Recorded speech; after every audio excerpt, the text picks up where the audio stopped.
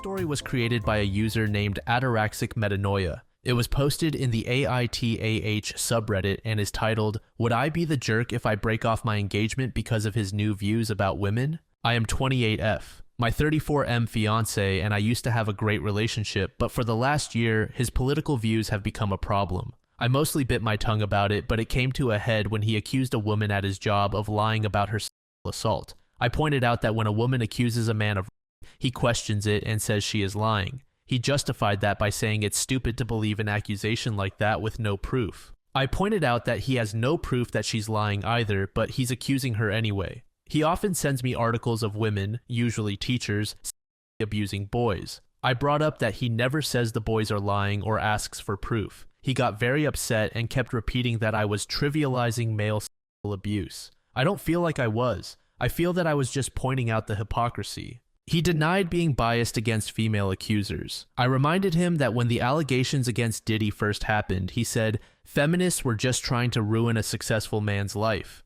Unsurprisingly, he never brought up the man who accused Diddy of sexual assault. He defended Diddy up until the video of him physically assaulting Cassie was leaked. Even then, he said, "We didn't know the whole story." The final straw was when he was telling me how women are actually worse than men because we are sneaky and conniving and at least men will f you over to your face. He kept saying that women are far worse people than men, and I just lost it. I said that there was nowhere on earth, not now or ever in recorded history, where the female violent crime rate has been higher than the males. I told him that men kill each other even more than they kill us, so they are a bigger danger to themselves than some girl being sneaky. I said that blaming women for unfair legislation makes no sense when men make up the majority of the US government. He was absolutely furious about all this. He didn't argue with me per se. He just told me that I was brainwashed by the feminist agenda and that feminism lied to me and convinced me I was special. I still don't know where that comment came from. It was not relevant to anything.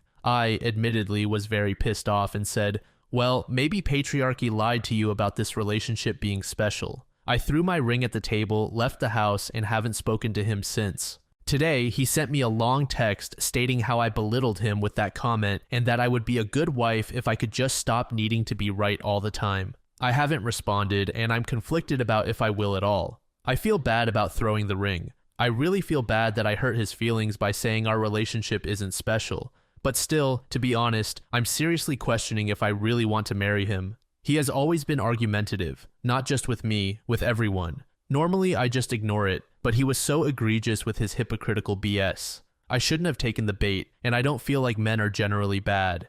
I was speaking out of anger. I don't consider myself to be a super political person. I'm not even sure if I count as a feminist. He just has a new complaint about women every freaking day at this point. It's so frustrating. I don't know when he became this way, but it sucks. There are still things I love about him, but the things he has been saying may be more than I can forgive. Despite all that, I'm still responsible for my intense outburst because I ignored his constant woman bashing in an effort to keep the peace. I exploded when I could have just spoken up from the start. Maybe if I'd nipped it in the bud right at the start, it could have been better. I don't know. I don't know what to do. Am I the jerk? Edit. I did a whole update post, but the TLDR is, I told him I wasn't in love with him anymore and called off the engagement. I'm going to a friend's place for a few days, and he's going to move out of the condo by the 9th. The very next day, OP provided an update. Hi again. I'm surprised and overwhelmed by the response my post got. Thanks to everyone who read through all that, and thanks to anyone who reads through all this too. After I left, I went to a hotel. He kept contacting me to ask when I was coming home.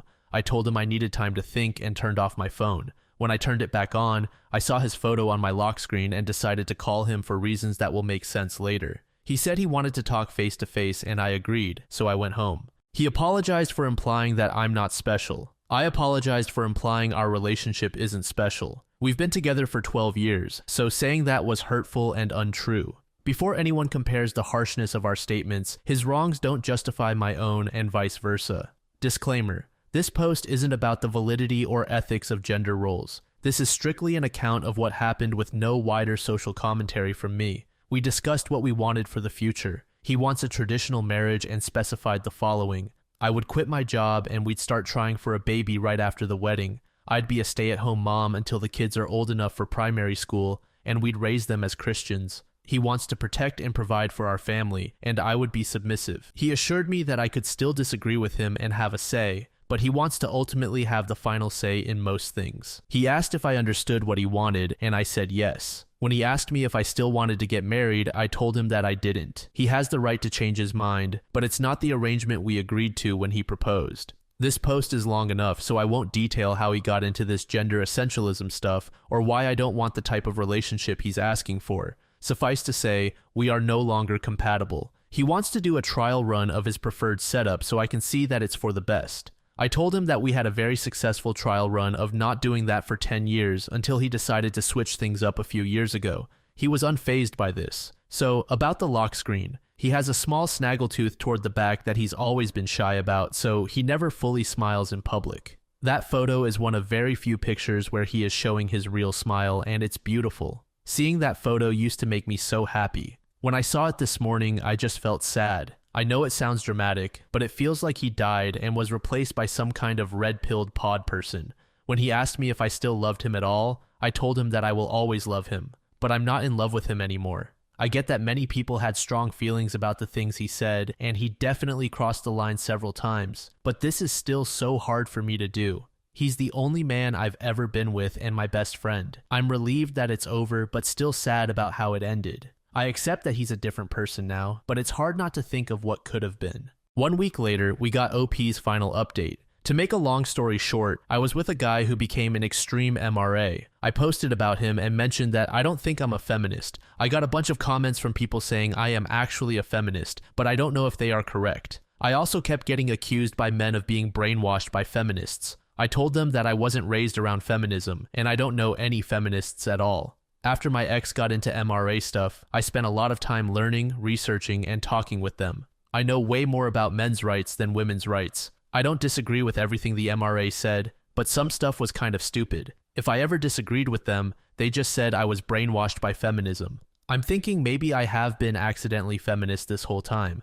I want to learn more about feminism to know if I really do agree with it, but it's so difficult to know where to start. It feels like everyone in my age group is further ahead on this than what I can catch up to.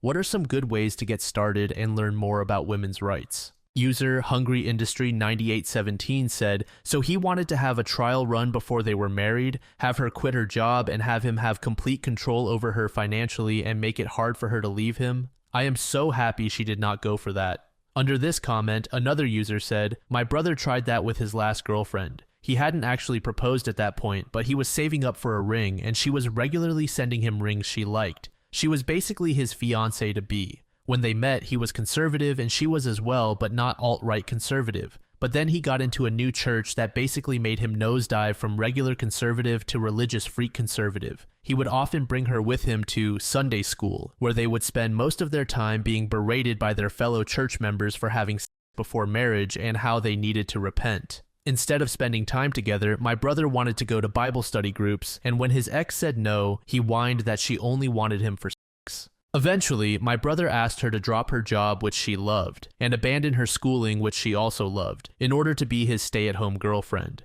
His thought process was, if we're going to get married soon anyway, it makes sense to just go ahead and start now. She already worked at a daycare. Why not just start raising her own kids? My mom is a very outspoken feminist, and she adored my brother's ex. She sat them both down and explained why, exactly, stay-at-home GF is not good. She outlined the financial and social strains it would put on them both. My brother wouldn't be able to pursue his dream job because he would need health insurance for any kids they may have. His ex would be completely financially and medically alone, as she wouldn't have any health insurance from her own family or her own job. Their bills would double while their financial stream would be cut in half. She never accused my brother of abuse. She simply pointed out that if they went forward with this and my brother was in an accident or they had an emergency financial problem, they would be worse than f***ed. My brother came away from that conversation thinking that my mom was just brainwashed by feminism and didn't understand how real relationships should be. My ex-almost sister-in-law came away from that conversation and dumped him. User MNLCNTN said, the funny thing about feminism is that a lot of it is common sense stuff. MRA, red-pilled nonsense is mostly crazy ramblings about how the world is changing too fast for fragile, toxic masculinity.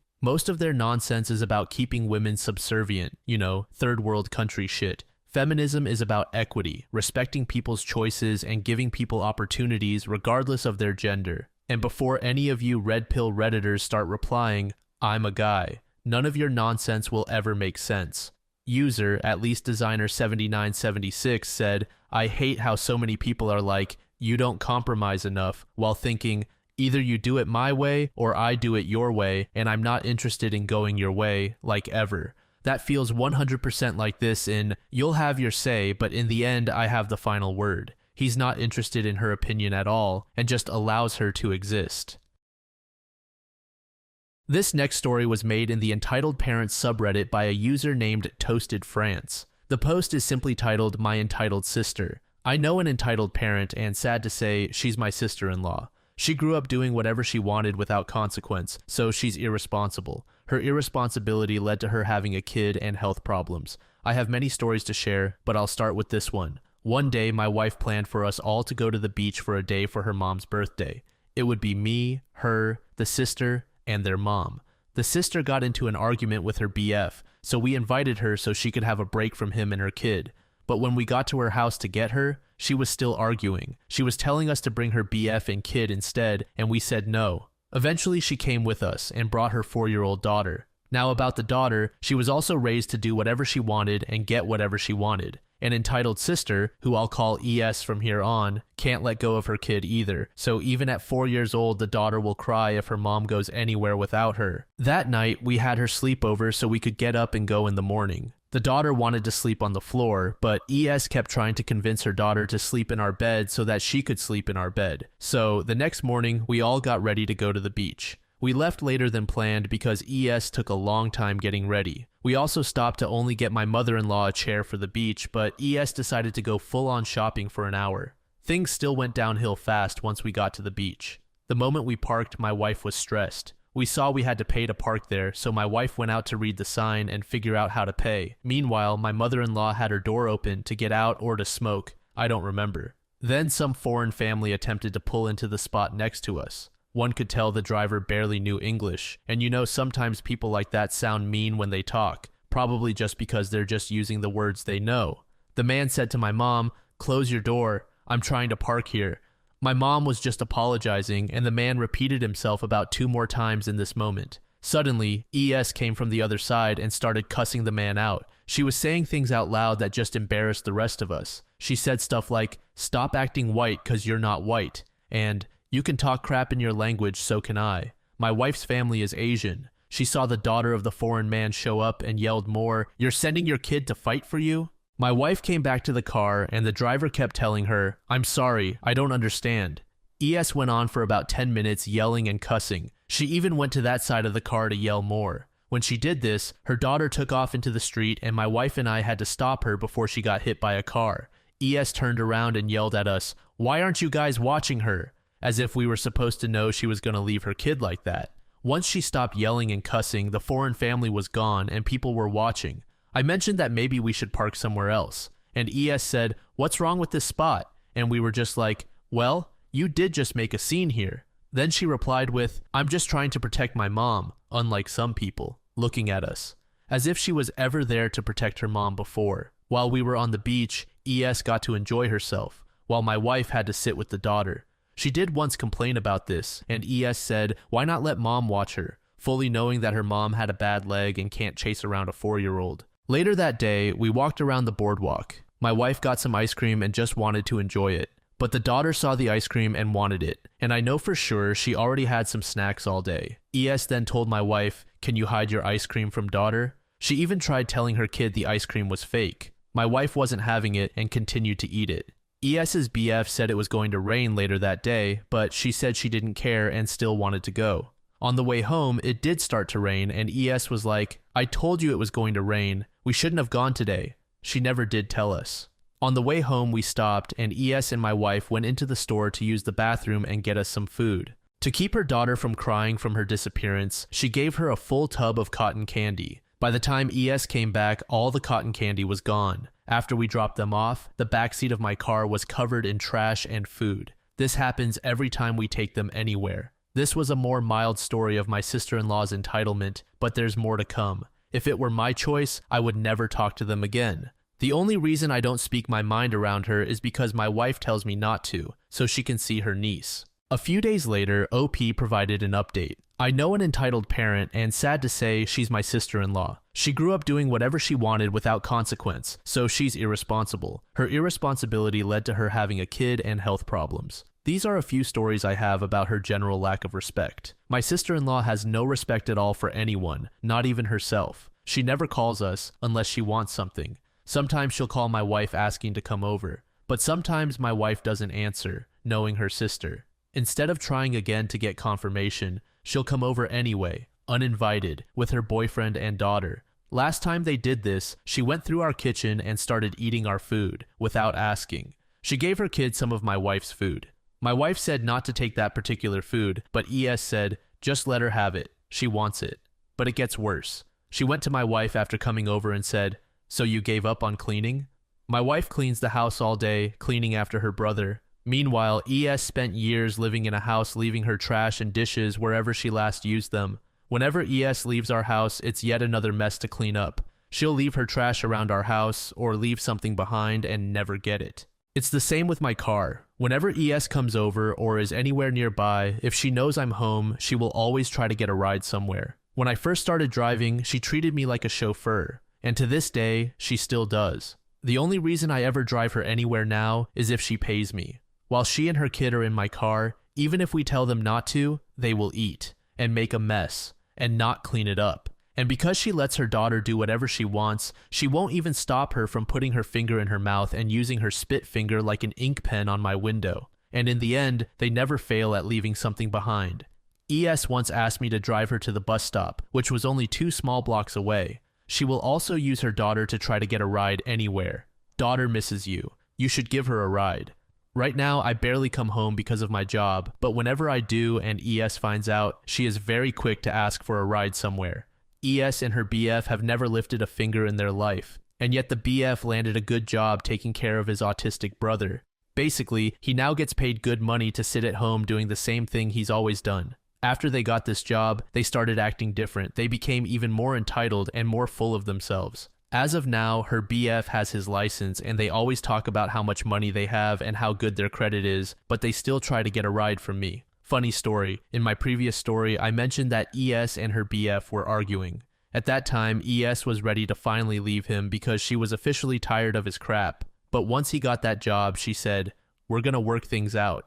Anyway, last time they got in my car, they were trying to tell us about some lump sum of money we could get. My wife told them we don't really need it now. We're doing pretty good with money right now. Entitled BF replied, you don't look like you're doing good right now. I wanted to kick him out of my car for that, but I held on. Moving back a few years, my grandmother died about a year into my relationship with my wife. I tried to call and text her, trying to get comfort, but at that time my wife used to silence her phone because she wouldn't want to be bothered by anyone. Nothing personal. Because of the state of shock I was in, I texted her, I bet you silenced your phone. Of course I didn't mean it, especially not in any degrading way, as it may appear. When she did answer, I did apologize profusely, and she even understood why I said that after hearing the news. But her sister did not want to hear any reasoning.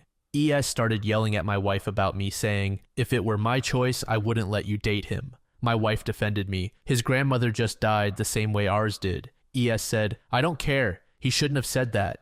ES made things worse for my wife that day. ES is very manipulative, and usually everyone takes her side no matter what, so she turned everyone in the house against my wife. That's the worst part about ES. She thinks she deserves everything, and people actually try to give her that. If you find her online, she'll act like this cute, bubbly Asian girl, but only those close to her know the real her. To add to all this, she uses her manipulative skills to guilt trip us into doing what she wants. So, lately people are physically going after the Asian community, so my wife has been too scared to go out by herself. ES is always trying to get her to come over to her new place. My wife says she doesn't want to, because being a small Asian, it's too dangerous to go out to the city by herself.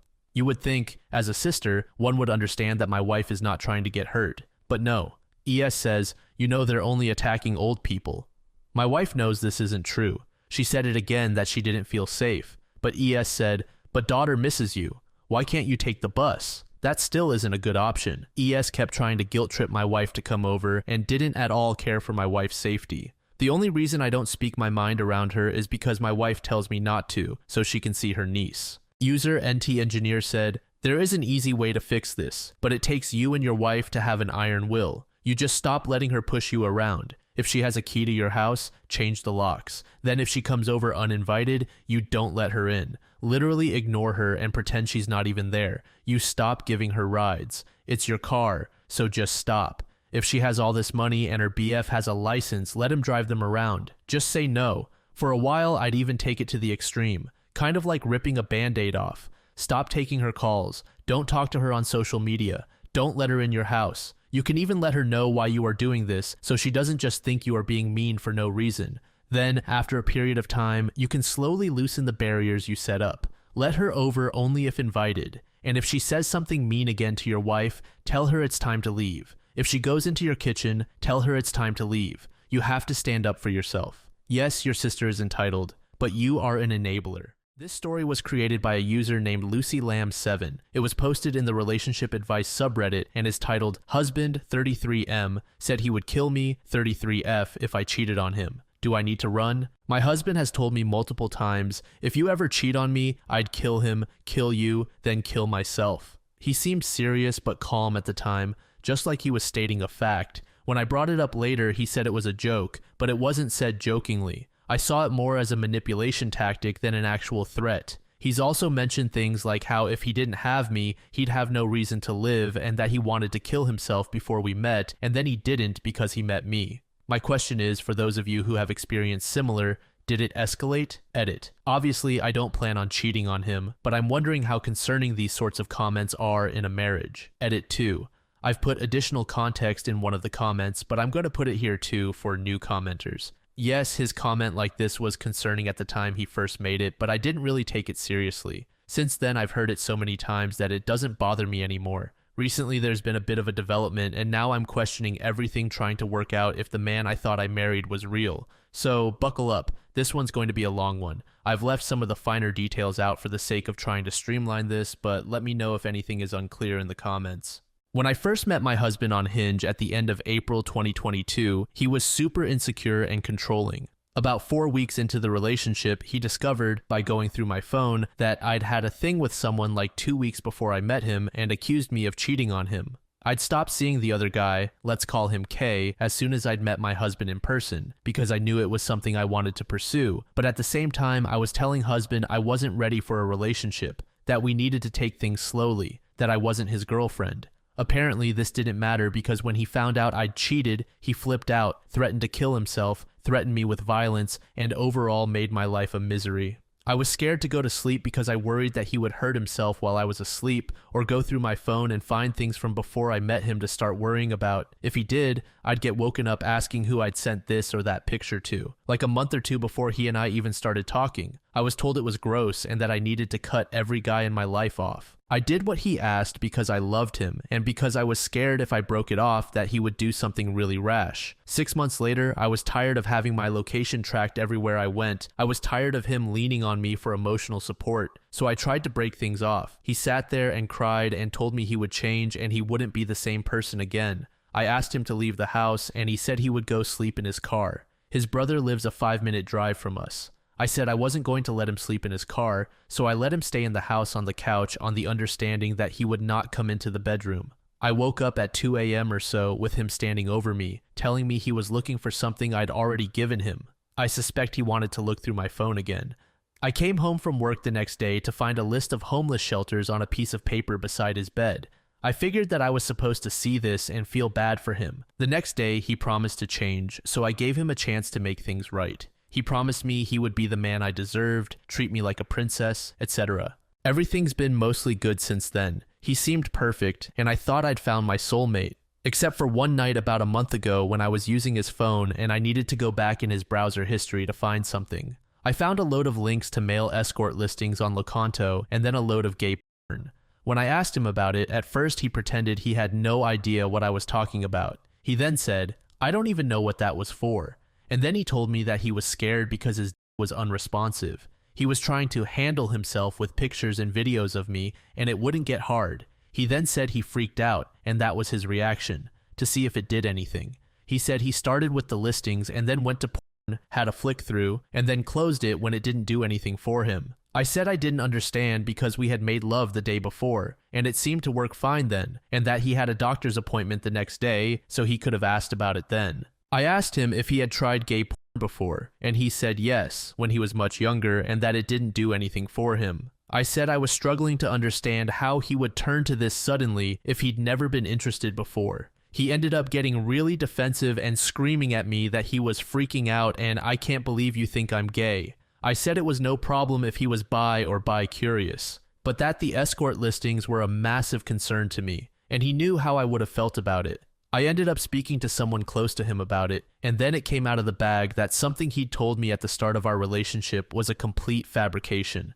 He told me that the car accident he was in when he was 18 or 19 was a suicide attempt. Turns out this was a lie and that there was someone else in the car with him. I told him I didn't understand why he would lie about that, and he was super evasive and defensive. At the same time, I questioned him about a few other things that had been weird throughout our relationship, and it turned out that they were all lies too. Throughout our relationship, he's told me how much he values our openness and honesty and how he could never lie to me, even if it was a white lie. I told him that all of these things being untrue was extra concerning considering he was always so vocal about the importance of honesty and trust with your partner.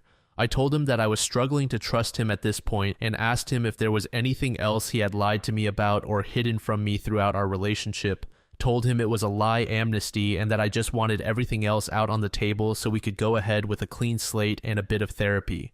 This whole time he was being super evasive and was telling me that there was nothing else he'd ever hidden or lied to me about, that he was going to be completely honest from now on, and that I knew everything now. I still didn't believe him, so he offered me his phone number and Google account number and told me to put my mind at rest. Turns out he didn't clean up as well as he had thought because I discovered, no, it wasn't the only time he'd looked at escort listings since we've been together. A few months prior, he'd Google searched his ex, then searched for her name and nudes, and then immediately watched porn and jerked off.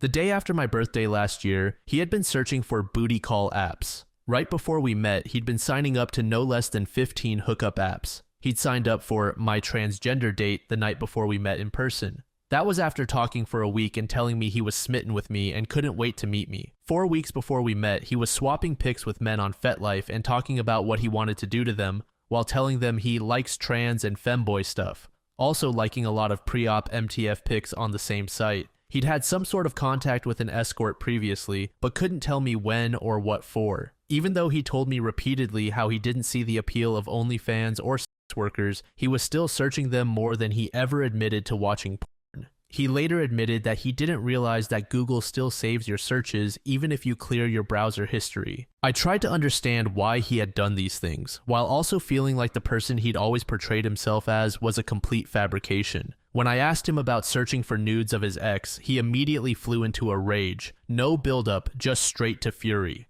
He screamed at me that he would never ever do that he would admit to anything else but not that. He completely lost his mind. I've never seen anyone react in that way before. Everything else he said he just didn't remember. A few days later, I asked him to go stay with family for a bit so we could clear our heads. A few days later, I decided that I couldn't ever get over the betrayal that I'd felt, that I felt like I'd married a lie, and that more importantly, the trust was gone. About a week later, he told me he wanted to come home so he could return to work.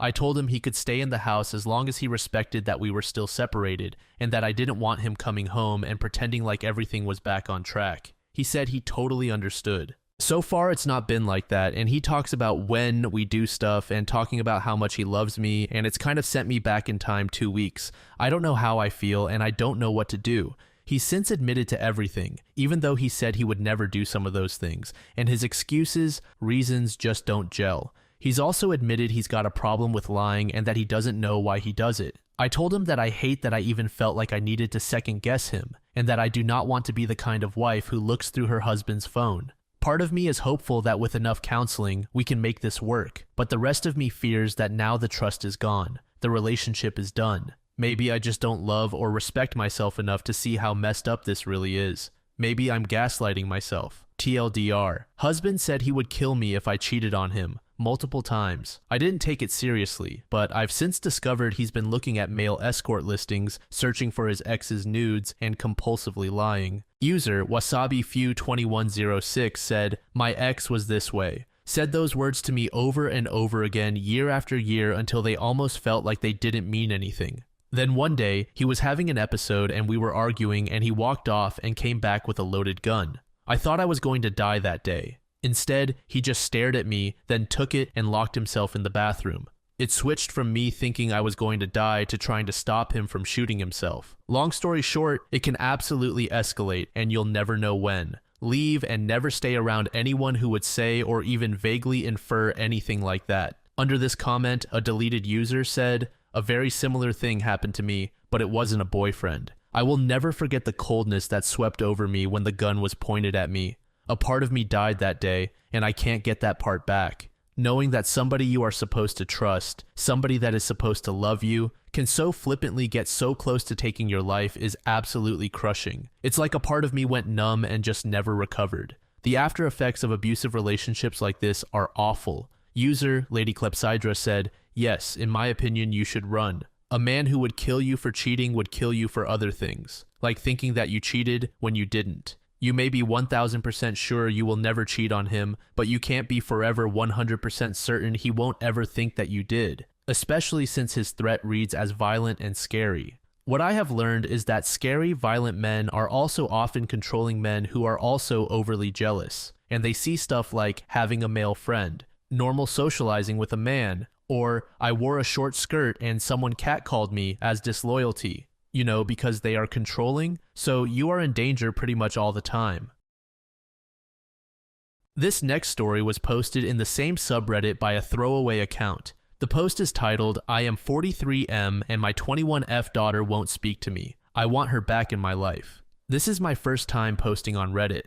I know I will be met with harsh judgment, but I need advice on how to rebuild a relationship with my only daughter. I want to start off by saying that I know I was the one who ruined our relationship, but it's been 3 years already. I just don't see why she can't come around. I miss her terribly and she's my one and only girl, my only child. I should explain, I, 43M, married my current wife, 21F, 3 years ago. It had caused quite some backlash from my friends, my community, some of my family members, my ex, and, of course, my daughter. But I had to marry my wife. She's the only one for me. She's beautiful, she's intelligent, she's a kind and caring woman. I knew my daughter would have some problems with my marriage, but I never expected how harsh she could have been. She begged me to end this marriage. She pleaded with my wife to leave me. I have to admit I'm not proud of myself, but I told her that I wished she was never born, that I resented her, and that she meant nothing to me. I already had a rocky relationship with my daughter. She never approved of my relationship with my wife, but we would at least have a talking relationship. Since that day, she hasn't spoken to me. If I am being honest, I miss her and I decided to see on social media how she was doing. She's engaged, I am her father, and I found out about my own daughter's engagement through social media. That was when I knew I had made a serious mistake. I don't want to miss out on any more of her milestones in life. I contacted her through social media, but she had blocked me. I want to reach out to her again. I want her back in my life, but I need advice. Edit. I will be editing this post to answer some questions and paint a clearer picture. For one, I did not meet my wife when she was a minor. That would have been extremely disgusting, and I would have seen her differently if I had. Everything about our relationship has been legal, and there was clear consent. I met her when she was 18. We dated for a total of 8 months before we got married. She had always been more reserved and shy, so we agreed on an elopement. I am not planning to have any more children in the near future. As for the relationship between my wife and my daughter, they weren't enemies. They were simply friends. She had started coming over, and a relationship between us had naturally developed. She was skeptical at the very beginning, but I truly love her, and I know she feels the same. I must also say, my wife is an adult woman. She is not some baby. The way that a lot of you consider her to be a child is frankly disturbing and hurtful towards her. She can make her own decisions, and she chose to be with me. Why else has she stayed by my side for 3 years? User Rich Concentrate 200 said, "The best advice for you is to accept the consequences of your actions. You reap what you sow. If I were your daughter, I would also cut you off, especially now during the engagement. Leave her alone. I'm sure there is someone decent enough to walk her down the aisle. You don't realize how disgusting and awful you are. I pity the young woman you groomed, and hopefully she wakes up soon." User Liana Van said, "You are not her father anymore. You are simply the person who told her he wished she wasn't born. Stop being so selfish. Enjoy the trophy wife and leave that daughter alone. ETA, your edit is not helping you. You your daughter's friend. User Nicodemus said, "Your entire post is, I want, I want, I want." This is exactly the kind of mindset I'd expect of a middle-aged man who couldn't control himself enough to not date a minor and marry her at 18. Still a child, mentally and physically. And you knew it was wrong too. How do I know? Because instead of taking your daughter's feelings into account, you got defensive and told her you wished she'd never been born. That's the kind of thing you don't get over. I suspect that there is a deeper level of betrayal here also. Maybe your wife was a friend or classmate of your daughter, or maybe you cheated on her mother with your wife, though on its own, it's bad enough. You formed a romantic relationship with a minor and married that minor when she was barely legal. Your daughter likely feels a lot of shame about your actions and her association with you. Nobody can afford to be associated with the town perv. It would come with huge social and career consequences. You seem to think you have a right to a relationship with your daughter. You don't.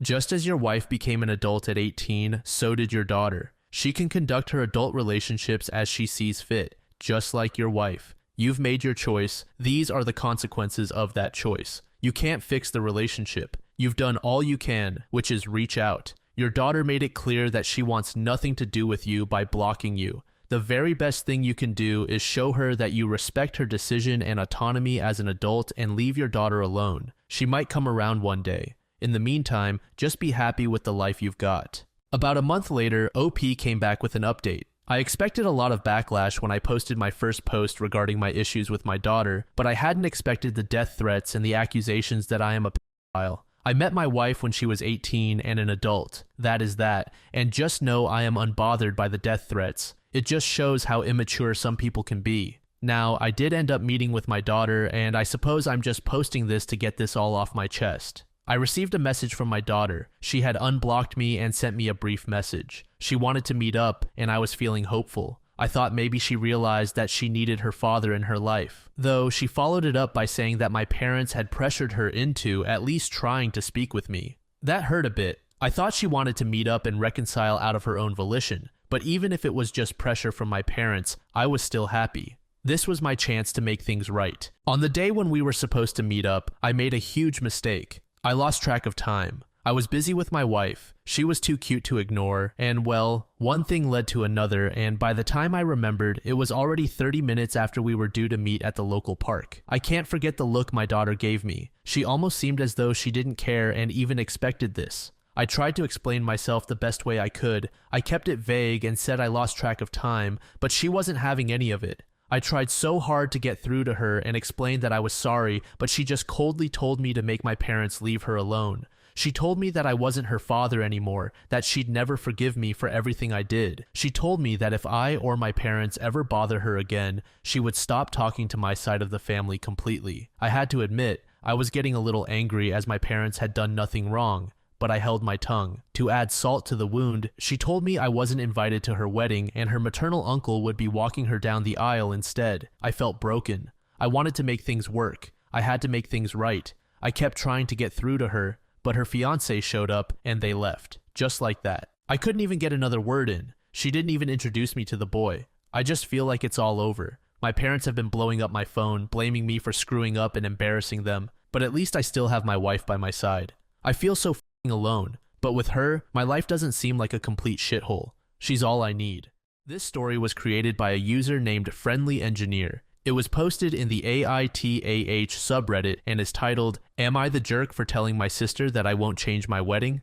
I, 27F, am getting married to my fiancé Raj, 29M, in a couple of months. We are having a traditional, lavish Indian wedding, which has been a dream of mine since childhood. I grew up in a mixed household. My father is Hindu and my mother is Christian. While we celebrated both religions growing up, I've always felt more connected to my father's Hindu traditions. My sister Sarah, 25F, is also getting married around the same time. She identifies more with our mother's Christian faith and is planning a traditional Christian wedding. Recently, Sarah approached me, expressing concerns that our weddings being close together might overshadow hers, especially since mine is more extravagant and involves multiple days of celebration. Sarah asked if I could either tone down my wedding, consider postponing it, or even make it a fully Christian ceremony to balance things out. She believes that having two weddings so close together, with one being significantly grander, would take attention away from hers and create unnecessary stress for our family, who will have to juggle both events. I told her that I understand her concerns, but I've been planning this wedding for over a year, and it means a lot to me to have it the way I've always imagined. I also pointed out that our cultural backgrounds are different, and both weddings will be special in their own ways. Additionally, postponing my wedding would be a huge inconvenience and financial burden for us, given the extensive preparations and bookings already in place. Our wedding dates are 3 weeks apart. We have separate guest lists, but there is some overlap with close family and mutual friends. My mother is siding with Sarah and believes I should change my wedding to a fully Christian ceremony or at least incorporate significant Christian elements. My father, on the other hand, supports my decision and believes that both of us should have the weddings we want. Sarah was very upset and accused me of being selfish and not caring about her feelings. She thinks I'm prioritizing my wedding over our family's well-being. My mother has started going overboard, constantly criticizing my decision and even threatening not to attend my wedding unless I change it to a Christian ceremony. She's been calling extended family members to persuade them to side with Sarah and boycott my wedding if I don't comply. My father supports my decision and believes that both of us should have the weddings we want. He has been trying to mediate, but the situation is getting more tense by the day. Sarah and I have always had a complicated relationship, and while we support each other, there's often been tension due to our different personalities and choices. Now, I'm feeling torn. I don't want to hurt my sister or cause any family rift, but I also don't want to sacrifice my dream wedding. Also, I'm not in her bridal party or any other things for her wedding as I have mine. Also, I inherited a lot from my great-grandfather as he was Hindu, and he gave it to me as I was as well. I gave my sister 40% of what he gave me, and no one is helping with wedding costs. Am I the jerk for telling my sister that I won't change my wedding? Edit. A lot of people have asked who scheduled their wedding first, and I have to say it was me. When I was proposed to, I asked all my family when they would be available and chose my wedding date then. That took around 3 to 4 weeks.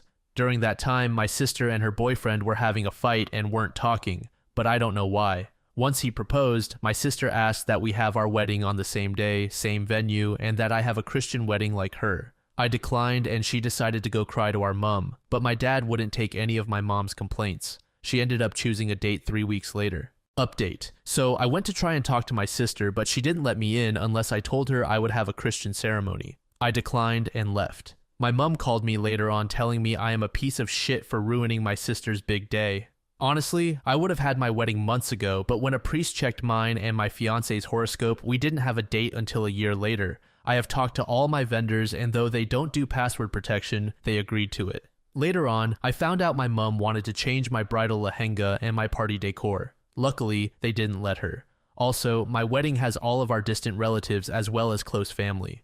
The wedding on my side alone has 1,700 people. Altogether, we have a guest list of 3,600. My sister tried to get everyone, but she didn't try to coordinate that much. She just sent the invite and told people to spread the word. All my guests are being accommodated by me and my in-laws. My inheritance included a huge castle mansion sort of thing which has 100 rooms, and the rest have been booked into resorts by me and my in-laws. My sister didn't offer this. A few people think this is fake, and for some context, I created an account after the drama. User Maleficent Set said, "This isn't all about who booked first and who booked second. It's the fact that OP's mom is trying to dismiss her religion, and the same with her sister." OP made a great point that both weddings will have their own uniqueness, and Sarah is being insecure that her wedding won't hold up as well. Also, as I've read, traditionally OP doesn't get to pick the wedding date. They also already have to have the wedding venue picked out, and then it's narrowed down from there. Postponing a wedding for another year is not ideal at all. As well as OP said, the financial burden. NTA. I don't even care who booked first, because for me, it's about the blatant dismissal and discrimination from your mother and sister for trying to convert it to a Christian wedding. Edit. OP scheduled her wedding first as well, so now we have the answer for those who are asking who scheduled it first. Sister and mother are 1000% the jerks. User Boss Alone said, NTA, your mother is picking favorites and she is emotionally manipulating you. If she doesn't want to come, let her. Her choice, but don't change your wedding. You said you have been planning it for a whole year. No one has the right to tell you to throw all your hard work in the bin. Your sister seems jealous of your lavish wedding, but both of them are unique, and it is an advantage that the dates are close as it will be easier for mutual guests to attend. So you are not the jerk, but your mom is for forcing her opinions on you. A couple of months later, OP provided an update. After all the drama with my sister and mother, I decided to go to the bridal shop to make some changes to my wedding attire. Initially, I had booked a white lehenga due to pressure from my mom, but I wanted to change it to a traditional red one. I went to the shop with my future mother-in-law and sister-in-law to make the changes. While we were at the shop, my mother and sister showed up unexpectedly. My mother started creating a scene, calling me ungrateful and disrespectful for changing the lehenga color. Sarah, seeing the red lehenga, lost her temper. She tried to persuade the shop assistant to switch it back to the white one, but when that didn't work, she completely lost control. A few days later, Sarah went back to the shop alone and demanded they change my red lehenga to white. When the shop assistant refused, Sarah went berserk. She grabbed a bottle of dye and started spilling it over all the lehengas in the shop, screaming that if she couldn't have her way, no one else would. The shop staff called the police, and when they arrived, Sarah threatened them, saying she would make sure they regretted arresting her. Sarah was taken into custody for property damage and threatening a police officer. Her boyfriend then contacted me, demanding that I pay for her bail and give up my wedding, saying that all this happened because of me. I refused, standing my ground that I shouldn't have to sacrifice my plans or finances for her irrational behavior. As a result, Sarah had to cancel her wedding and sell their car to cover the bail money. Her boyfriend, unable to handle the drama and financial strain, broke up with her. This next story was made in the same subreddit by a user named Loud Advantage. The post is titled, "Am I the jerk for thinking about breaking up with my BF because of his sister?" Posted in another group but wanted to get more opinions. So I've 21F, been dating my BF Chris, 24M, for the last year. We started off as FWB but decided to give it a try about 3 months into it. A couple of months ago, he introduced me to his family. I was nervous because I was not close to my family, and he was the complete opposite. I wanted so badly to make a good impression because they mean so much to him. His mom, dad, and 2 younger brothers are great, but it's his older sister that is the problem. I could tell from the first day we met that she hated me. She was cold and slightly standoffish. Now I'm a huge overthinker, so I just let it go, just assuming that she would warm up to me eventually. His family eventually invited me to family dinners every Saturday night. One dinner, my BF jokingly said that his sister and I should do something together to get to know each other. She said that she would never hang out around me willingly and stormed out. No explanation. The dinner was pretty tense after that, but no one ever acknowledged it. When he dropped me off, I asked about it, and he only said his sister was really protective of him. After that, anytime I was in the room with his sister, she would storm off. The only time she could be in the room with me is for the dinners. Honestly, it was okay with me. So they were talking about their family trip during dinner one night. They asked me if I'd ever been to Cabo and if I wanted to go. His sister interrupted and asked where I would even sleep. My BF laughed and said I would stay with him in his room. This set her off, and she started yelling that it was a family trip and that I was trying to steal her brother from his family. We ended up leaving, but again, there were no explanations, no excuses, and no apologies. After that day, I started to get calls and texts every day from random numbers. The texts were mildly threatening, but nothing too crazy. I didn't even think that it could be his sister, until I verified that I would be going with them on the trip last month. This flipped a switch and the text started to get very scary, basically saying to leave my BF or things would happen. I asked my BF if he thought it could be his sister, and he just denied it and said it was probably someone trolling me. He explained his sister is just jealous because he is spending more of his time with me, that she would never do anything like that. It wasn't until I was walking out of work last week and saw my car was keyed with the words "home wrecker." I just know it's her, but I don't know how to tell my boyfriend so he'll believe me. Should I go to the police? I don't know what I can even do. I really love him, but I'm scared his sister will do something to me. Also, what if it's not his sister? I don't even know what to think. About a week later, OP provided an update. Update: I'm literally sick to my stomach right now. TW for some pretty gross stuff. So, like a couple of you guys suggested, I went to the police station to make a report. I did tell them my suspicions, but without any concrete proof, there was nothing they could do. I told my boyfriend that I made the report, and he got really upset with me. I've never seen him as mad as he was at that moment. A couple of days after, his mom reached out to me and asked if I could come have a conversation with them. When I got there, his mom let me in, and my BF, his dad, his brothers, and his sister were sitting at the table. I cannot express how uncomfortable I felt. I just wanted to get this over with and go home. I don't even know how to articulate the stuff they unloaded on me like it was normal. So they sat me down and explained to me that they all engage in an open family. If you are confused, well, so was I. To make a long story short, they are having sexual relations with each other. They went on to explain this is my boyfriend's first serious relationship, and his sister is just feeling left out because he stopped sleeping with her when we got together. They went on to explain that if I can just give my BF permission to continue their arrangement, everyone would be happy. I honestly didn't even know how to react. I literally felt sick. I asked if I could get some time to arrange my thoughts. When I got home, my BF called and explained that he was scared to tell me, that he never wanted me to know. He made it clear that he has never slept with anyone while we have been together. He also admitted that he knew it was his sister sending me the threats, and if I just agreed to the arrangement, she would chill out. I asked him if that's what he wanted. He told me he never liked the situation, but he loves his family, and that's just what they do in his family. I told him I don't think I'm okay with this. Like, if we have kids, will they be dragged into this messed up lifestyle? He assured me once his sister started dating, we would be able to distance ourselves. That was 2 days ago. They have been calling me non-stop. I am just contemplating just blocking them and putting all this behind me. I don't know what to do to fix this. After another 6 weeks, OP gave us another update. I want to thank everyone who gave me advice and support throughout this time. I tried to follow everyone's advice and refused to meet him and his brother. I broke up with him over the phone, but he wouldn't accept the breakup until we met in person. I agreed to meet them in a public park by my house. Before anyone comes for me, the park is usually full of people at all times during the day. They brought his brother's girlfriend, who tried to convince me that this is just a way to express love as a family, and how I'm just viewing it as simple, but it's deeper than that. She was very adamant that she isn't forced to sleep with the family. Steve kept trying to convince me that everything was normal, so we argued a little, and I broke up with him again. He refused to accept the breakup and told me we are still together. He was grabbing me so tightly it hurt. His brother had to force him away from me. I was able to leave and went home and packed some stuff to stay away from home, as they know where I live. I have been staying at different hotels these past couple of weeks, and it has been stressful. I was getting really overwhelmed and scared, so I took advice and reached out to one of my friends. She has literally been a godsend. She has been nothing but supportive and kind. I'm ashamed that I was so embarrassed to ask my friends for help.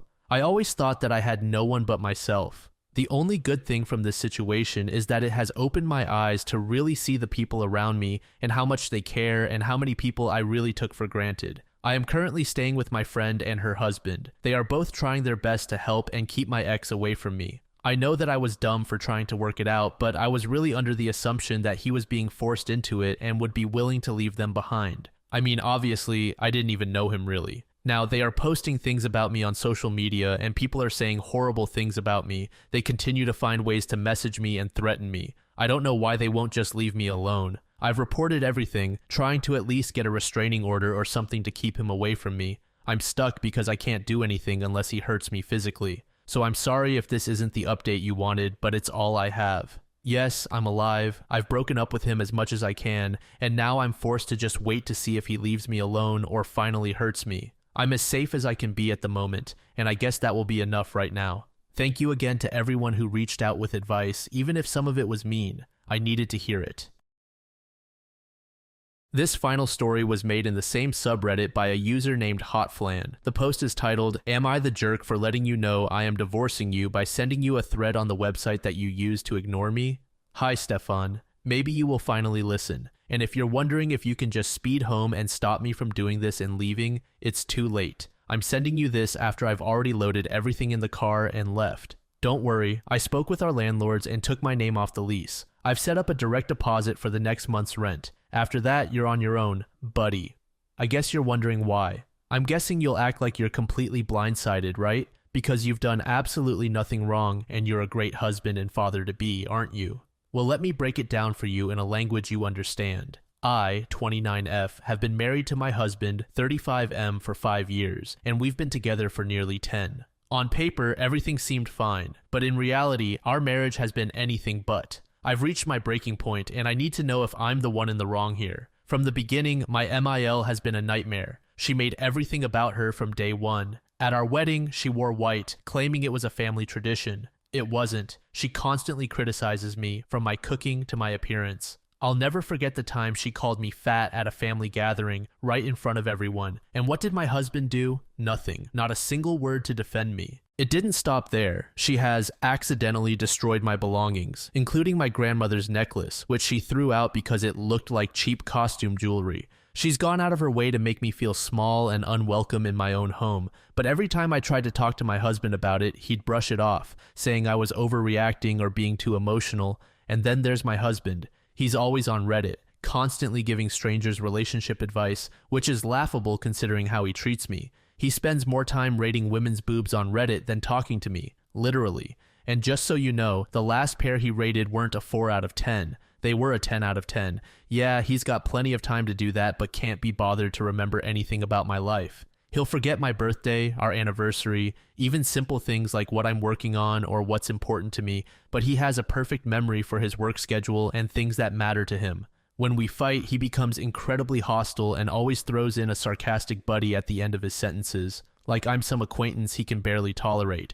And he never cleans. The house, the dishes, laundry, you name it, it's all on me. It's like he thinks being an adult is optional, as long as he's got his job and his Reddit account. The final straw came a few weeks ago. I'm 5 months pregnant with our first child, a daughter. My MIL started making comments about how she'll have to whip the girl into shape and how she'll raise her to be tough because I'm too soft. When I told my husband that I didn't want his mother to have too much influence on our daughter, especially with the way she treats me, he just laughed it off, saying his mother means well, and that I was overthinking it. But the moment that truly broke me was when we were talking about future childcare, and my husband suggested that his mother should watch our daughter while we work. I told him I wasn't comfortable with that, especially considering how his mother treats me, and he snapped. He called me paranoid and said I should get over it because his mother was going to be a big part of our daughter's life whether I liked it or not. This is the same woman who believes corporal punishment is okay. I've seen her hit my husband's nephew for the smallest things, and no one does anything about it. It's like they're all living in some kind of cult, and I'm finally waking up to the reality of what's going on. If he wouldn't stand up for me, how could I expect him to stand up for our child? I started to fear for what kind of environment our daughter would grow up in, a place where she might be belittled or bullied by her own grandmother, with a father who wouldn't do anything to stop it.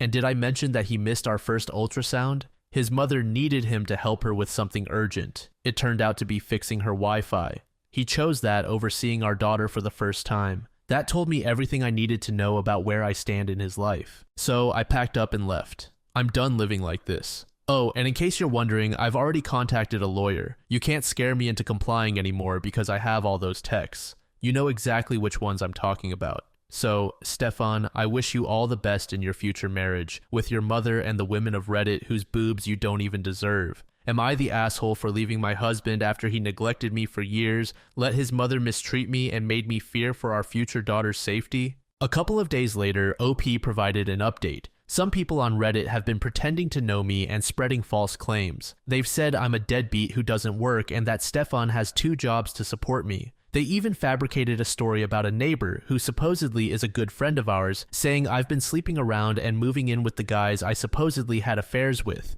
None of this is true. We don't live in South Carolina or the UK, and we're not friends with any of our neighbors. I have never cheated on Stefan, and I work and make slightly more than him, just $1 an hour difference. I suspect these claims might be from trolls brigading or Stefan's friends trying to make me regret posting about this. I am safe and staying with family, which is all I'm going to say for now. I'm working with my lawyer to ensure our safety, and that's all I can disclose at this time. For women who find themselves in my situation and are dealing with a lease, consult with a pro bono lawyer who specializes in rental rights. That's what I did. They can give you advice specific to your country or region. In my case, I was able to move out because Stefan and I had both signed a lease contract and had completed the minimum rental period. After my free consultation, I worked with my landlords, who are a lovely older couple, to arrange my departure. So don't be scared. Or, you can be scared, but there are things you can do to protect yourself. Also, make sure to run a credit check on yourself. I did, and it's another issue I'm addressing. As for recent developments, there hasn't been much new. Stefan is clearly desperate. He and my MIL have both had meltdowns and launched separate smear campaigns. My MIL has spread false claims, including that I'm an unfit mother and that I've been abandoning my responsibilities. I don't plan to answer these claims publicly. I'm collecting all evidence I have, especially since she has nothing to back up her accusations, but I have everything to back up mine. So, no, Stefan, this is not going to be a he said, she said situation. He deleted his Reddit account, claiming it was because one person found him. But then he told me a bunch of people sent him death threats, which seems impossible and contradictory. He did send his friends to my post, and I think they sent me some unsavory messages and comments. Allegedly. When I tried to talk to Stefan, he always made me feel like I was going crazy. Whenever I raised concerns or expressed feelings, he would dismiss them, belittle my emotions, and make me second-guess myself. For instance, I'd come home to find that he had invited people over without informing me in advance. When I brought it up, he'd insist that he had mentioned it earlier, even though I knew he hadn't. Another time, I planned a special meal and asked him for a specific dish, but he claimed I had requested something completely different. When I reminded him of what I had actually asked for, he'd argue that I must have forgotten my own request. Stefan would also insist he had completed tasks that I had actually done myself. For example, he would claim he had handled a household chore when I was the one who actually took care of it. When I pointed this out, he'd dismiss my recollection and insist that he had done it. Even in conversations about our relationship, Stefan would frequently deny things he had said or done. If I brought up issues I had with his mother's behavior, he'd claim, "You never mentioned that before. You're just being overdramatic." This made me question whether I had ever truly discussed these problems or if I was indeed overreacting. At one point, I was so convinced that I had early onset dementia or schizophrenia that I started to question my own sanity. I felt lost and confused, struggling to distinguish between reality and his version of events. I began to document our interactions just to keep track of what was actually happening. But Stefan would always find a way to twist things, saying, "You must be misremembering," even though I had clear evidence to the contrary. Feeling so powerless, I realized that sharing my story online was the only way to present my truth in a manner he couldn't manipulate. I wanted to ensure that there was a clear and unchangeable record of what had happened. Posting about my experiences was a crucial step in reclaiming my voice and finding support from others who might understand my situation. It was a way to take control of my narrative after feeling so lost and doubting myself for so long. Thank you all for your support during this difficult time. Userfly Flirty and 50 said, "My dear OP, you have just given the classic definition of gaslighting. When someone dismisses your feelings, tells you you're being dramatic, and tries to twist the facts to make you question what you know to be true by saying it never happened or you're misremembering things, you are truly well rid of him. Congratulations again. Stay strong for you and your baby girl. It will be difficult for a while as you ride out the smear campaigns, but it will die down. If you have to, ask your lawyer to draft a cease and desist, or go to the police for a harassment report. You need as much of a paper trail as you can get. His bullshit is out in the open now, and he is exposed for the mama's boy he is. He can't alter the facts moving forward, and you're definitely doing the right thing. Just remember that." User, I Want to Be Anemone, said, "He's been projecting his insecurities onto you for so long he's freaking out that he has no one else to blame for his own glaring failures as a human being. He and his mother deserve each other. I hope they're driving each other insane. To every flying monkey of Stefan's. So, which one of you is next to be the guy's emotional punching bag? Don't worry, it won't be long before he's blaming all of you for not bending over each time he demands it because he's having such a hard time right now. It'll start with him accusing one guy, likely the one trying to stay out of the drama, of not being supportive enough. Then he'll go after whoever says the chill guy isn't evil, then he'll throw whatever dirt he has in that guy's face, etc. The whole friendship group will implode because nothing you do will ever satisfy an abusive, self-obsessed jerk." This story was created by a user named Reasonably Rich Chiga. It was posted in the Pro Revenge subreddit and is titled, "Greedy Stepmom Stole My Inheritance and My House, so I Nuked Her Career and Life." By Felicia. Sorry for the grammar. English is my second language after Chinese. My mom died giving birth to me, so I never knew her. She looks pretty in pictures. Dad says she was a good woman, and I believe him. He was a good dad and raised me by himself with the help of my aunt until I was 11.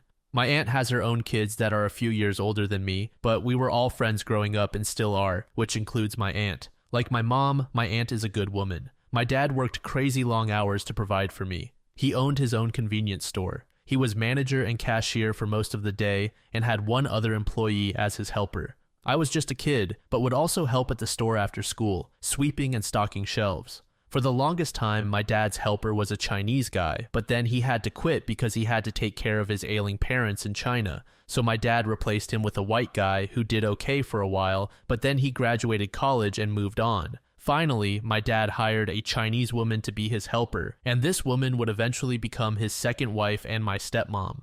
I will call her Barbara, though, of course, her name isn't actually Barbara. Barbara was only 15 years older than me, so she was a lot younger than my dad, who was 44, and she was like 26. She also didn't speak Chinese in the same dialect at first, which was inconvenient for our convenience store because we lived in a Chinese part of town where most of the customers were Chinese Mandarin, and only once in a while did white or black people come in, so her English wasn't such an advantage. Barbara was nice to me at first, so I thought she was a good person. I was not yet 12 when they got married, and she moved into our house. From what I know about her, her family is quite wealthy in China, and they paid for a nice wedding, and they all came to America for it. My dad was the sort of guy never to let anyone pay his way though, so he kept on working like a maniac every day. Once they got married, Barbara changed, at least toward me. She was no longer big sis, like she tried to portray herself when she and my dad were dating, where she treated me as a peer, but now she was super strict and controlling. She no longer let me help out around the shop like before. It's not like Cinderella where the mom would force the kid to do all this work, but she did tend to isolate me from my father. Over the next few years, she convinced my dad to sponsor all sorts of her relatives and friends to come over from China to live in America. He would set these people up with businesses because even though my dad wasn't rich, he was very bright and knew how to make money. They would open little restaurants, dry cleaners, cell phone repair shops, things like that. Pretty much all the little foreign mom and pop shops you see in any small town, my dad helped make those things, except the owners were Chinese guys. When I was 17, my dad developed lung cancer due to smoking heavily ever since he was 13. He died only 2 years later at only 52. When I was a kid, I always had in mind to one day take over my dad's store when he retired. Now that I was 19, I was still too young to sell liquor, but I thought surely Barbara will let me work in the store now that my dad was gone. No such luck. She had one of her adult cousins take over the store, and the guy hired only his own friends and family to work in it. So the store my dad built from nothing was no longer part of my life. Barbara also had my dad fix his will so that she got almost all of his money, which again, although he wasn't Bill Gates rich, was several hundreds of thousands of dollars. I didn't really care about the money. Barbara can have it, but it still sucks. She got all his money and her family is already rich. I think she was just using my dad to transport her clan from China to America, but that's just my theory. All the money in the world cannot pay to bring my dad back, and I'd rather have that than cash, but I digress. However, after saying all that, I will admit my dad set aside a small trust for me that was enough to put me through junior college. Also, the minute I turned 18, Barbara threw me out of the house my dad bought and paid for with his hard work. This is not a place for you. You go now, bye-bye. She owned it because she was his wife.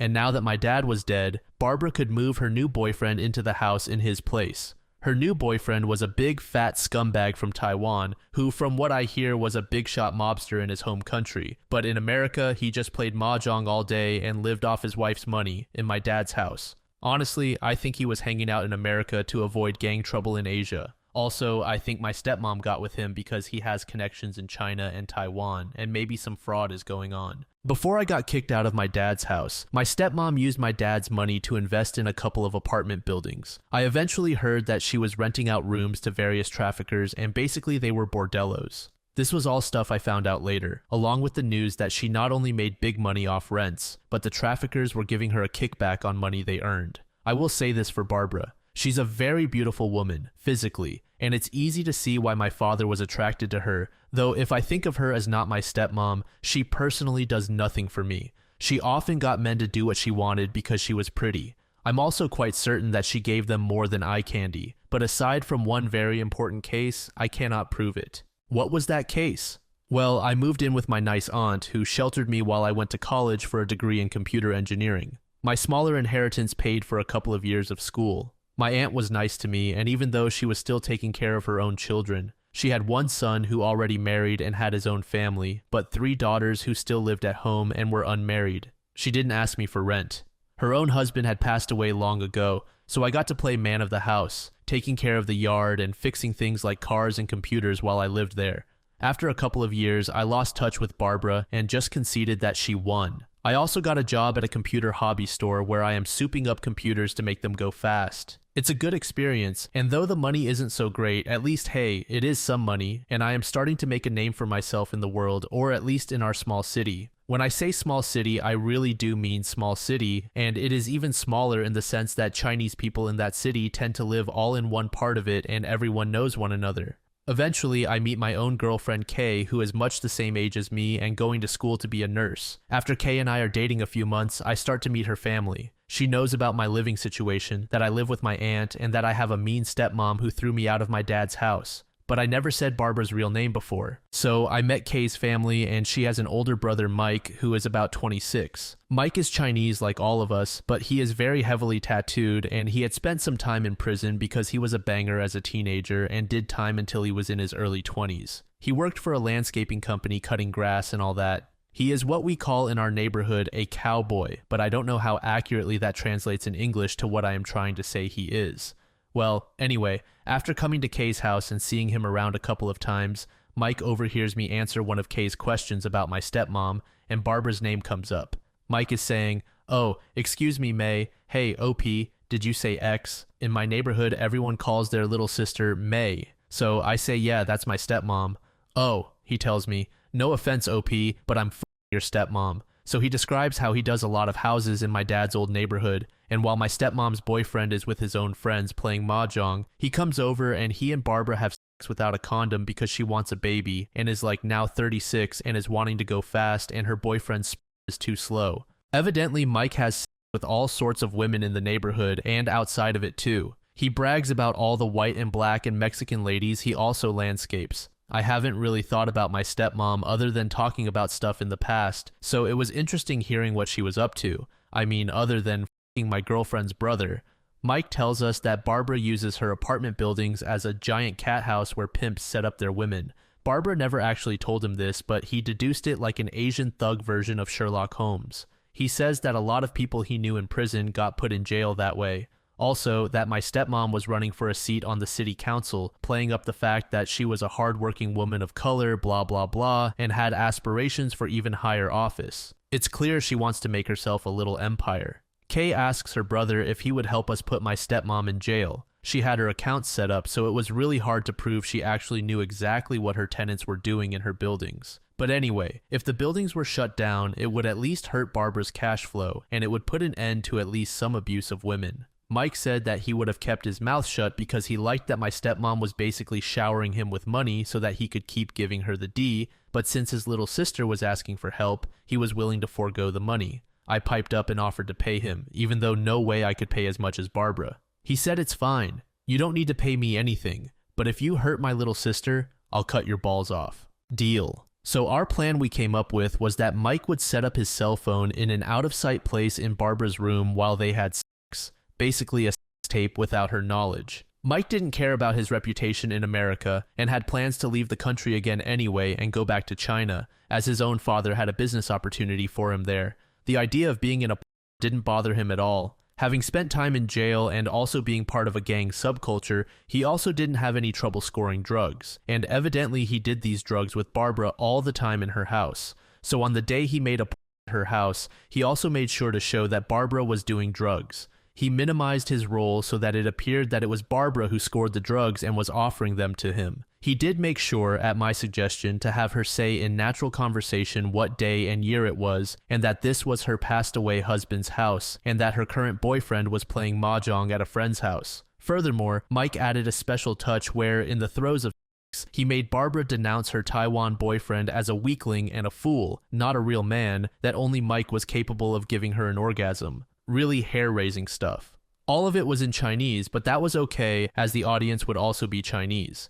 Mike made sure that the video clearly showed Barbara's face.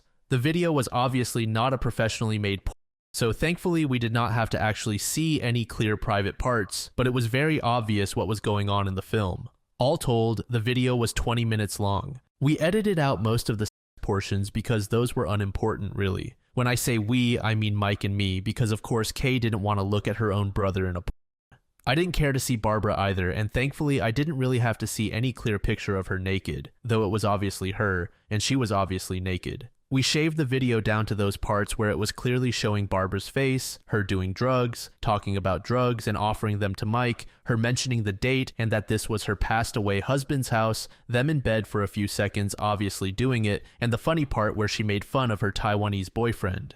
The relevant video clip we made was slightly less than 10 seconds long. A few days later, Mike went to China to meet up with his parents. A week after that, As politics go, candidates often have to make speeches in front of audiences, and Barbara, running for a seat on the city council, was no different. Nobody really cares about city council meetings, except other politicians and the few dozen people who go to such things. Reading up on her quickly, I learned that Barbara was presenting herself as a woman of high character, a business owner who had set up more than a dozen successful businesses in the area for other immigrants. So basically stealing credit for my father's work. But back to boring political meetings. They're definitely snoozers. But if something interesting happens, such as the politician saying something Hitler would say, someone getting assassinated, or, I don't know, an attractive candidate suddenly, randomly appearing in a poll for all to see in real time, news travels fast. So on the day that Barbara was making her little speech in front of maybe 100 people at a local hotel conference room, the public was invited.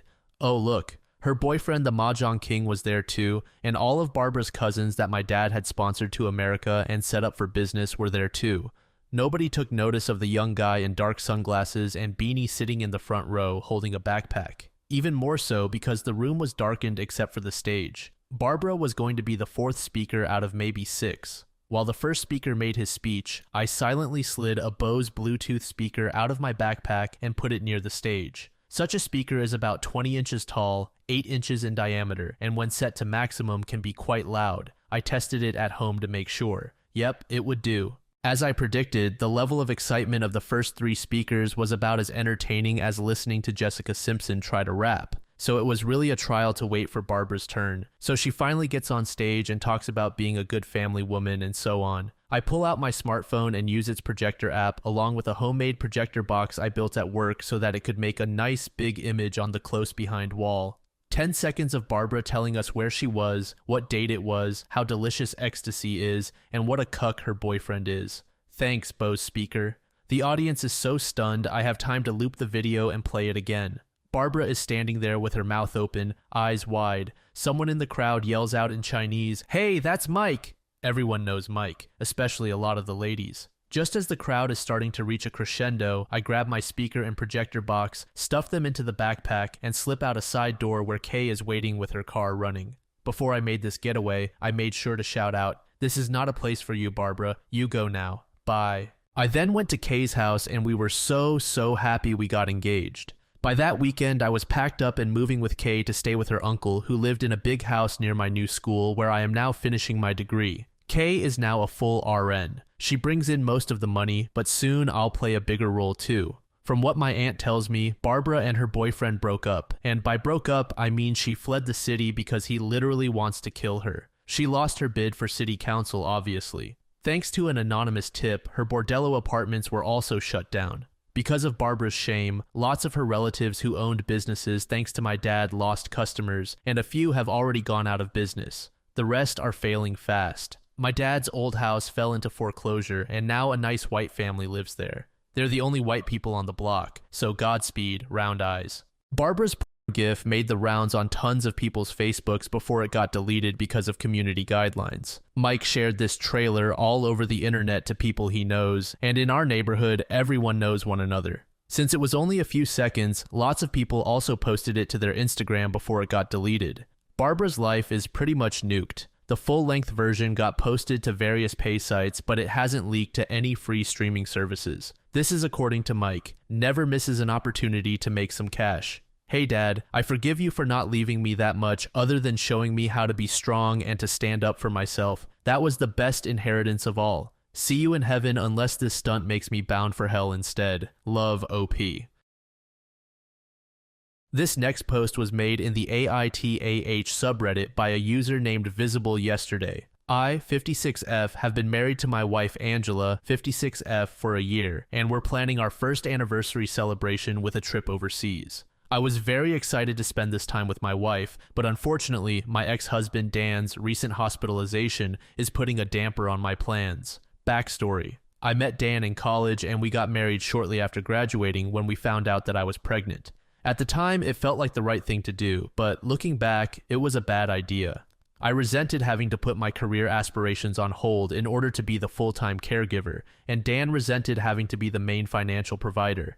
However, this did not stop him from constantly bringing it up whenever I asked him to help with the kids or the home.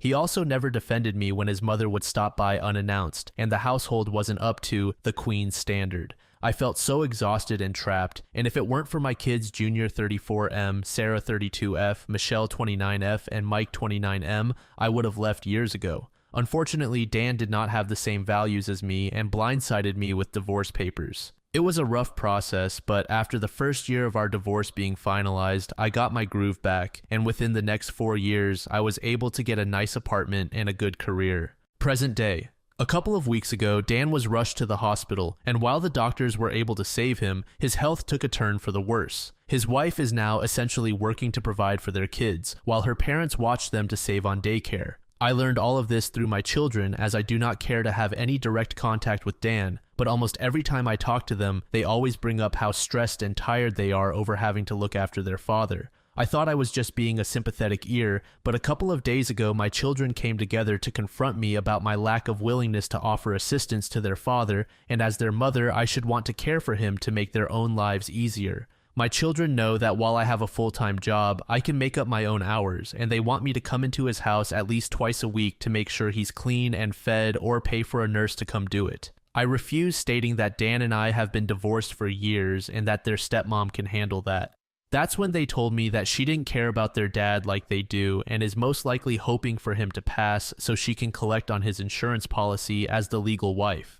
My daughter Sarah then began to cry and asked me if I cared whether or not she had a dad anymore, while Junior and Mike thought that I was being bitter. Michelle asked me to put them first and that I can reschedule my anniversary trip with Angela. My former in-laws are also calling me to say that I need to do this and that I'd be a horrible mom. User Candyland Canada said NTA. It's genuinely sad how little your children and former in-laws care about your happiness. It must have been very difficult for you to hear those selfish words from your own kids. It raises the question as to whether anyone ever took your part during the marriage or its dissolution. Dan is not your problem. His wife and their children are not your problem. Your kids are all fully functioning adults who need to put on their big girl, big boy panties and deal with this situation on their own. Go with Angela. Perhaps the time together will help you to heal from the hurt caused by the insensitive and demanding people back home. At the very least, it will reinforce that you made the right choice by starting a new life with her. User, Keep It Quiet, said, I can't believe how they are trying to guilt you into doing this. You are NTA. Put your existing marriage and yourself first. Dan is your ex, and he burned any goodwill when he decided to divorce you. Let his current wife deal with him. Hold fast against the pressure and enjoy your time away with Angela. User, Dr. Seagull said, NTA. You have literally no legal or moral obligation to provide care for this man. He is not a part of your life anymore. Your paths diverged the moment he handed you divorce papers. You have both moved on and remarried. It sucks for your children that they might be losing a parent, but giving them any more than emotional support and a shoulder isn't your responsibility. Also, no one mentions here how Dan would feel about you coming back into his life to take care of him. It might not be something he even wants. His side of the family should be doing more to help, not expecting you to step up for them.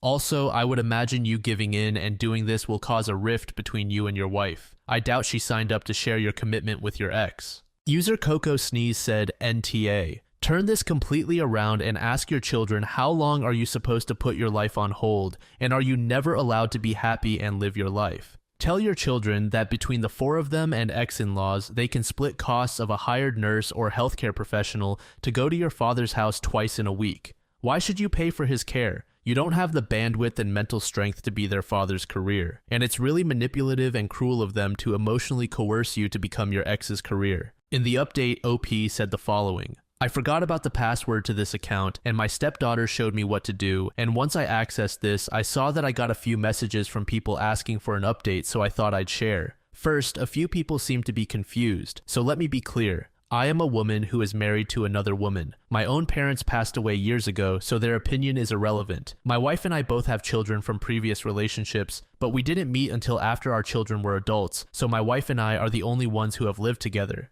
Now on to what almost everyone else cares about the most. I went on a cruise. It was great, and my wife and I had a really great time. My children were predictably unhappy, and I'm sure that my temporary blocking of them didn't make it better. Most of my children kept calling and telling me that I was a selfish and awful woman for choosing to go on the vacation instead of being there for the family. but I reminded them that their father divorced me and therefore my obligations to him ended. If it were any of them that had a medical need, I would cancel without question, but I would not for their father. I thought I could leave it at that, but because they kept calling and texting the first 3 days of the trip, that's when I decided to block. Unfortunately, my ex's health took a turn for the worse, and he had to go back to the hospital, and his lack of proper care triggered an investigation. I didn't know any of this until I unblocked my kids the day I got back, and some of them blamed me. I've come to the conclusion that they're all just mad at the situation and I'm a convenient villain. I've accepted this because I can understand the fear and anger of facing the idea of losing a parent that you love. I just hope that one day we can all sit down with a family therapist and mediate the situation. However, this did start to trigger my past tendencies of sacrificing my own happiness and well-being for my children, but my wife, therapist, and even a small piece of my inner self had to remind me that my children are adults and that my ex isn't my responsibility. I tried to reach out, and so far most of my children aren't talking to me and have made it very clear that I will not be able to see my grandchildren as a punishment. It's sad and I'm still wrestling with the guilt and doubt, but my wife and stepchildren are being very supportive, while my other family is a mix and most of my friends are neutral. User Let the World Burn said, "Let's be real here, OP. Your friends aren't neutral. They think you should have stepped up for your ex, not because of any past familial obligation, but because you are a woman, and as a woman, you shouldn't let people suffer that way." Which is total BS, by the way. You are divorced and now married to someone else. That someone else is 1000% your priority now, not the ex. And as for your children withholding the grandkids, let them. Sometimes you gotta take the collateral even when you aren't the one causing the damage. Just remember when your kids want something from you. Don't give it to them. They have set the tone from here on in. Resonate that tone right back at them. Edit. I hope you enjoyed the majority of your cruise with your partner. You deserve it. Under this comment, OP said the following. My friends are neutral in the sense that they don't think it's their business and won't bring it up unless I do. If they do think I should help, they've never explicitly said anything to me directly. It's sad not to see the grandkids, but I'd be lying if I didn't say my stepdaughter's children aren't easing the feeling. It helps that they're very loving and welcoming to me. User off Kira said, I knew right away what this was. I even commented on the original post. It remains quite sad that your more than grown-ass kids still see you as the villain. They are way too old for this shit. Good for you for recognizing that this shit is not your fault or your responsibility, and kudos to your support system for helping you see it. I'm not too happy about anyone being anything less than on your side on this. If they in any way think you should do something for your ex, hey, I think your kids will be happy to know that, send them over. Genuinely, what the shit is this? Your friends aren't neutral. They've got opinions that are probably trash. They just don't want to say them. Regardless, stay strong. It sucks that your kids may well weaponize literal children in retaliation, but, well, that's their terrible decision to make. I guess it makes sense though. I did point out their clear emotional immaturity, and what's more immature than using children as props and tools for punishment? Well done, good parenting. Good luck with everything. Stay strong. This story was created by a user named Some Character. It was posted in the AITAH subreddit and is titled, Am I the jerk for keeping the promise I made my kids at the expense of my stepdaughter? I, 43F, have 2 children, Sarah, 17F, and Aiden, 15M. 9 years ago, my late husband passed away in a fatal car crash. I was devastated. I was afraid for my kids to grow up without a father, and I was afraid to be alone. Luckily, my family stepped up. My brother-in-law acted as a surrogate father for my kids. My sister and Bill do not have kids of their own, but were happy to help us out. 5 years ago, I met my now husband, 47M, and his daughter Elizabeth, 17F, at a friend's housewarming party. I was hesitant to date again, but I took things slow, making sure he was a good man to be around my kids. I discussed my kids' feelings with them along every important milestone and made sure they were comfortable with my husband and stepdaughter. When he proposed and I spoke to my kids about how they felt, only one request was made. I would make sure that my kids and I had time together, just the 3 of us still. I agreed to take my children out twice a month, just the 3 of us, with exceptions if need be. As my kids remember their father and Elizabeth's mother was still in her life, we made a rule that neither of us would try to be parents to our stepkids. We are responsible for our bio kids. This was discussed with all the children together. Our kids are also allowed to choose how they feel about one another, whether or not they wished for a sibling relationship or something else. It's not up to my husband and me to decide. Back to present time, I still regularly take my kids out twice a month for an adventure with the 3 of us. This could be going out to dinner, a movie, the zoo, etc. I also take Elizabeth with me for some things, such as getting our nails done, shopping, volunteering. Sometimes my kids will come along as well. My husband and I are still responsible for our own kids. We parent them differently, but that's what is causing the problems. We are each in charge of grades, party planning, rewards, punishments, special parent-child time, chore lists, and rules. The issue is, I am far more active in my kids' lives than my husband is. I regularly celebrate my children, go to all their events, and keep on top of their grades. I know where my kids are, I listen to their concerns, and speak about their lives. My husband doesn't do those things for my stepdaughter. I think I underestimated how much this is creating tension between our kids. Elizabeth and Aiden don't interact with one another. Elizabeth and Sarah absolutely despise one another. Sarah and Aiden are best friends. My husband came to me yesterday and said we needed to talk about how Sarah and Aiden treat Elizabeth, but mainly Sarah. He pointed out several instances of exclusionary behavior, such as Sarah driving Aiden around but not Elizabeth, Sarah and Aiden deciding to have the 2 bedrooms across the house from Elizabeth, Sarah not inviting Elizabeth on her birthday trip to Cedar Point despite them having the same friend group, Sarah spending money buying Aiden gifts but not Elizabeth,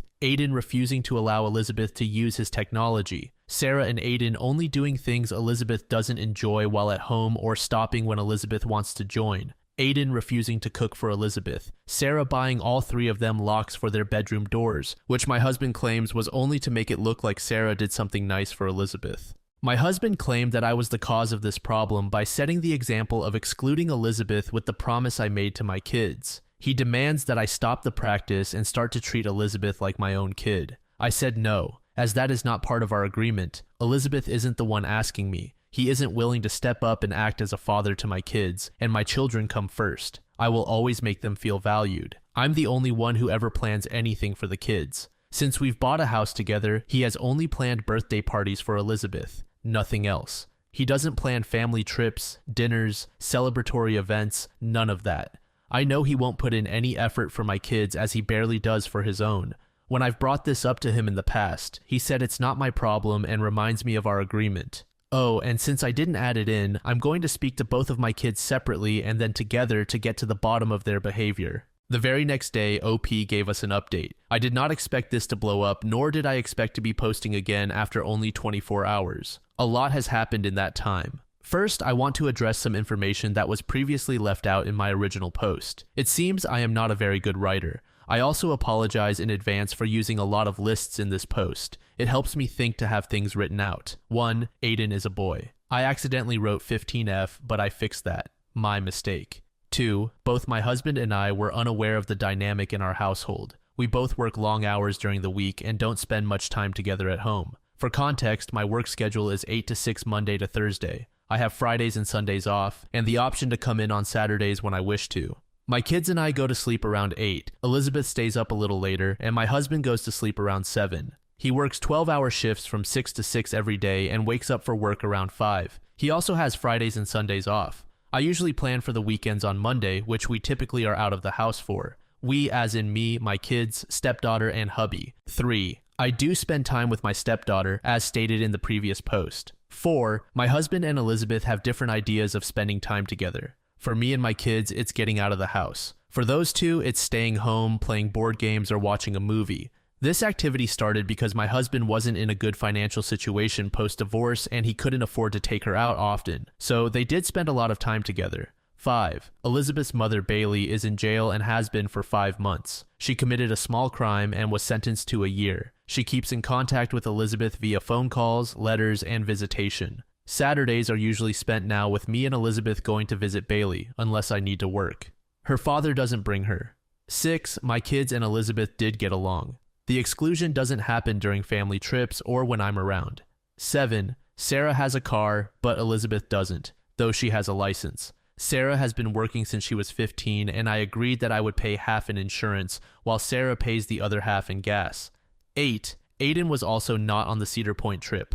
I paid for most of the cost, but Sarah helped, and a lot of the other girls' parents and kids chipped in as well. 9. I am more strict with my kids than my husband is with Elizabeth. They have a curfew, grade expectations, safety regulations, etc. I think that's it, but I might add some if I think of anything else. I am also going to address the previous points. These are not justifications, just how I see them along with more clarification. Sarah driving Aiden around but not Elizabeth. Aiden does not have a license and has multiple outside activities. Elizabeth drives either mine or my husband's car. Sarah and Aiden deciding to have the 2 bedrooms across the house from Elizabeth. Originally, Aiden and Elizabeth would have had them. Our house has 2 master bedrooms and 2 regular bedrooms. Sarah was going to have one of the masters, but she insisted Elizabeth take it. Her reasoning being she won't have to share a bathroom with her stepbrother. The 2 masters are on the main floor. The regular rooms are on the second floor. Literally just a hallway with bedrooms and a bathroom. Sarah not inviting Elizabeth on her birthday trip to Cedar Point despite them having the same friend group. Sarah spending money buying Aiden gifts but not Elizabeth. I don't see a problem with this. Sarah earns her own money. She can spend it as she pleases. Aiden refusing to allow Elizabeth to use his technology.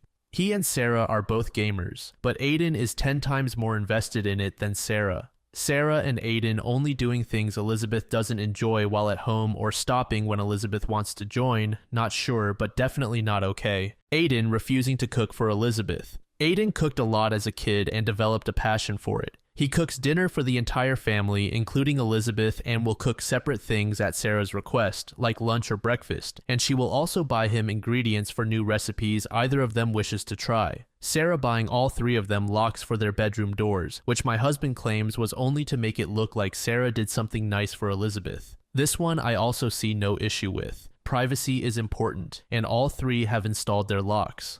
Update. I spoke with all 3 kids last night separately and told them all to write a list of things they want to address in today's family meeting. I found out a lot that absolutely shocked me when I spoke privately. For the family meeting, we all sat down in the living room. I asked Elizabeth to speak first, since she is the one who is upset and without explanation for her behavior. She reiterated the statements above and added some things on her list. Elizabeth's list. Movie nights upstairs without her, refusing to drive her to school or leaving without her. Sarah refusing to invite her to hang out with their friends or lying about where she was going. Sarah having a group chat without her, refusing to even attempt a sibling relationship with her, putting locks on their doors and using the bathroom to be able to visit each other or hang out, gaming without her. Elizabeth said she felt as if they hated her and wanted her gone. She said she is just as worthy of a parent as Sarah and Aiden were, and how it's unfair that we get to be a family and she doesn't have one. Sarah very rudely asked if she honestly felt she has any less of a family than she and Aiden do. Elizabeth was going to say something else, but my husband stepped in and asked Sarah to read her list. Though Sarah told me last night about what Elizabeth had been doing, I didn't expect how bluntly she would bring it up. Sarah's list: breaking into their bedrooms and stealing their stuff, insisting on sharing clothes, insisting on a sibling relationship when already declined by both, following her around school and forcing herself into Sarah's friend group despite being told multiple times to leave them alone, threatening to go to teachers or me and hubby if they didn't, stealing and then ruining Sarah's makeup, telling my kids they should be happy their father died because now they have her dad and a sister, making inappropriate comments towards anime characters out loud while watching together, insisting Aiden has a crush on her, getting handsy with Aiden and then getting defensive when Sarah intervenes or calls her out for doing so. This is the real reason Sarah insisted on the bedroom situation, purchasing 2 fun items and giving one to Sarah after she confessed to a crush on TV, throwing a fit whenever she loses in a game or any form of competition, refuses to study or spend time on school and then complaining when she doesn't get good grades, expecting me to step up and do everything for her, even though I do not do those things for even my own kids instead of her father, constantly being late getting ready for school and then being upset they don't wait for her. Flirting with Sarah's boyfriend at the time because sisters share everything, refusing to get a job or do anything worthwhile while being jealous of both kids' accomplishments. When she was done, I asked Aiden if Elizabeth was really trying to touch him. He didn't answer at first, but after a moment said yes. Elizabeth denied it immediately, but Sarah shut her down and said she wasn't finished speaking. Sarah told Elizabeth that she was a disgusting human being, that she thinks she can get away with anything she wants, but she can't. None of their friends like her and wouldn't be around her if Elizabeth didn't make them, that she was spoiled and entitled, that if she ever tried to do anything with her brother, Sarah and everyone else would make her life a living hell. I stopped Sarah there as I don't tolerate threats of violence. Elizabeth said it's not fair, that she and Sarah have similar interests, and that she's only treated worse because she's ugly and Sarah isn't. When you do it, it's cool. When I do it, it's trashy and weird. Sarah argued back, saying it doesn't have anything to do with her looks. She's just a bad person. Elizabeth brought up how Sarah is the bad one, purposefully excluding her, spending time with me separately, refusing to acknowledge her in the house she lives in, refusing to accept her and her father as family, that they both lost a parent. Sarah said, "My dad is dead. He's never coming back. Your mom is in jail. You speak with her daily, see her every week. It's not the same at all." Elizabeth said, "It is the same. I share my dad. You're just bitching that you have to share your mom now." Then Sarah said, "At least my dad didn't choose to leave me. Your mom had a choice, and I can see why she chose it." Elizabeth slapped Sarah. Aiden punched Elizabeth. Husband shoved Aiden into a mirror hung on the wall. I started screaming at my husband to keep his hands off of my children while telling my kids to go pack a bag. Kids ran off. Elizabeth followed them. Husband and I were screaming at each other. I could hear Elizabeth pounding on their doors and crying. After a lot of yelling, my husband slapped me. Then Sarah started screaming at Elizabeth and the girls disappeared. I found them in my bedroom fighting because Sarah was packing a bag for me. I told Sarah to go wait in the car while I pack. She hesitantly obeyed. I packed my bag while husband and Elizabeth were screaming at me, then left. Sarah was on the curb in the driver's seat, so I let her drive away and then told her to switch with me. My son had to be taken to the hospital as the mirror had cut him. Aiden needed 17 stitches and has a concussion. I am pressing charges against my husband and filing for separation and divorce immediately. I'm currently writing this from our hotel room. I spoke to Sarah and asked why she didn't bring any of this up previously. She told me that Elizabeth only started acting like that after husband had already proposed, and both she and Aiden wanted me to be happy because they'd seen how depressed I was after my late husband died. This obviously broke my heart. I told her and later Aiden that they are my happiness. Sarah argued and said that since I'd made so many sacrifices, it's only fair that they did too. I promised her that she never needs to sacrifice anything for me, as I am their mother. Sarah started crying, apologizing, and just saying how she never meant for me to lose another husband and that she never would have let Aiden get hurt. I kept reassuring her the whole ride to our hotel. My kids are asleep now. I'm scared. Neither husband nor Elizabeth has contacted me. I'm not sure if I want them to. That's it for now. Thanks all for the comments. Question: should I go to the jail and speak to Bailey? It seems my husband didn't know about Elizabeth's behavior and I didn't either, so I just want answers. User K Frazzy said, "I don't think I've ever seen or heard of a family intervention go from 0 to 60 anywhere near that badly. We go from listing out grievances to physical violence between siblings and then parent-on-child violence that leads to the kid being hospitalized, all within what seems to be like 10 seconds. Not to mention the intervention including uncovering SA, controlling behavior, blackmail, gaslighting, and more. Shit show doesn't even begin to describe how that went down. Holy f***. Let's hope Aiden ends up being okay. The poor boy didn't even get to go through his grievance list before he got Mortal Kombat Fatality Ed into a mirror." User Witchleys said, "Imagine your son getting 17 stitches via assault by your husband, so then having to divorce when it wasn't even on your mind the prior day, and you find the time to post about it and the argument leading up to it almost word for word onto Reddit, supposedly only a few hours after it happened in multiple paragraphs. Yeah, I'm sure. She spends so much time on the girls' list to flesh out the story's narrative, but hardly any on the emotional outcome of all of this for her personally outside of her daughters, rather than actions committed. I reassured her, she cried, because she is telling a tale, not recounting real-life events." This next post was made in the Am I Wrong subreddit by a user named Turbulent Quiet. The post is titled, "Am I the jerk for divorcing my alcoholic husband after he killed our dog? I, 32F, have been with my 33-year-old husband since we were in high school. At the beginning of our relationship, everything was perfect. He was the perfect guy and truly treated me like a princess. I must add that both of our families are extremely religious. My husband and I got married at 21. We later had our daughter Elena when I was 25. When I was 26, my grandmother passed away. We ended up taking on her dog, Fido, as a way I could stay close to her.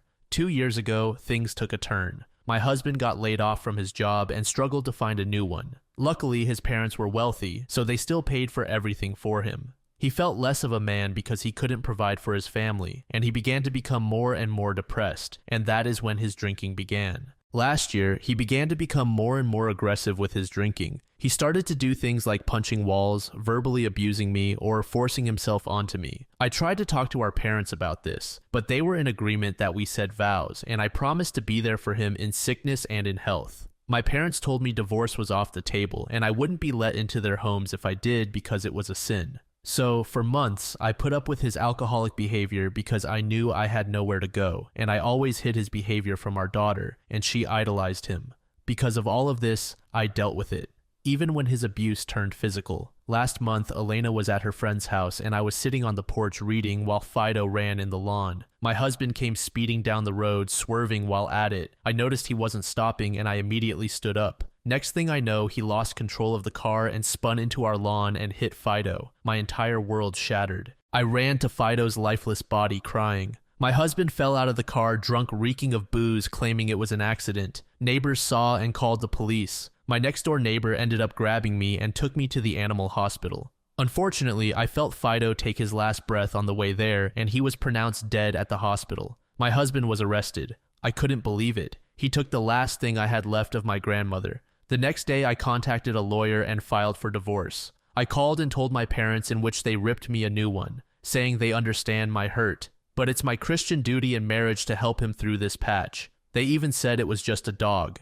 That was enough for me, and I hung up on them and blocked their number. I grabbed my daughter and all of my essentials, and we've been staying at a hotel. My husband was bailed out by his parents a few days later and has been blowing me up since he saw the divorce papers on the table. Family and church members have been blowing up my phone, urging me to not let the devil consume my heart. No matter how much I explain to others how I've tried to get him into rehab or help him, they don't listen. The church community can be very toxic. Update. First, let me say wow. I truly did not expect my post to gain as much traction as it did. I've read so many comments and my heart is so full. I know it's only been a day since my main story, but a lot of people wanted more context, and I realized my first post was really rushed, so here it goes. Here's the history behind Fido. My grandparents went on their first date to the Lincoln Memorial. My grandmother always loved historical landmarks and statues. Many years later on their anniversary, my grandpa got her a puppy. He named him Fido in reference to him. For those who don't know, Fido was the name of Abraham Lincoln's dog, so yeah, kind of romantic. He later passed away a few years later, but Fido became her rock and comfort. To give more context to my family,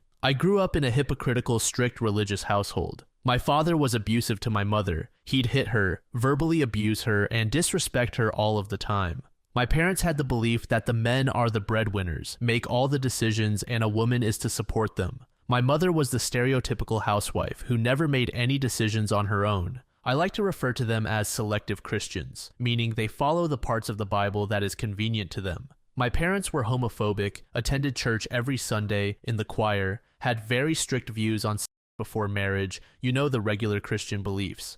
But yet, my father cheated on my mother twice. Each time my mother took him back. She said it is because we have to forgive if we want to go to heaven. I have an older sister named Abby. When Abby was 17 and I was 15, she got pregnant. My parents disowned her for having sex before marriage and ended up kicking her out of the house. My sister wanted an abortion, but my parents forbade it. My grandmother took her in. She ended up suffering a miscarriage from stress. My grandma was the only sense of reasoning in my family. She always tried to talk my mother into leaving my father, stating the Lord wouldn't want anyone to endure that, but she didn't listen. She shamed my mother for putting her own daughter out and took her in. My sister ended up moving out of state for college, and she never turned back. She only spoke to me, and my grandmother and my parents stopped referring to her as their kid. They called her a sinner and that they're ashamed to be her parents. Honestly, this was more my father speaking, but my mother always backed him up regardless of if she fully agreed. I met my husband in high school. He was the sweetest human you'd ever meet. From his volunteer work, his contributions to the church, to his charm, he was an angel. He always promised me to be different from my father.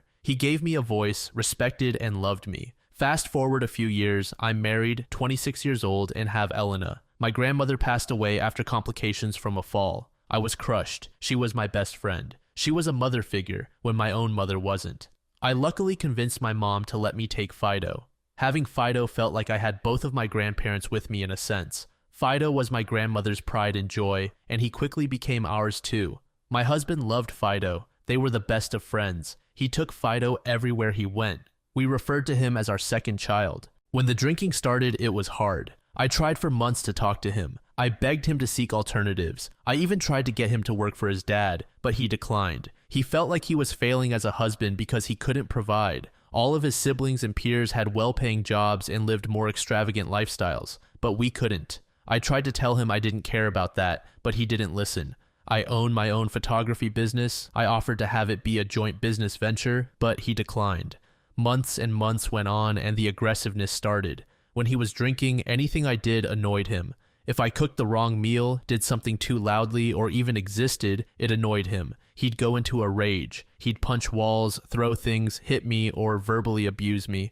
I always knew the signs for when he was about to start. I always made sure that Elena was secluded from it. I'd play her TV loudly, give her headphones, or send her to the neighbors to play with their daughter. She idolized her father, and I never wanted her to experience what I experienced growing up. But after reading some of your comments, you guys made me realize she might have noticed more than I thought. He'd always apologize when he sobered up, stating he was stressed and he'll change. I was weak. I still am. I was raised to not have a voice, and honestly, I was depending on him. He might not have worked, but his parents paid for our house and bills. But those quickly only became words.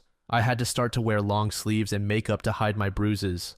I first confided in my mother about this. She told me that our duty as wives is to be there for our husbands in their dark times. We took an oath in our vows, and we must stay true to it. I talked to his parents, and they said that I need to pray and let God heal his heart and wounds. They did try to talk to him, but he'd always get angry at them, and they backed off. I went from family member to church members wanting help. No one would listen.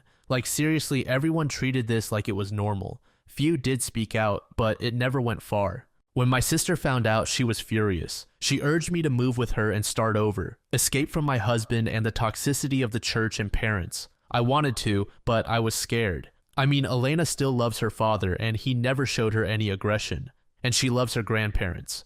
They're better grandparents than they are parents. She tried for months, even confronting my husband, but I wouldn't listen. My husband made me block her, stating because she's an atheist, she's the devil trying to divide us. I begged him for months to go to rehab. I offered to go together. I begged and begged, but he insisted he didn't need it and he'd stop. I just continued to endure more and more. I knew I was near my end when he started coming home drunk and forcing intimacy on me. I was so numb to the abuse that I just let it happen. That's all I will say regarding this, as it's still so hard to speak on that. I started saving my photography money slowly. I wanted to have enough for if I decided I wanted to turn my back on everything, I could. I got the divorce papers drafted a few weeks before Fido's death. All I wanted was full custody. He could have everything else. The house, the cars, joint bank accounts, all of it. They were all his anyway. I hid the papers in my nightstand for when I felt like I finally had the courage to hand them to him, but I now regret this decision. This last month or so was a roller coaster. I thought we had a come-to-Jesus moment when he missed Elena's first cheerleading game. He was too drunk to even walk to come. He saw the disappointment in her face and said he had to get better, for her. I believed him. He still denied going to rehab, stating he could stop on his own. He stopped for all of 1 week, and the old habits picked back up. Then the day everything happened. He killed Fido. I have been floored. He died right in my arms. It's as if I lost Fido and both my grandparents all over again. I had enough. He was arrested shortly after. I spent the whole night crying. I had to explain to Elena what happened. And boy, is this girl strong. I felt like she was the parent for the way she comforted me. I cried myself to sleep. The next day, I told everyone who called to check on me I was divorcing him, and that's when the comments that I mentioned in the first post happened.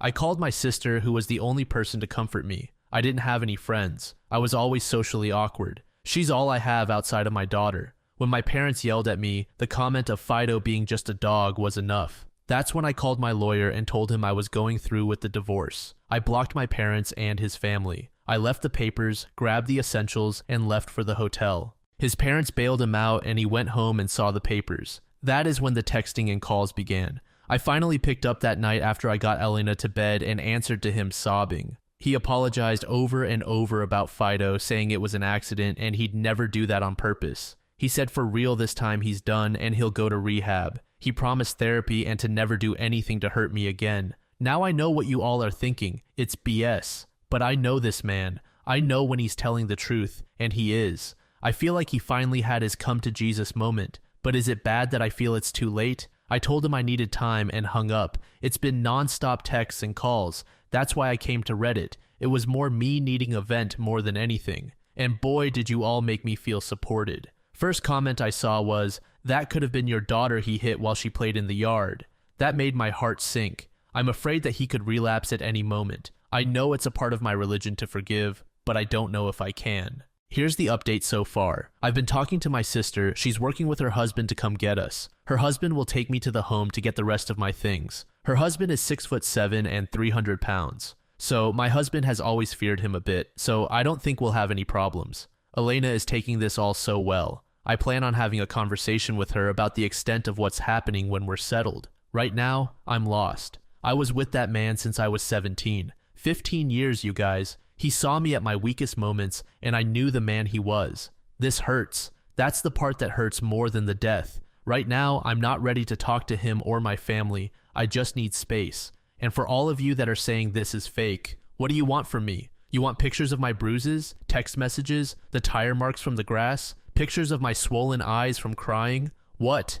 I could give you more detail than any fake story ever could. This is legit my life right now. I'm in shambles. But for you that have been supporting me and sending me private messages, thank you. It truly means the world to me with all the advice and wisdom. That's all I have for now.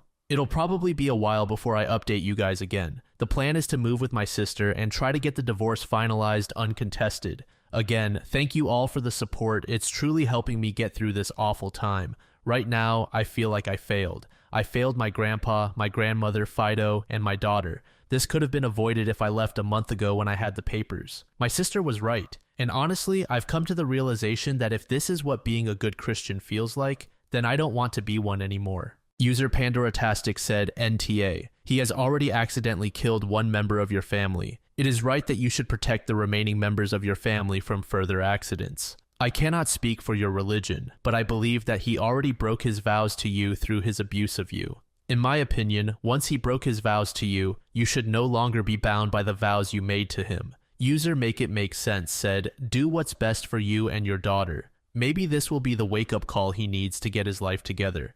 Addicts don't quit for others, just themselves. Maybe the realization that his addiction and abuse can and will lead to divorce will have him actually do something about it. At this point, he will need medically supervised detox, and that's way past your capacities anyway. The church has some real cult-like views when it comes to divorce. The fact that everyone turned a blind eye and did nothing to help you speaks volumes. Block them all. You can maintain your faith without having to deal with church folk anyway. Hopefully, some of those family members help him since turning a blind eye hasn't exactly been effective. What if that had been your daughter playing in the yard? Someone else's child? Not only is he an alcoholic, but he is frequently endangering everyone's lives with his reckless behavior. Really am so sorry for what happened to Fido. Give yourself time to grieve that and feel your feelings. Best wishes for you and your daughter. It takes strength to choose you, especially when you're surrounded by people who expect you to accept whatever this husband of yours does. Addiction is a sickness, but that does not mean that you have to stay when he refuses to get help and overcome his demons. Everyone should focus on him and not you. He is the problem, not you. In OP's update, she said the following. I know it's only been a little over a week, but a lot has happened. My mind is scrambled at the moment, and I am entirely lost on what is next for myself. Communicating my story with all of you has been very helpful, so let's get into this update.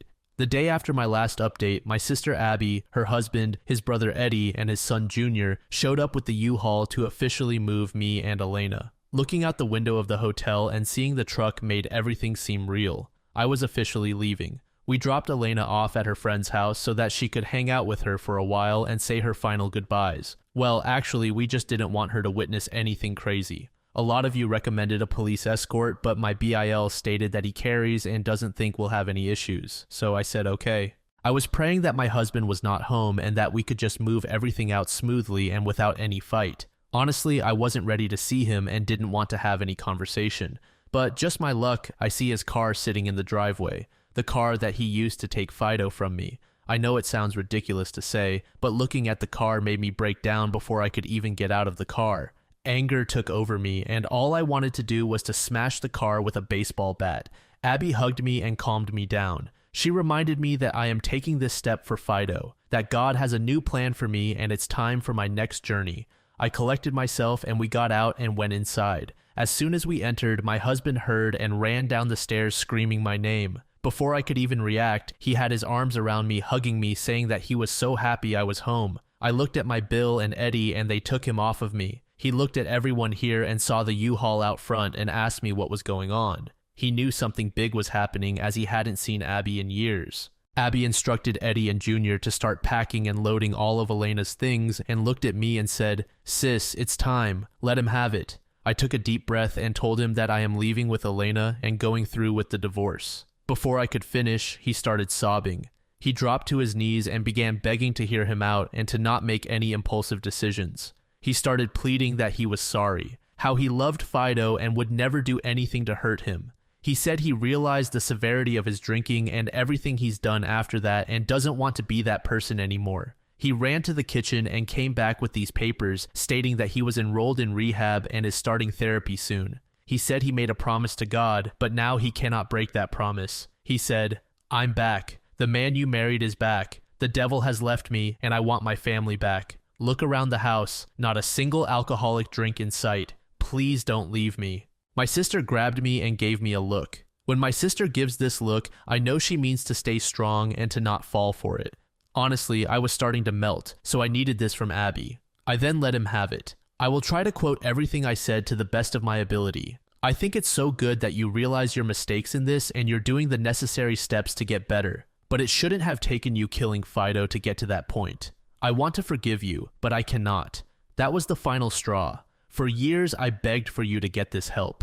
Years I brought you rehab and therapy brochures and even offered to go with you, but you turned me down. You forced yourself on me, beat me, and manipulated me for years. If you didn't want to stop for me, you at least could have stopped for Elena. Honestly, I need this space. I want a divorce. Please don't make this hard. He started sobbing even more. He said he knows he messed up, but God has forgiven him, and I need to as well since I promised sickness and health in our wedding vows, stating we can see the Christian therapist and work through our issues. He then said, "Please don't go Butterfly." Him calling me Butterfly hit me. The reason he did is because during one of our first dates, we had a picnic. A butterfly ended up landing right on my hand and let me pet it. He told me that butterflies can detect a kind soul, and since then, he called me his butterfly. He hadn't called me that in years, so it hit me. I started to feel like I was making a mistake. I started to cry and walked upstairs to help the boys pack Elena's room. He tried to follow me, but Abby stopped him and began to scream at him. She said, "Enough is enough. Once again, you're using your narcissistic manipulative behavior to get your way with her. Do you even hear yourself? It's her Christian duty to get away from you. You're pathetic. You raped her, beat her, and tore her down every chance you get, and you want to say she said vows. You made vows too, but did you follow yours? No, you didn't. God gave you and her both a wake-up call at the same time, and hers was to leave your ass." From there, he got angry. He started calling her a sinner, and that this is why the family and church shunned her and that she's trying to play with my head. Bill stepped in quickly and said, "Yeah, because a wife-beating, cheating Christian man, a hypocritical deadbeat mom with an alcoholic stepson are model Christians." My Bill is a big man, so my husband obviously wasn't going to argue back. He tried to follow me again, but he was blocked, so we went outside and called my parents and his parents. By the time we finished Elena's room and were halfway through my stuff, our parents came speeding in. My dad ended up blocking the U-Haul with his car and they came rushing into the house. They immediately started yelling at my sister, saying that she was getting inside my head with her demonic persuasions and stated that I'm making a mistake. They said they didn't raise me like this and my husband is sick and needs me by his side.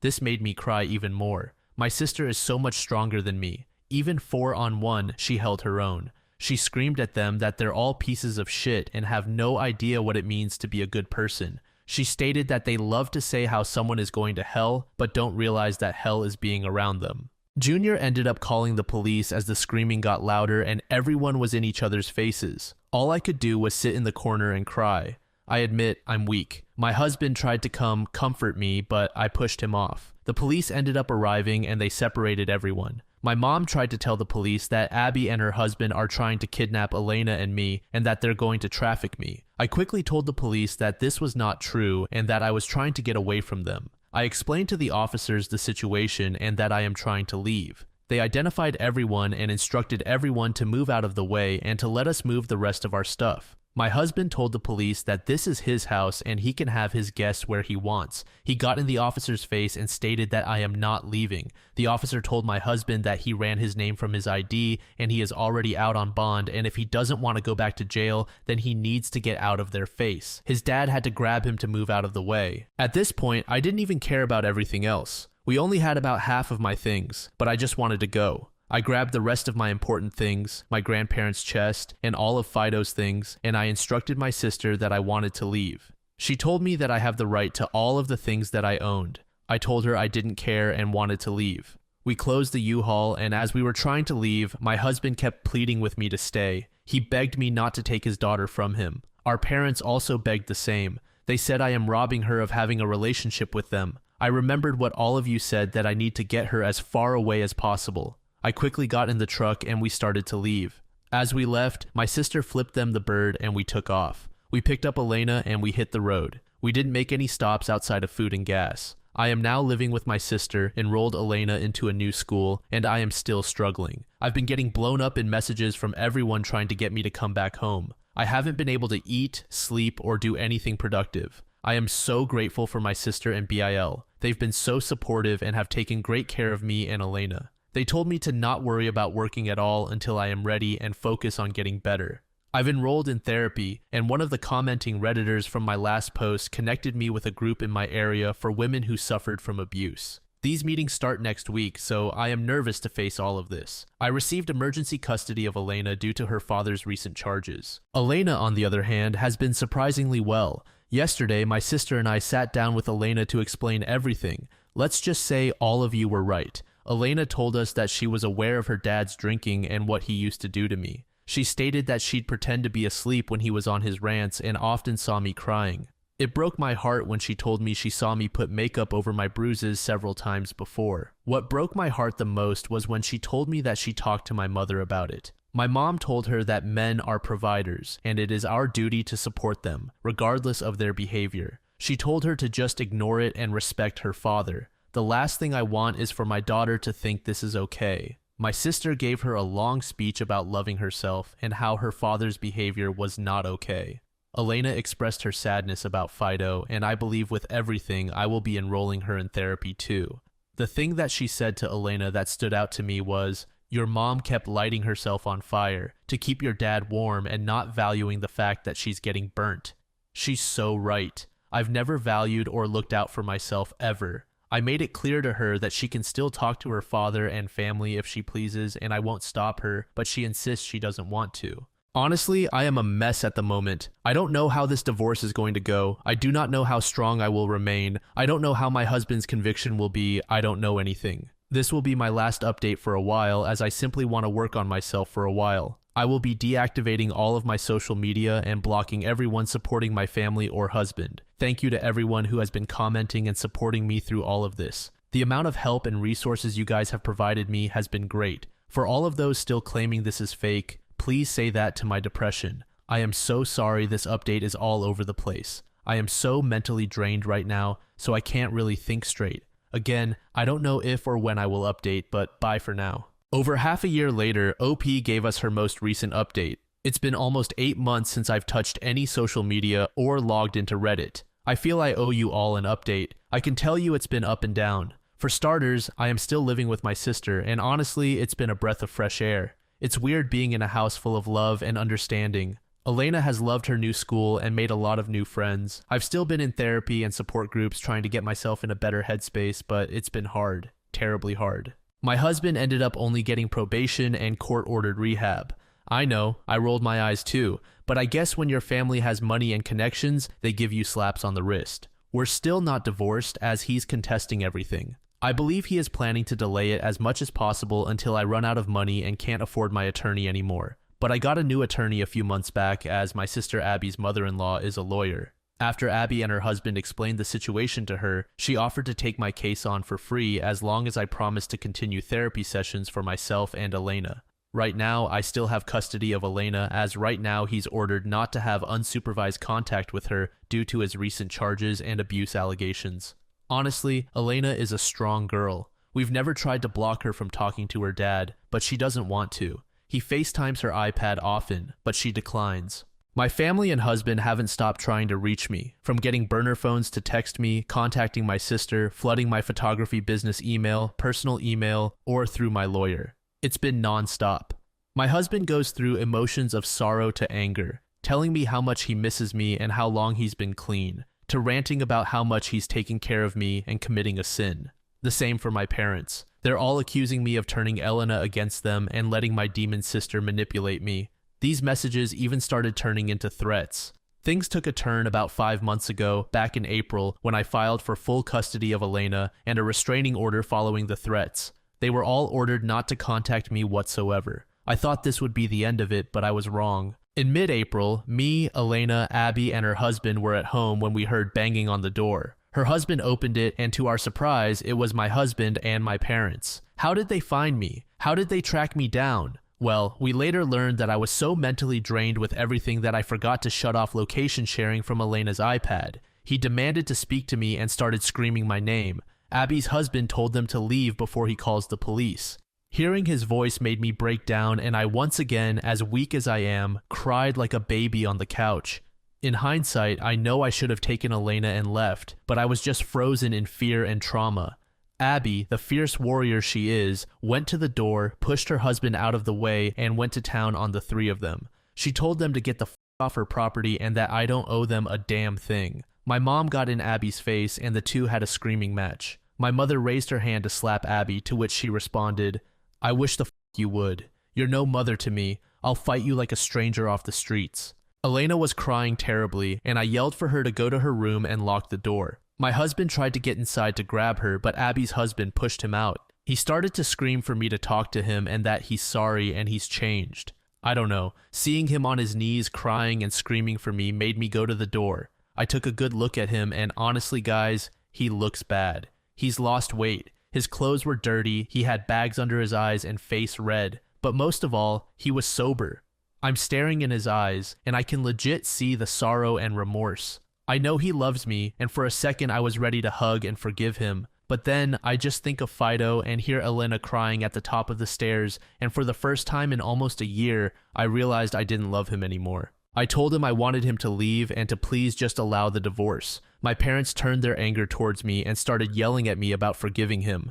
Abby stepped in immediately and put their focus back on her. I told him I was done, and I gave him so many chances to turn around, but he didn't. His sadness then turned to anger, and he got up and started screaming at me to get my ass outside now so that they could leave. He really hasn't changed. This just sent me into a full breakdown. By this time, I guess the neighbors must have called the police because they came speeding down the road 4 cars deep. I don't remember much after this as it happened so fast, but my parents and husband all got arrested for trespassing and violating the restraining order. I felt like this whole situation derailed all my progress, and I found myself in the hospital that night as I had a complete mental breakdown. I simply cannot take this anymore, and I want to be free. I just want this divorce. I just want my parents to disown me like they did Abby and leave me alone. I just want Elena to have a normal childhood. I am tired of being tired. I spent about a week in the mental hospital and quickly contacted our attorney. Let's just say this whole ordeal isn't going to help him in the divorce or custody battle. In July, Abby approached me about a rehabilitation resort program for spouses that have been abused. It's a 30-day program to go and receive extensive therapy, relaxation, and release from our troubles. I was hesitant to go considering how expensive it was, but Abby's MIL offered to pay for the entire thing and insisted. It ended with them forcing me by packing my bags and pushing me into the car. They insisted on taking Elena to Disney to help ease her mind and get her to her therapy appointments virtually. I returned about 3 weeks ago, and it was the best thing ever. I talked to so many abuse survivors and heard so many stories. So many people, men and women, with similar stories and upbringings and the scars they had on them. The leader of the program was a priest, and I told him about my concerns of being sinful by divorcing, and he assured me I was fine because my husband was not following the way of Christianity. This honestly felt like the missing key to unlock my stolen heart from the vault. While I was there, I met a guy. His name was Ryan. He's 35 years old and recently divorced. His wife was extremely abusive and attempted to kill him. We talked every day, and I've never felt so understood. I was in no place to date, and neither was he, but the attraction was there. Since returning, we've hung out at least 5 times, and I've never been respected so much in my life. His smile seems to provide light to the darkness in my heart. We actually started painting together and I discovered that it's such a good relief. We both agreed that neither of us are ready for a relationship, but I am excited to see where this goes. I know this isn't quite the update you all were looking for, but just know I see the light at the end of the tunnel. I will try to update you guys soon with a more positive update, but for now, just keep me and Elena in your prayers. This story was created by a throwaway account. It was posted in the Am I Wrong subreddit and is titled, Am I Wrong for Not Telling My Ex About My Miscarriage? Sorry if this is all over the place. I'm bad at expressing myself, clearly, and I don't really post to Reddit. So my ex-boyfriend, 26, and I, 22, were dating for about 3 years until I found out I was pregnant. That's when he decided, things are moving too fast. I don't want this anymore. To make a long story short, he wound up kicking me out of our apartment. I moved in with my mom and blocked him on everything, and I started contemplating abortion. I was just thinking to myself, why bring a child into a broken home, you know? Why would I want my firstborn to have a father that never wanted them? But when it came down to going through with it, I just couldn't. I don't know why. I can't explain the feeling I had, but I decided I'd keep it. This all happened in May. However, on June 11th, I miscarried. I don't want to get too into the details of the miscarriage, but I had an ectopic pregnancy. When this happened, I did consider calling my ex to let him know, but I was afraid of the response because I knew it would be along the lines of bullet well dodged, so I just didn't. My thought process was, he didn't want it anyway. Why would he care? I stayed with my goddess of a mom, and she helped me through everything because she's had miscarriages as well and knew everything I was feeling. I love her. Fast forward to 2 days ago, I got a call from an unknown number. I didn't pick it up, but it called 2 more times and then stopped. I didn't think it was him, but I never pick up unknown calls. Last night, the number texted me, hey, it's X, can we talk? I didn't text back, and this morning he showed up at my mom's home when I wasn't there. I texted him back and said, yeah, we can talk, but don't just show up to my mom's house. Call or text before you do. We set up a meeting, and when I came, he had a gift bag. This is the convo summed up. Him. You look great. You don't even look pregnant. Me. I'm not anymore. Him. What do you mean? Did you get an abortion without telling me? Me. No, I miscarried. Him. And you didn't think to tell me? Me. No. Why would you care? Him. Because that's my kid too. Me. You didn't want it. Him. I do. That's why I came to see you. But whatever. F you. He left me with the gift bag and it was baby stuff. I felt really bad. I'm assuming he told his mother because she called me going off about how bad of a person I have to be for hiding this, and she also insinuated that I'm lying and aborted it. Rubbed salt in the wound. I'm hesitant to tell my mom because Lord knows she'll fight that old lady for talking to me crazy, and I don't want any extra drama, but I do feel bad because having a baby is a big deal, and not everyone is ready for it at first, so my thoughts are everywhere all at once. So does anyone here have any opinions? Am I wrong or was I valid in how I felt? An edit. Thank you to everyone giving me their condolences. It means a lot to know that I'm valid in how I feel. I will be telling my mom, as many of you said, and I will donate the baby items. I appreciate everyone trying to help, but please stop commenting by saying, be glad the baby is in heaven and you're not tied to them, or anything else. It's really insensitive, especially since my fertility as a whole is at risk with what happened. I don't know if I'll update, but I might if anything else happens. User Baobab said, tell your mom. Let her teach both him and his mom not to mess with you. He kicked you out of your apartment and then wants to come by and act like he was going to be father of the year. F him and his mom. I'm sorry for what you're going through, but also happy that you're not tied to him. I hope that as you heal from this, better partners come your way. Until then, be a boss in everything you do. User Entertaining Tuesday said, he kicked his pregnant girlfriend out and ended the relationship. You later had a miscarriage. I suppose he would have found out regardless when the 9 months were up and he expected to see a child and there wasn't one. I don't think you are wrong for not telling him. Based on your story alone, I can't blame you for wanting him out of your life. I think you should tell your mom, better you than secondhand or another surprise visit to the door. Sorry you went through this. Block him, his mom, and anyone else that is causing you issues and try to move on with the support of your mom. Thank you so much to everyone who gave advice, good or bad. It helped me balance how I was feeling. It meant a lot. I also took almost all of the advice I received. Starting with my mom, I told her about the phone call I received from my ex's mom, who for the sake of avoiding confusion, I'll just call Sarah, and I showed her the post. I did ask my mom not to say anything back, but in her words, it's best to not bow down to people like Sarah. When you let them get away with talking crazy once, they're gonna do it again. I really didn't want to talk to Sarah or my ex, so I just let my mom do it. I know it's childish to have my mom fight my battles, but I can't take any more stress right now. My mom understood and texted Sarah. This is the message. Sorry if it's hard to read, I had to try and take out or change the names.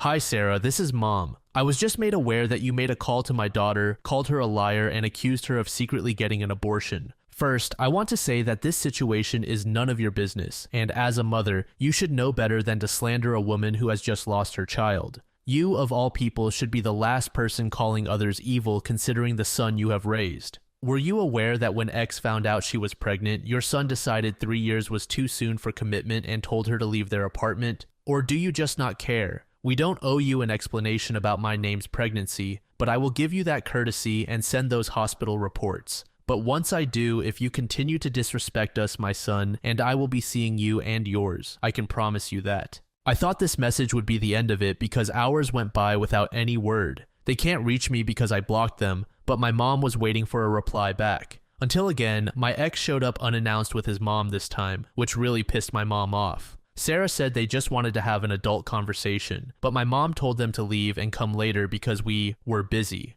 This was a lie. She wanted to wait until my brother got home just in case. When they came back, Sarah surprisingly made my ex apologize. She was apparently told a way different story. She was told that when we found out I was pregnant, my ex was really excited, and I was the one who didn't want a child. When he told me that abortion was out of the question, I flipped out, left the apartment, and blocked him on everything. Then I contacted him months afterwards asking to meet. He thought I had a change of heart, which was why he bought the baby clothes in order to celebrate. Obviously, the emphasis on abortion in his story is why Sarah believed I lied about the miscarriage. I couldn't help but chuckle at this because what a liar that man is. This must have triggered something in Sarah because she started back up again saying like, but I still feel you owe my son an apology because you still pretended like you were pregnant knowing it died. You could have at least told him, but you let him on. I had to put the caps on died because she really did have a condescending tone in her voice and she put so much emphasis on that word. It pissed me off, but I didn't say anything. I just went to my room. I don't know what happened afterwards. I heard everyone yelling at each other, but I just tried to drown it out and I can't lie. I just cried until I slept. LOL. Sorry to the people who wanted to read about a big rumble, but this is where we are right now. I wish the rumble happened too. She really needs the dentures knocked out of her mouth, but I just want to move on now. There's no reasoning with those people. Ending on a good note, I found a women's shelter to donate those baby items to, and I'm probably going to look for a therapist. Again, thank you to everyone who gave me tips on coping or advice on what to do. I didn't expect more than 10 people to see this, so thanks to everyone who validated how I felt. It's great to know you're not the insane one. User Wombat said, thanks for the update. Well, that escalated quickly. I'm glad you just walked away from Sarah the shithead and little rat boy when she said you needed to apologize for leading him on.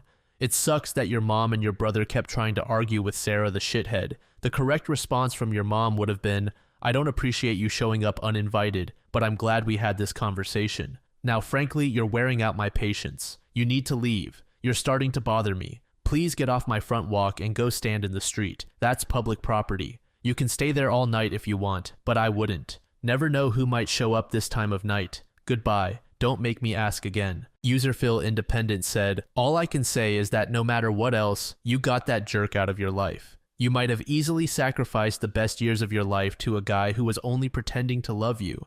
Because, let's face it, real love should generate mutual respect. This bastard clearly had no real love or respect for you if he could treat you that way. Another user said, bake your mom a giant cookie and write the word hero across it with icing. She's the kind of mom some of us wish we had. To you, I wish you all the healing and love in the world. This has not been an easy journey, and I'm sure it will continue to affect you for years to come. I'm glad your eyes were open to the kind of man he was and the kind of family you were almost tied to. You deserve so much better. Much love and blessings.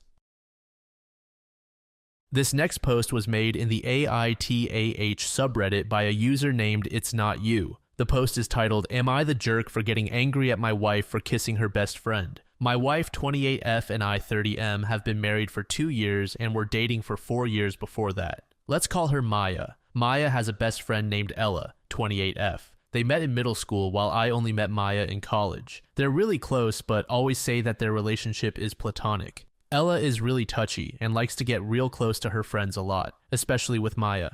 Now, I don't really mind the hugs and occasional kisses on the cheek, but what really bugged me was when Ella kissed Maya, lips to lips. I'd like to add that Maya is bisexual. You may say that I'm just being insecure, but if I just kiss my girlfriend just because and say we're platonic friends, most people will say that's cheating, and that's what I feel. So that kiss happened when we were hanging out with mutual friends. When we went home, I expressed my concerns to Maya. I told her that the kiss made me really uncomfortable and I don't want her to do that anymore. Surprisingly, Maya got really defensive, saying that it didn't mean anything and it's just what girlfriends do.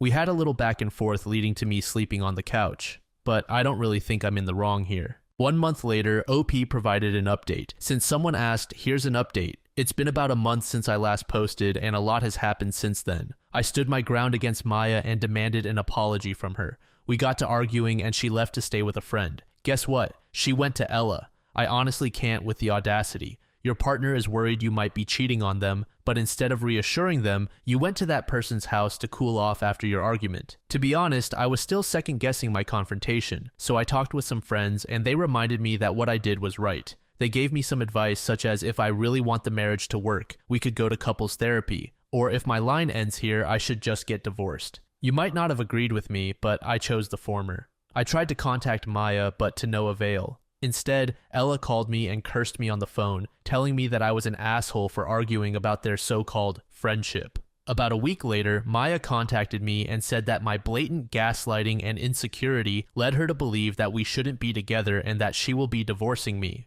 We are currently in the divorce process. Maya will not talk to me unless it is through her lawyer. Our mutual friends are siding with me, so I'm grateful for that. Honestly, even if Maya did or didn't cheat on me, I wouldn't care anymore. This whole situation changed my image of her. I do not think we can work this out with all that has happened. And to those who might be asking, no, she was not like this before. We have gotten into arguments as normal couples do, but we have worked through those together. Maybe me addressing Maya and Ella's relationship hit a nerve that she didn't know existed. But alas, our relationship has hit not a bump, but almost a mountain. I will be going through with the divorce and will not be posting any updates soon, nor later. Thank you for the advice as well as validation for my feelings. User Just in Time said, the problem isn't was Maya secretly f***ing or in love with Ella. The problem was OP saw kissing as crossing the line into cheating and Maya did not. It's reasonable to have that boundary, and it's reasonable for that boundary to be different. But seriously, people should stop looking to others to ask, is what my partner did cheating?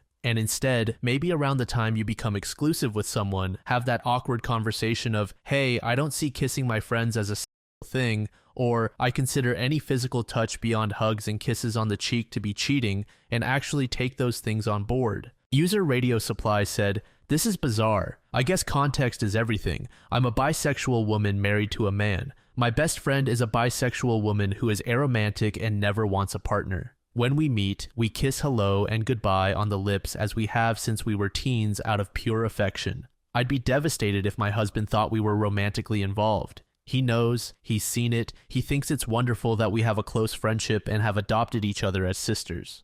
This story actually consists of 2 posts, one from the wife of the relationship and another from the husband. The post from the wife is titled, I ruined everything for nothing. I don't really know where to begin. I've destroyed my family, my husband is leaving me, and my children don't even want to be in the same room. My sister suggested I post here to maybe get some advice. It took a lot of effort to even type this out. I have been crying for weeks and I found that I was lying to myself, trying to make myself look better in this story. What hope is there when I can't even be honest with just myself, all alone by myself? I am in a terrible state, so this is a bit all over the place. Sorry about the wall of gibberish in advance. I am 38F, my husband is 39M, we have 4 children aged 15 to 8 years, and we have been together since I was 16, married for 18 great years. I had an affair. It felt great for a while. Now, in hindsight, I know it was all a delusion, a fantasy. Now I am so ashamed I don't know the words to even describe it. I can't even look at myself in the mirror. Everybody hates me, including my own sister, who is the only person that would take me in. My sister is also a cheater, by the way. Her fiancé left her for it. Still, she yells at me constantly, telling me what a piece of crap I am. She found out about my affair early on. She warned me I was on a path to disaster if I didn't stop immediately and come clean.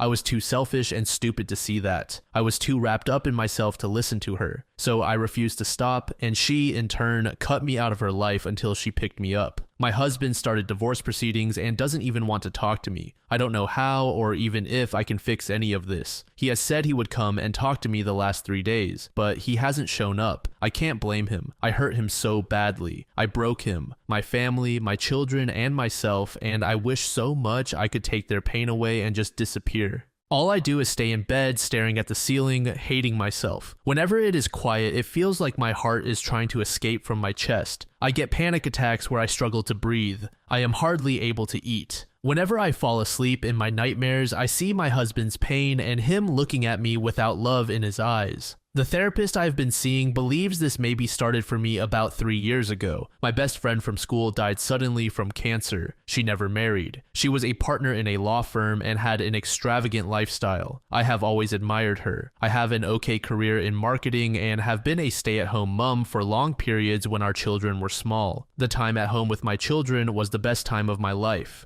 For some reason, I started re-examining my life when my friend died, especially what I hadn't done. I became very critical of myself. I started feeling inadequate. My self-esteem plummeted. I had only ever been with my husband, and I started to resent him for it, like he had denied me romance and experiences or something. In reality, I twisted it around in my head. It was me that actually pursued him. I was the one that wanted marriage and a family. I felt like I should have done better with my life, experienced more, done more. Somehow, I managed to blame my husband for all of it. I didn't actually talk to him about it. Deep down, I knew it was just stupid. Still, I grew resentful, and gradually over time, I would push my husband away. I had no reason at all to feel this way. I had a loving, attentive husband, happy, healthy children, a good job, great sex life, hobbies, good health, nice vacations, friends, great extended family, good economy. My life was wonderful by most measures. Of course, it wasn't perfect, but whose is? My younger sister got engaged around this time. She had been a bit of a party animal growing up, and her fiancé was wonderful. I became jealous of her, like her life had been better than mine somehow. My sister cheated on her fiancé before they got married, and he left her. She was devastated. She has told me that it's her biggest regret, but it's only now that the shoe is on my foot that I understand her. Somehow, I got obsessed with her cheating. I started having fantasies about it, dreaming about it. So, about 7 months ago, I started to respond to flirting from a younger married coworker. It turned into an emotional affair almost immediately. I loved the attention. He knew just what to say somehow. The first 2 months were a whirlwind, so exciting, a massive rush. During this time, I neglected my husband and my family. I would deny my husband intimacy, and I treated him very poorly. Somehow, I managed to resent him for what I was doing. I blamed him for the guilt I was feeling. Looking back, I clearly see how much I hurt him. I saw the pain on his face. Pain I so easily ignored at the time. I remember how hard he tried to win me back. But at the time, I somehow managed to justify in my mind that what I was doing was my right. I deserved it. In my mind, everybody should just be happy for me. I managed to convince myself that I was entitled to this affair, that it was good for me, and that nothing else mattered. It turned from an emotional to a physical affair at around 2 months. The sex was mediocre at best. My AP was a very selfish lover. When it turned physical, the excitement I felt during the emotional affair started to slowly die off. I kept the affair going. I wanted that initial excitement back. But the more time I spent with the AP, the less I felt that initial rush. We never had a real or deep emotional connection. It was just pretend. Still, I actually believed I loved him. I was also starting to feel more and more guilty for what I was doing. I took it out on my husband. Somehow, I managed to blame him for how I felt and was absolutely terrible to him. Then I felt guilty for that, blamed him for that too, and treated him even worse because of it. Around 2 months into the physical affair, I noticed a drastic change in my husband's behavior. He stopped trying to initiate intimacy. He stopped all the little things he used to do for me. He used to leave love notes around for me to find. Normally, he would be going out of his way to make me laugh or smile. He used to kiss and hug me all the time and make this little joyful sound when he did so. He stopped including me in his life. He would not even engage me in conversation. He used to make my favorite meals on the days I had to work late. Now he didn't even make a plate for me when he made normal dinner. He would only make food for himself and the kids. I tried arguing with him about it, but he just left the house without even saying a word. I didn't want to accept it. I was in denial, but I know now that he had completely disconnected from our relationship already. The affair with AP deteriorated quickly after that. Still, it continued for almost over a month before I finally broke it off with my AP. Strangely enough, I haven't had any desire to have any more contact with him. I started going to individual counseling. My therapist pretty much spelled it all out for me. Still, it didn't sink in. I refused to come clean. I started to desperately try to reconnect with my husband. I was still in total denial. I managed to convince myself that if I acted like the perfect wife, he would come back to me. My husband showed no interest at all, but he would come around eventually, I told myself. I believed the crushing guilt would go away if I could reconnect with my husband. I believed we would return to normal, stronger than ever. He would never know the full truth of my betrayal. I would dress up the way he likes, spotlessly clean the house, try to initiate, cook his favorite food, anything I could think of. Nothing worked. Even if I tried to just touch his hand, he would pull away from me. My husband would barely look at me. He would spend a lot of time out of the house. When I tried to talk to him, in most cases, he wouldn't even respond. If he answered at all, it would be along the lines of, "I don't care." Then he would just leave. Deep down, I knew I had lost my husband. I just refused to accept it. Before this, whenever he looked at me, there was always this tremendous amount of love in his eyes. He would rest his eyes on me for long periods of time and just lovingly smile. Now, whenever I looked at his eyes, the love was gone and he would barely even glance at me. Still, I managed to convince myself that we would be alright. Still, I hadn't started to cry. A few weeks ago, my husband was in the kitchen when I came home. He was smiling for the first time in a long time. I sat down and the rest of the conversation is actually a bit blurry, but I found out my husband knew about the affair almost the entire time. At the end of his speech, he told me we should divorce in such a way that he clearly expected me to enthusiastically want a divorce as well. The reality of my actions crashed in on me all at once. I couldn't breathe, I couldn't see clearly, I just couldn't form coherent thoughts or sentences. I don't know how long I sat there babbling, but my sister came and picked me up. She was talking to me in the car. I don't actually know what she said. I think I was in shock. Some days after that, my husband came to talk to me. I had been desperately reading online about ways to fix a marriage after infidelity. I had even prepared a full written confession and a timeline for him. I offered him everything, a post-nup 100% in his favor. Full access to everything, anything he wanted at any time, anything at all. If he would just stay with me. He took the timeline, but he didn't even want to read it. I confessed everything, and for a second, I saw that pain flash across his face again. The same pain that I had so easily ignored so many times during the affair. Now, even that little flash was unbearable to me. I could see that he was clearly hiding this pain from me. This hurt me even more. He was still being courteous and fair with me, even though I didn't deserve any of it. Sitting there, I finally had to accept that there was no longer love for me in his eyes. The only thing I could see was distrust and disappointment. As he argued with me, I could no longer deny that this was all my fault. I had broken my husband's trust. I had broken him. He used to be kind, considerate, open, full of jokes. This new man in front of me that I created. He was somber, an emotional brick wall, a man that only cared about moving on. He explained in excruciating detail how badly I hurt him, how he would never be the same. Without even blinking, he told me that the love he once had for me had died, killed by my choices. He wants to start dating. He even has a woman in mind. He didn't want to cheat like me, so he wants to divorce as soon as possible. I can't really understand how I managed to mess up my life so badly. I have destroyed my family, and now my children will have to suffer through divorce and the pain of growing up in a broken home. At some point after that, I fell unconscious, and I woke up in the hospital. My sister was there, but my husband was not. That devastated me even more.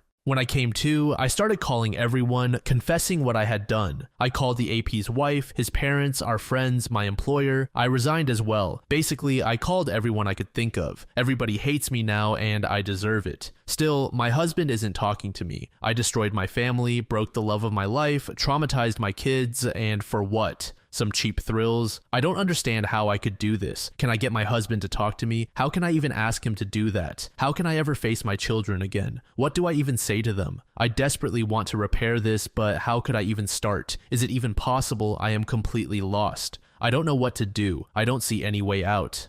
A deleted user said, I know the story from your husband's perspective and have to say, reading it from yours is even harder. Not because of your suffering, but rather because of how little you cared when you saw your husband in pain during your affair. In my opinion, a marriage is built on love, trust, and respect. If your husband will ever be interested in you again is something no one can tell you, but if you want to fight, then you have a tough uphill battle to fight because you will have to do things that might seem illogical for you. Start with working on showing him that you can respect him again by accepting whatever he tells you. He now needs distance from you, and if you reach out to him again and again, then you don't respect his wish for distance. Tell him that you are available when he wants to talk, but leave it to him to reach out to you. Don't fight him on the divorce. If he needs that, then let it happen. Respect his wishes. That is the best way to show him that you maybe found your respect for him again. Another deleted user said, your marriage is over. You killed it. You killed the unconditional love your BS had for you. Stop fighting a lost battle. Monica will make him the happiest man he could ever be. Leave him. Let him be happy. This is not healthy for him. You've done enough damage to him. Why do you want to salvage a dead corpse? The reality is that you can't. Let him be with Monica. She will heal him up and he will be happy. He doesn't need you anymore. If you really love him, give him the divorce, go to IC, and be the best mother and co-parent you can be. Think about this and let him go. There is no hope for recovery. Your attempts at salvaging this will only fuel his resentment, anger, and hatred for you. He needs to heal with a partner that won't betray him. You took him for granted for a cheap thrill, and by doing that, you did the same thing as your sister. Wise men learn from the mistakes of others. User Senior Performance said, the best you can do going forward is to fix yourself so that you can be a better mother to your children and perhaps even a better partner to a new man. Whatever bridge you had with your husband is gone. You have burnt it. He is totally indifferent to you, and that's worse than hate. I would be too if I were him after months of watching the love of my life treating me like a doormat. User While You Were Sleeping said, you're still in denial. We get the good and the bad from our parents. I, like my siblings, smoked because we saw my father smoke all our lives. You cheated not because of the death of your friend or jealousy from your sister's life. She, like you, cheated because one of your parents cheated. Let's forget your husband for a second. What gave you the right to cheat your kids out of a happy home? I don't really think you can fix it. You basically thought you deserved to cheat on your husband and think that a few fake tears will get you back like nothing ever happened. The husband's post is titled, My Cheating STBX Confuses the Hell Out of Me. So I'm seriously confused. I have been reading a lot on these forums over the last few days, but I'm still kind of dazed.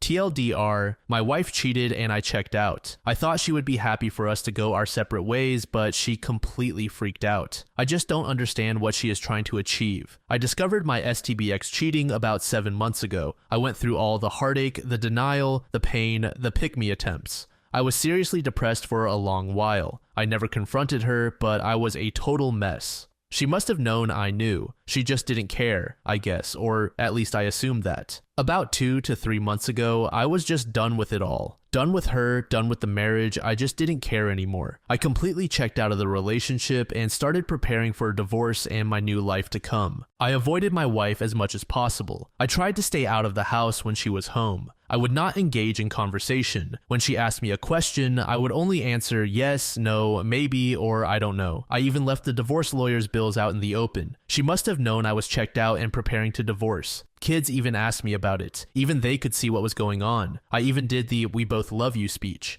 It's not your fault, sometimes grown-ups can't be together anymore, etc. My wife was actually in the room and must have heard me talk to the kids. She didn't comment or object. I took her silence as consent. Anyway, a few days ago, I met a girl I used to know in school before I ever met my wife. We always had this tension between us, some kind of chemistry. We would always flirt and be touchy, but we never actually did anything about it. Let's call her Monica because I think she looks like Monica Bellucci. Monica and her family moved away before I found the guts to actually do anything about it. I regretted that for a long time, but I was young, shy, and stupid. I haven't been thinking about Monica for a long time actually. I haven't seen her for years. but as soon as we met, the tension between us was palpable, even more than I remember, and communication was effortless. She actually asked me out. I explained the situation to her with my STBX. I told her I wanted to be officially separated before I started dating. I wasn't going to cheat. Monica respected that. She gave me her number and told me to give her a call as soon as I was done doing what I had to do. She told me she never married and she was really excited to get to know me again. I was even more excited. The encounter motivated me to finally confront my wife and officially get separation and divorce going. I was really happy when I went home and sat down waiting for my wife. I was actually grinning like a lunatic when I asked her to sit down and told her that we had to talk.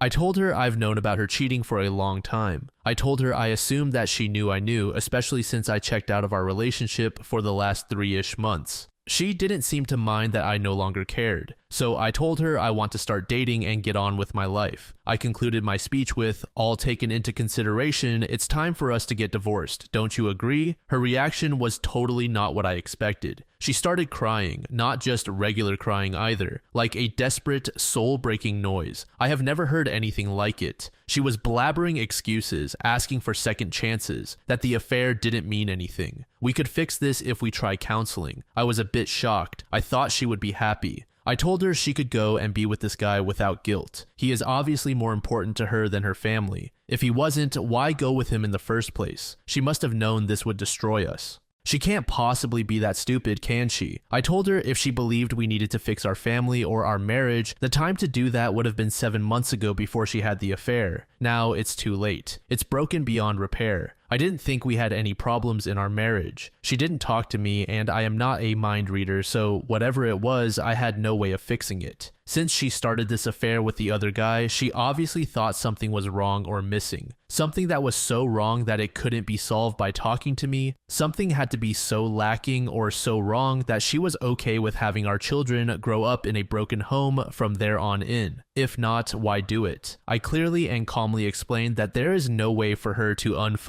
this guy for the last 7 months, and there is no way to undo the pain and suffering she caused me. The pain she caused that made me arrive at this point of basically being indifferent. Or actually, I kind of hate her guts. I'm simply being civil for the sake of being able to co-parent our children in the future. Her sister showed up, and after I explained what was going on, she took her away. I felt tremendous relief when they were gone, like I could finally breathe for the first time in 7 months. I don't know what I'm looking for here. She must have known this was going to happen. She must have wanted it. She can't possibly be that stupid that she thinks this behavior, these choices she made, would result in anything other than divorce and a broken family. She is beautiful, she is smart. Our marriage was great up until she started her affair. I have accepted that life changes. I have moved past it. Now she is pretending like she loves me, that she wants us to remain married and a family. What could possibly be her motivation to have this major drama at this point? What could she gain? I mean, she couldn't possibly expect us to try to reconcile at this point, could she? It must be some kind of ploy. I just can't figure out what it is. I have lots of evidence of her cheating. I live in a European country, and this would mean no alimony or anything for her. Could that be it? Is she afraid I will out her? Could that be it? She wants me to feel sympathy, so I don't tell people about what she did. Her AP is married, so maybe she is scared I will tell his wife. I just can't get my head around it. Anyway, I just had to get this out of my head. I was hoping it would make more sense typed out, but no, I am just as confused now as when I started this rant.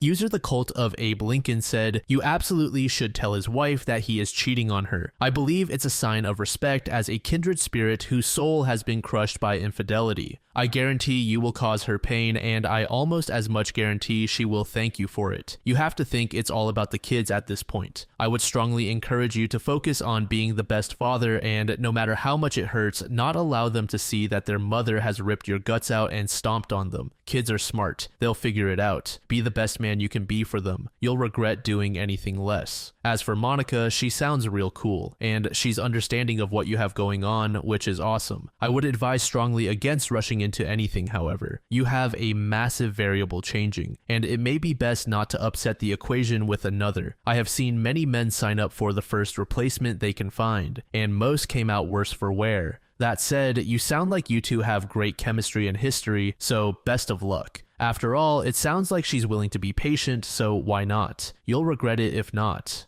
User Swansong Blue said, "Oh, the reality hit her like a train, OP." Bam, and her little world was blown completely asunder. She was so into her affair fog that she never even noticed that you had disengaged. She didn't care. She was getting her kicks from her AP, and it was supercharged because it was cheating.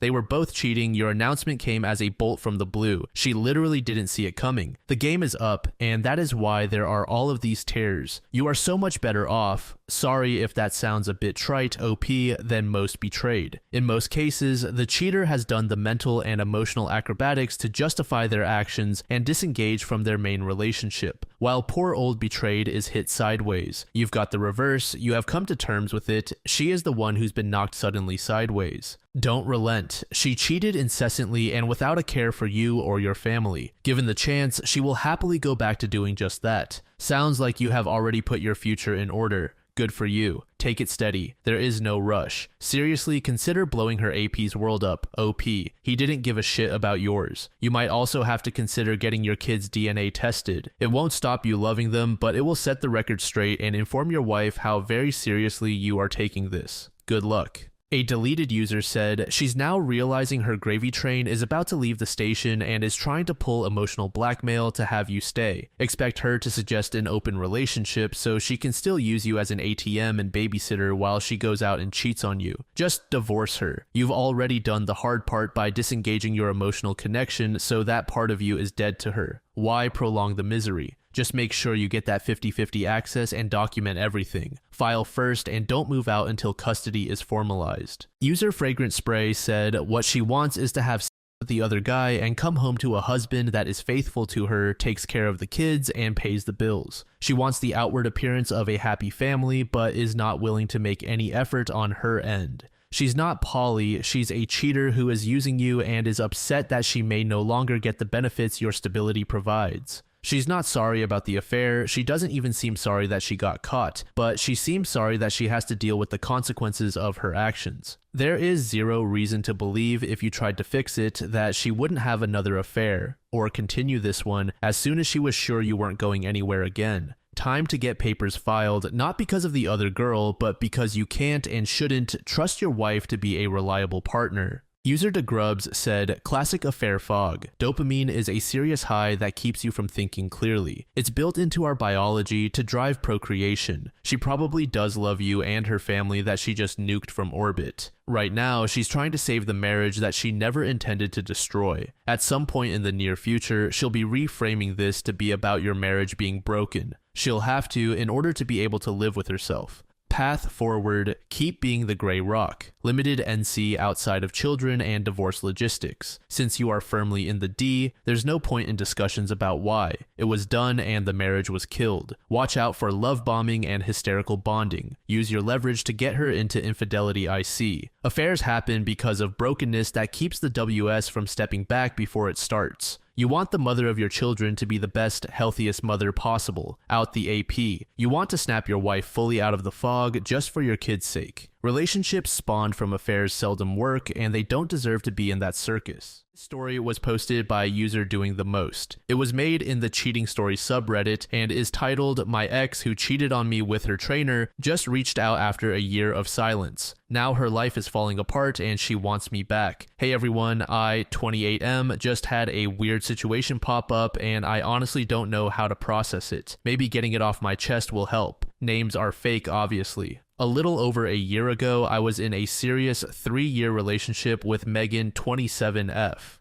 Everything seemed great between us, at least from my perspective. We talked about moving in together and even had casual talks about marriage someday. Around that time, I started getting into fitness and introduced Megan to my personal trainer, Jake 30M. Jake was a super charismatic guy, and he and Megan hit it off, but I didn't think much of it, just assumed they had a good trainer-client relationship. After a few months of them working together, Megan started acting more distant. She'd be busy after her workouts, not come home until late, and her phone would suddenly always be on Do Not Disturb. I'd ask her about it, but she'd blow me off, saying I was being paranoid. Well, turns out I wasn't paranoid. One night, Megan left her phone on the counter while she was showering, and it lit up with texts from Jake. Let's just say they weren't talking about meal plans or workout routines. I confronted her immediately, and she broke down and admitted she'd been cheating with him for months. She told me she fell in love with Jake and that it wasn't about me, it was just something she couldn't help. She packed her things and moved in with him within a week. That was the worst time of my life. It felt like my entire world had been ripped apart. I blocked her on everything and focused on picking up the pieces of my life. Therapy, gym, hanging with friends. I slowly started to move on, even though it left a deep scar. Then out of the blue, a few days ago, she reached out to me on a new number. At first, I wasn't going to reply, but curiosity got the better of me. She started off saying she missed me, that she's sorry for everything, and that she's made a huge mistake. Apparently, things with Jake went downhill fast. She found out he was cheating on her, they've broken up, and now she's stuck, lonely, and miserable. She even admitted she's been thinking about me for months, but was too ashamed to reach out sooner. She said she realizes what she had with me was real and that she wants to make things right. She claimed she was willing to do anything to prove she'd changed and asked if we could meet up to talk. Here's the thing, part of me still has some feelings for her, but another part of me is screaming to block her again and never look back. I don't know if I can ever trust her after what she did, but hearing her sound so broken on the phone stirred something up in me. Maybe it's pity, maybe it's nostalgia, or maybe I'm just an idiot. So here I am trying to figure out if I should hear her out or tell her to stay in the past where she belongs. What would you guys do?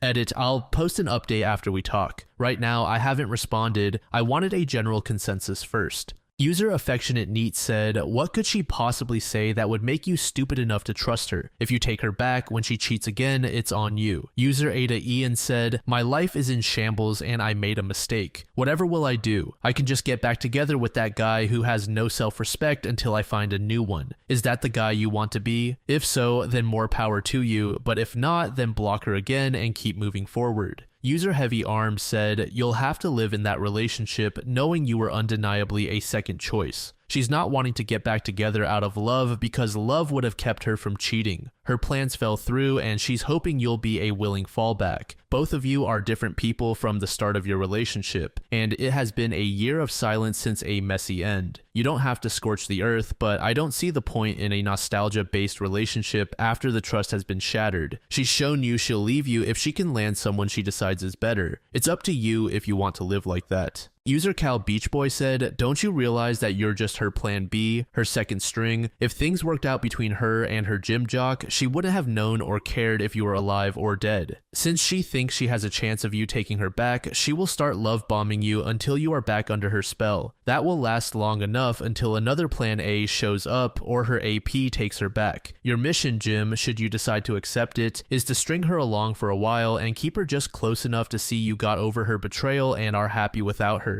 If you introduce her to your new GF, even better. Tell her that you just fell in love and it wasn't about her, it was just something you couldn't help. The very next day, OP provided an update. Hey everyone, I wasn't planning on doing an update, but after meeting up with my ex, I feel like I need to get this off my chest. If you didn't read my first post, the quick version is my ex, Megan, cheated on me a year ago with her trainer Jake and left me for him. Now, she's back saying things went south with him and she wants to get back together. So we met up yesterday for coffee. I went in not really knowing what to expect. Part of me wanted closure, part of me was still curious about what she had to say. We talked for a good couple of hours and it was a lot to process. Megan started by apologizing. She admitted that leaving me for Jake was the biggest mistake of her life, and she's been paying for it ever since. Without getting into too many details, things between them weren't as perfect as she thought they'd be, and the whole relationship basically crashed and burned. She's been struggling ever since, mentally, emotionally, financially. It's been a rough year for her, but here's the part that I wasn't really prepared for. She also brought up a lot of things about our relationship that I never considered. She said that while cheating on me was 100% wrong, she felt like I wasn't the best boyfriend either. According to her, I didn't always make her feel appreciated and she resented me for that. She mentioned that I was emotionally distant at times, more focused on my work or hobbies, and she felt like she wasn't a priority. She didn't use it as an excuse, but she said that built-up resentment contributed to her being tempted by someone who made her feel wanted. Hearing that hit hard. I didn't see myself that way, but looking back, I can see where I might have dropped the ball. I thought I was being a good partner, but maybe I was blind to some of her needs. She said she spent a lot of time reflecting and realizes she should have talked to me about her feelings instead of stepping out. After we finished talking, she asked if we could try again. She claims she's learned from her mistakes and wants to rebuild what we had. She told me she's willing to take things slow and prove she's different now, but I'm torn. On one hand, I've done a lot of healing in the past year, and I don't know if I can or should go back. On the other hand, I can't lie. Hearing her admit her mistakes and explain her side of things made me feel something. Maybe it's closure, maybe it's sympathy, maybe it's old feelings creeping back. I honestly don't know. Now I'm just confused. Part of me wants to move on and never look back, but another part of me is questioning whether we both made mistakes that could be fixed now that we've grown. I can't tell if she's just trying to ease her guilt or if there's a real chance at something better. What would you guys do? Is there any point in trying to rebuild, or is it better to leave the past where it belongs? User Book Rants said, "My guy, she was manipulating you. If you weren't a great boyfriend, why is she coming back to you now? Tell her, sorry, I was such a shit boyfriend to you. I didn't know, but the good news is you're now free to find someone better. Good luck." Like, if you were so bad, she started resenting you, why even want you back? Under this comment, another user said the following: "She's negging him, blatantly as well. F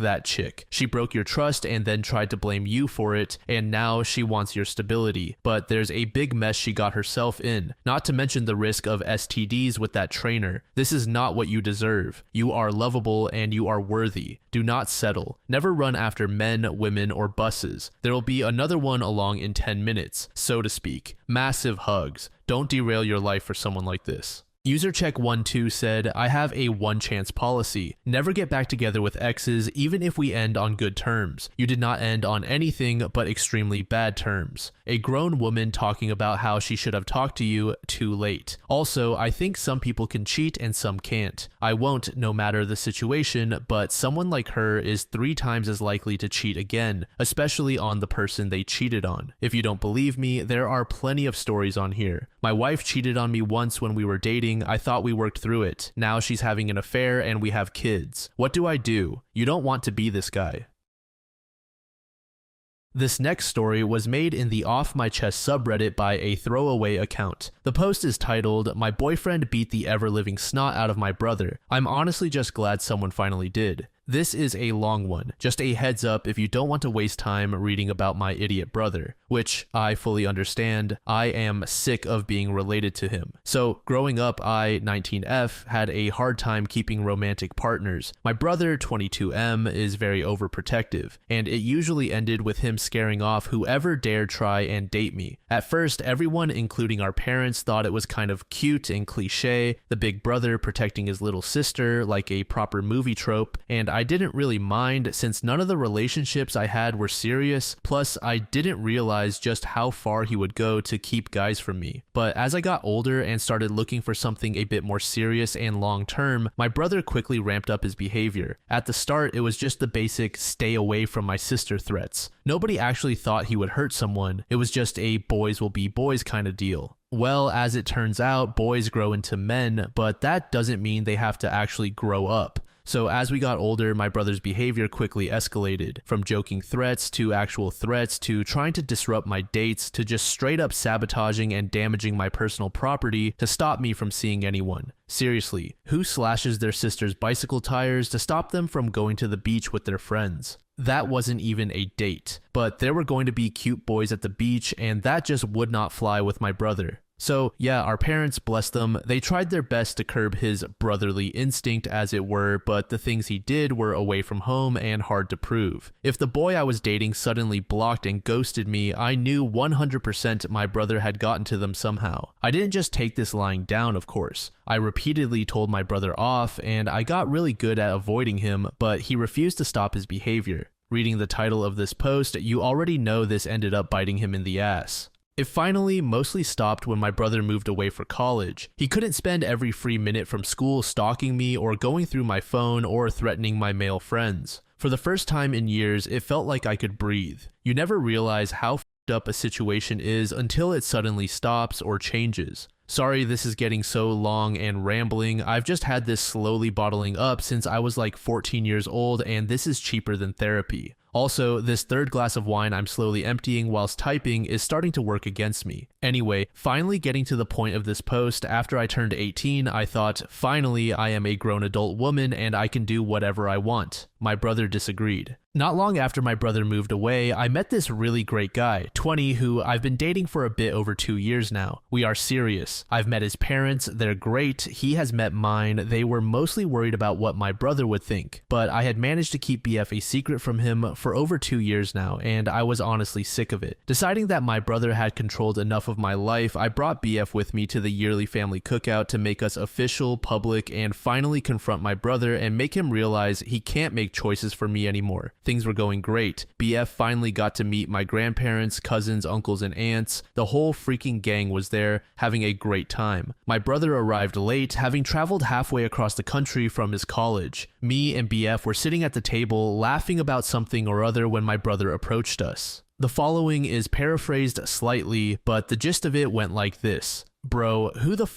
are you? Me. Well, good day to you too, brother. Have you? Bro, I asked who the f this guy is. And then my boyfriend, my amazing, wonderful, complete dumbass of a boyfriend, got up, extended his hand to my brother, and tried to say, "Hi, I am X, OP's boyfriend. Nice to finally meet you." Yeah, he only got so far as the boyfriend part before my brother took a swing at him. Now, this is the part where I reveal the hilarious plot twist and why I felt okay with bringing BF to the gathering. BF's dad is a former cop, and his mother teaches self-defense classes to DV victims. Yes, I currently have the biggest shit-eating grin on my face typing that. What about it? Full honesty, it's like half the reason I started dating him. I mean, he's great in many ways, and I love him lots, but I specifically looked for a partner that wouldn't take shit from my brother and wasn't intimidated by him. Well, I definitely made the right choice. BF just barely avoided a full-face sucker punch. My brother's fist glanced his cheekbone and BF got away with a black eye instead of a fractured orbital. By the time we managed to pull BF off him, my brother had both eyes swollen shut. He was spitting blood and teeth, clutching his chest as BF managed to crack 5 of his ribs in what I can only describe as the fastest, most cathartic, and well-deserved ass beating ever.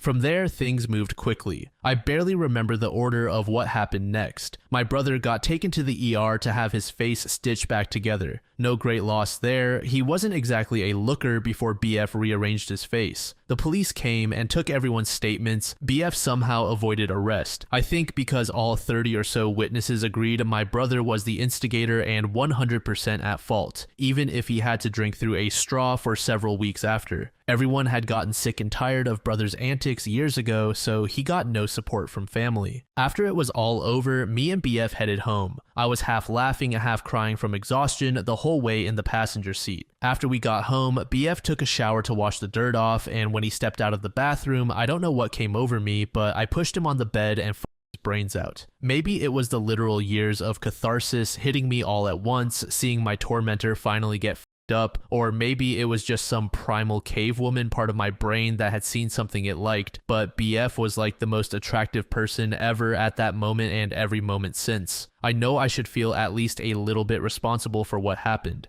If I hadn't brought BF to the gathering, none of this would have happened, but I was so sick of my brother's shit and I wasn't going to take it anymore. We finally got the word back from the police a few days ago. No charges will be brought against BF. Witness testimony from 30 people is apparently enough to justify self-defense, even if my brother had zero chance of taking down BF in hand-to-hand. Speaking of hands, I fully intend to put a ring on BF once I've saved up a bit of money, and he only has himself to blame really. You can't just rock my world like that and not expect me to hear the ringing of wedding bells. So yeah, that's way too many words used to tell a story that can very quickly be summarized with TLDR, brother tried to stop me from around, but he was the one who found out. Now, if you excuse me, the wine is calling. A deleted user said, "Just want to say that your brother needs serious therapy. His obsession with you is beyond up and gives serious abusive incest vibes under the guise of protection. Especially knowing how violent he is, this could lead to physical danger to you in the future. Your parents are toxic for enabling this behavior for so long.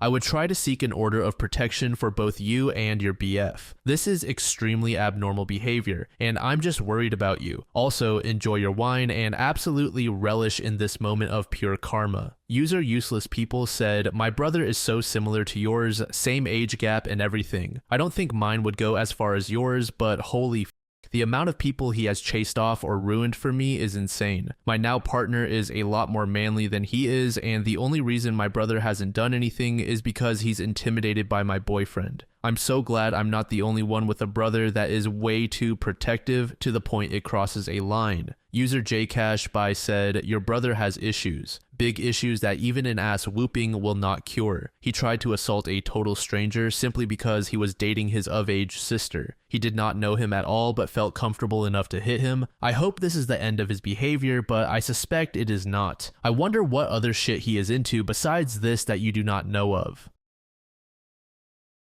This last post was made in the Nuclear Revenge subreddit by a user named Got Rid Of. The post is titled Nuclear Ghosting, Revenge on Cheating Fiancé. The players are myself, fiancé, and fiancé's mom. It has obviously been several years since the incident, and I literally have never told anyone in my new life about this. Tonight I have some good wine to drink and figure I'll let my fingers do the talking. I thought I had met the perfect woman. We met in the last year of college. We met at a party and hit it off instantly. She was a beautiful blonde with sun-kissed skin, and she could have been a model. She was kind, compassionate, sympathetic, a good listener, and had an active life with many friends. She liked my friends, and it was awesome over the 3 years we knew each other and how our friend groups merged. Several of our friends began dating each other. It was some of the best times of my life. I was on for a post-grad in finance, and she had a degree in contractual law. This is just to say we ended up being successful in our own rights. But I'm no slouch in the looks department either. 5'11", 190 pounds, and liked the gym.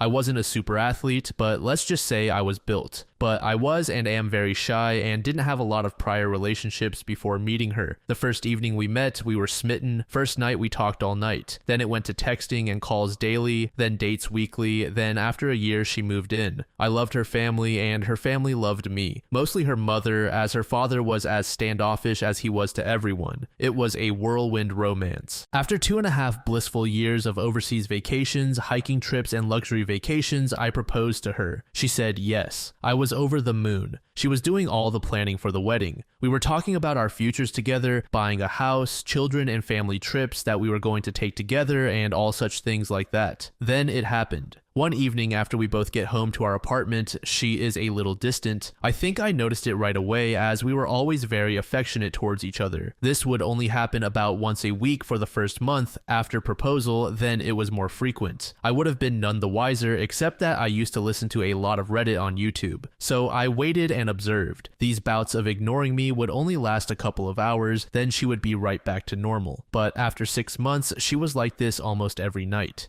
Was still great. Relationship with her parents still great. But over Thanksgiving at her parents' home in Louisville, Kentucky, she was standoffish towards me in front of her mother. Now her mother was a very observant woman. She pulled her daughter aside to talk to her and I could hear them arguing. After some heated but muffled words, they returned to the rest of the family and carried on like nothing was going on. I figured I could ask her about it later and I did. She was not willing to talk about it and asked me to wait till we were home to discuss it. I agreed as I loved her deeply and thought we could work through anything. Her mother was an older version of her, same stunning looks. This is important later. Back home, I asked her about it, but she was unwilling to discuss it. When pressed on it for a week, she finally confessed that a guy at her work was trying to get to know her better. She wanted to be forthcoming, so she showed me her phone, and as I looked through it, I noticed that all the texts that would have happened during the times she was withdrawing from me were removed. There was nothing untoward in the texts, but I did go into her phone settings and turned on her locator on her phone as we shared the same phone plan. And I honestly thought it would make me see that she was not doing anything wrong. Was I wrong? That second weekend after Thanksgiving, she had a company Christmas party. I had planned on going, but came down with food poisoning and had to back out. She had a girlfriend pick her up from our apartment as they planned on drinking a lot and had a DD for the evening. We had planned on going out all night, so I told her to have a blast and I would see her in the morning. So as I'm puking my guts out and barely able to get off the toilet for more than 30 minutes, I grabbed my phone and watched her location. First, it was a restaurant, then the venue of the company party, then a bar. None of this alarmed me until I saw her phone stop in a downtown hotel. At this point, I was miserable in more ways than 3. Projectile vomiting out my butt, mouth, and now soul. I finally fell asleep due to sheer exhaustion at 2 a.m. At 7 a.m., I awoke and saw she was still at the hotel. At noon, she finally comes home, and I am on the mend. She loves me up, and I asked her about the previous night without mentioning anything about knowing her locations. She talks about the restaurant, party, the bar, but then says she went to her girlfriend's house to crash for the evening. First lie. For the next 3 months, she has to start working later and later, 3 to 4 days a week. As I start asking her about it, she becomes more and more defensive. I talked to her mom one evening when fiancé didn't come home until late. I asked her mom about the Thanksgiving conversation, and she admitted to me that she thought her daughter might be stepping out of our relationship because of how she read her body language. She also said that her daughter was being more and more distant with her in their weekly texting conversations. With all this speculation that was going on in my mind, I kept it to myself. 2 weeks later at work, I ended up getting a new project at my company that was going to require me to fly to the Midwest Monday through Friday for the next 5 weeks, starting in 2 weeks. It came with an increase in salary, and as I broke the news to my fiancée, she was delighted for me. I didn't think though that she was excited for the same reasons I was. So I went online and ordered 4 motion-activated spy cameras for my apartment.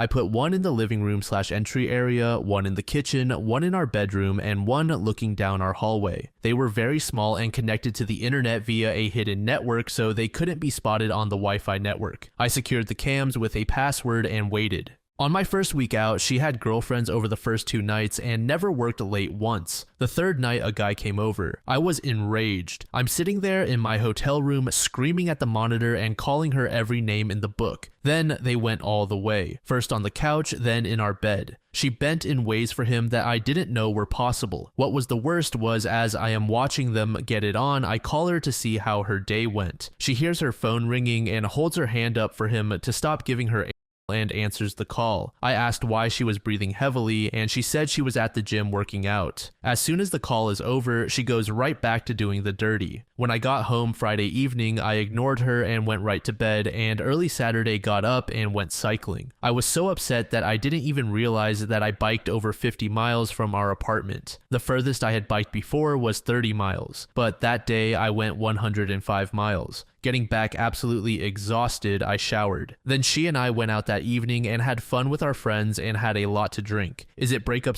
when the one you're going to break up with is oblivious? I was bursting inside. Heartbreak, anger, rage, and feelings of betrayal all swirled around in my heart and mind. She, who used to be so attentive, was oblivious to all this. It hurt so much because I loved her so much. I finally confided in one of our mutual friends, and he told me that they all knew about it for months. I was finally told they all felt sorry for me, but no one again said a damn thing to me, which is why they stopped inviting us out with them. I hadn't noticed it before, but I could look back and see that about 3 months prior, they gradually invited us and me less and less. So I figured I would try and win her back. The next weekend, I planned the entire weekend as a complete weekend of spoiling her in every way. Wined and dined, pampering, massages, rubs, and talking to her about future plans and about how much I loved her. I knew I was starting to break through when after her 4th glass of wine, she started to cry, and I could tell the guilt was coming up to the surface. I asked her what was wrong, but she would choke up every time she tried to speak. I then told her that if she did something in her past or was having some kind of conflict in her mind that she needed to speak to me about, that I was more than willing to talk with her about it, and if forgiveness was needed, then I was more than willing to forgive and move on. The only words that came out of her mouth in her tears were how much she loved me. It actually hurt to hear that from her, as I now had 4 separate videos of her and the other guy in our apartment getting it on. Over the next 8 weeks of traveling to the Midwest, I recorded over 41 hours of her having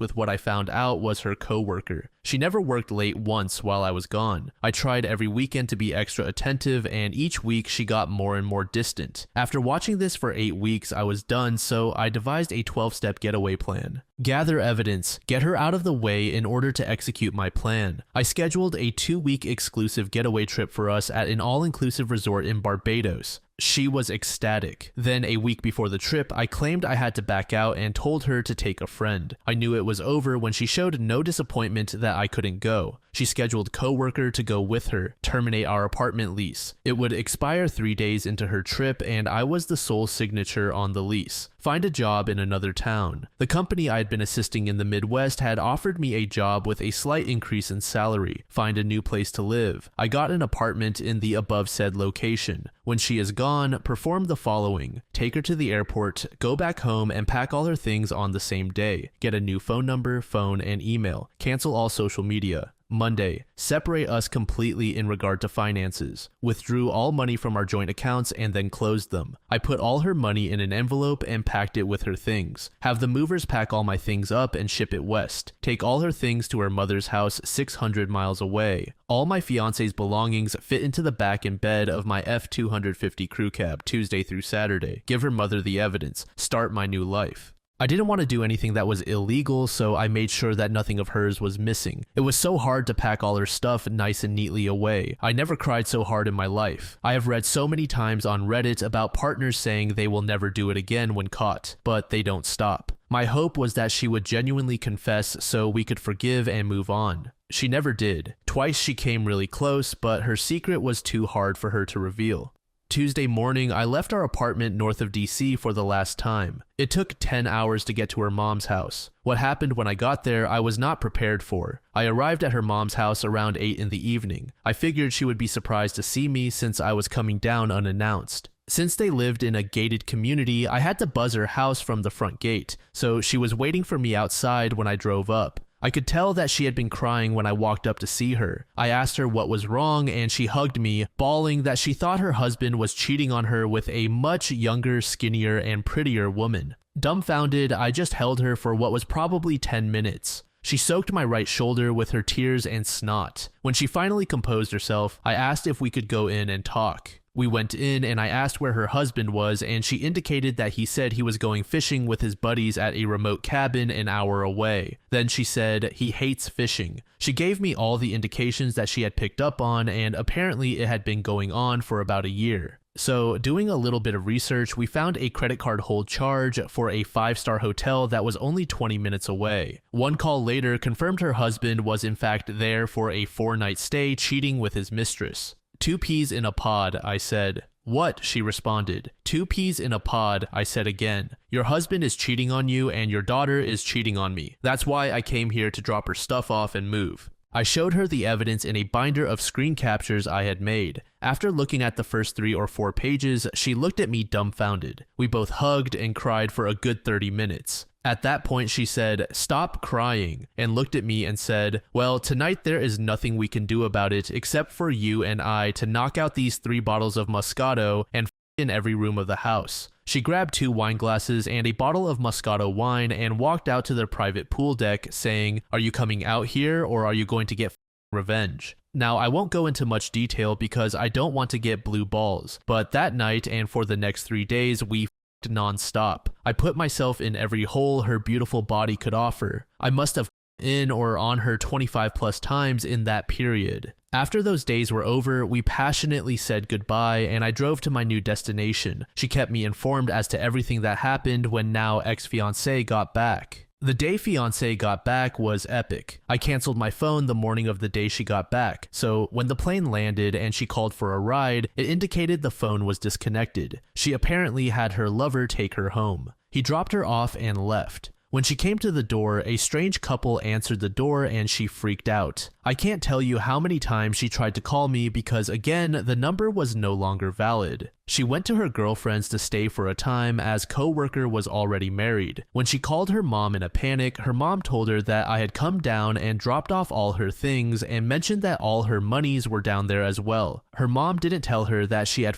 more in 3 days than fiancé and I had in the last 6 months. But she did tell her that she knew that she was cheating on me and I said I had found a new job, place to stay, and new career far away from her and all the friends we had, and that her mother was separating from her father due to infidelity. Apparently, she cried for days and took a week off of work. But alas, she found comfort in the arms of her married lover. Her mom never let her know where I was at. I had completely cut off that part of my life. The only link I had to that old life was fiancé's mom, and she has kept our secret to this day. Fiancé was ghosted the most. TLDR, fiancé cheated, ghosted her life to start my own, got with her mom. This story was posted by user Outrageous Spread. It was made in the relationship advice subreddit and is titled I am 35M. My 25F wife and mother of 3 is cheating on me. She thinks I don't know anything. What do I do now? I don't even know how to start all of this. I feel like I will faint. I have been married to my wife for 9 years, together for 11. We are both from Europe, but not from the same countries, and currently live in Asia. We have lived in Asia for the last 10 years, but in this country for the last 8 years. We have 3 kids, M8, M6, and F3. My wife has not been working since our first son was born. I have permanent residence in the country where we live, and she and my kids are allowed by law to stay with me even though they are not citizens and she is not working. In my eyes, our marriage is pretty good. We have had some fights in these 9 years, but nothing special. I work 5 days per week from 8 a.m. until 4 p.m. She never told me she feels lonely, unloved, or bored. She has her routine. Our oldest son goes to school, the younger son preschool, and my daughter goes to kindergarten. She drives them to school every day and picks them up after. She makes lunch and waits for me. We would go on vacations, trips, holidays, and dates every weekend. I have never ever thought she was doing something behind my back. We also have an open phone policy, but I don't remember when I checked her phone before all of this. I don't think I've used it 5 times in my life. This Wednesday, I came to our house and parked the car outside. I don't think she heard me, but I heard her talking with someone about how she misses that person and can't wait to see them this week. I don't know if she heard me or saw my car, but literally 5 seconds after she said that, she hung up the call. I asked her who it was, and she said it's one of her friends who is currently on a trip.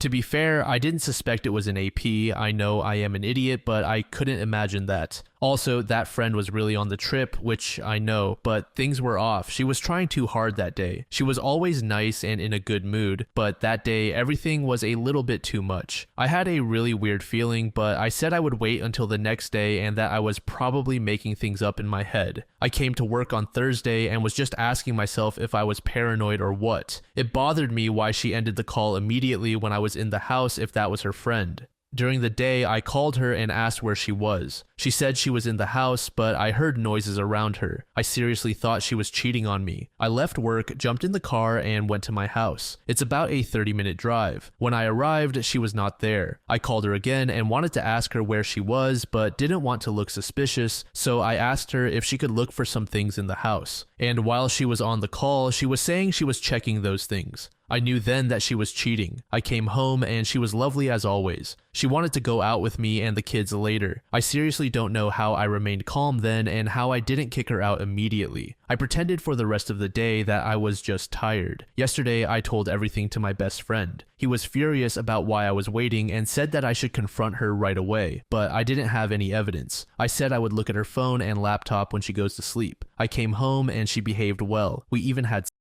I think if I stay under the shower for 10 months, it will not be enough. I wasn't in the mood and she asked me if everything was okay. I said it's just too much stress at work. She hugged me and went to sleep, saying everything is okay. During the night, I checked her phone. I don't know if she was that stupid or so sure I wouldn't see the messages, but she didn't delete anything. They were hidden, but not deleted. I had about 30 to 40 minutes to look because she woke up. AP is some kid. I mean, technically not a kid, but he is younger than me. I would say 23 to 27. I checked his Instagram and he is apparently some boy. He follows 80% girls. He has tattoos, jewelry, and muscles, and he is white. So he is not a local guy. To be honest, he is attractive. I can't lie, attractive enough for her to ruin our marriage and family. By his name, I would say he is from Europe also, but I'm not sure. He seems to have a lot of cash. I don't know if he's some daddy's boy or what, but I can see he has 2 supercars, travels the world, and posts pictures from going to parties weekly. They were physical at least 4 to 5 times. She sent him so many nudes, almost all during the morning when she is alone and without kids near her. It seems this has been going on for about a month. I have no idea how they met. She was going out last month sometimes, saying she was on girls' nights, and I never checked on her. Probably then, somewhere. She was initiating meetings and conversations almost every time. He either doesn't like her enough or acts like he doesn't care, so I think she feels that and tries a lot.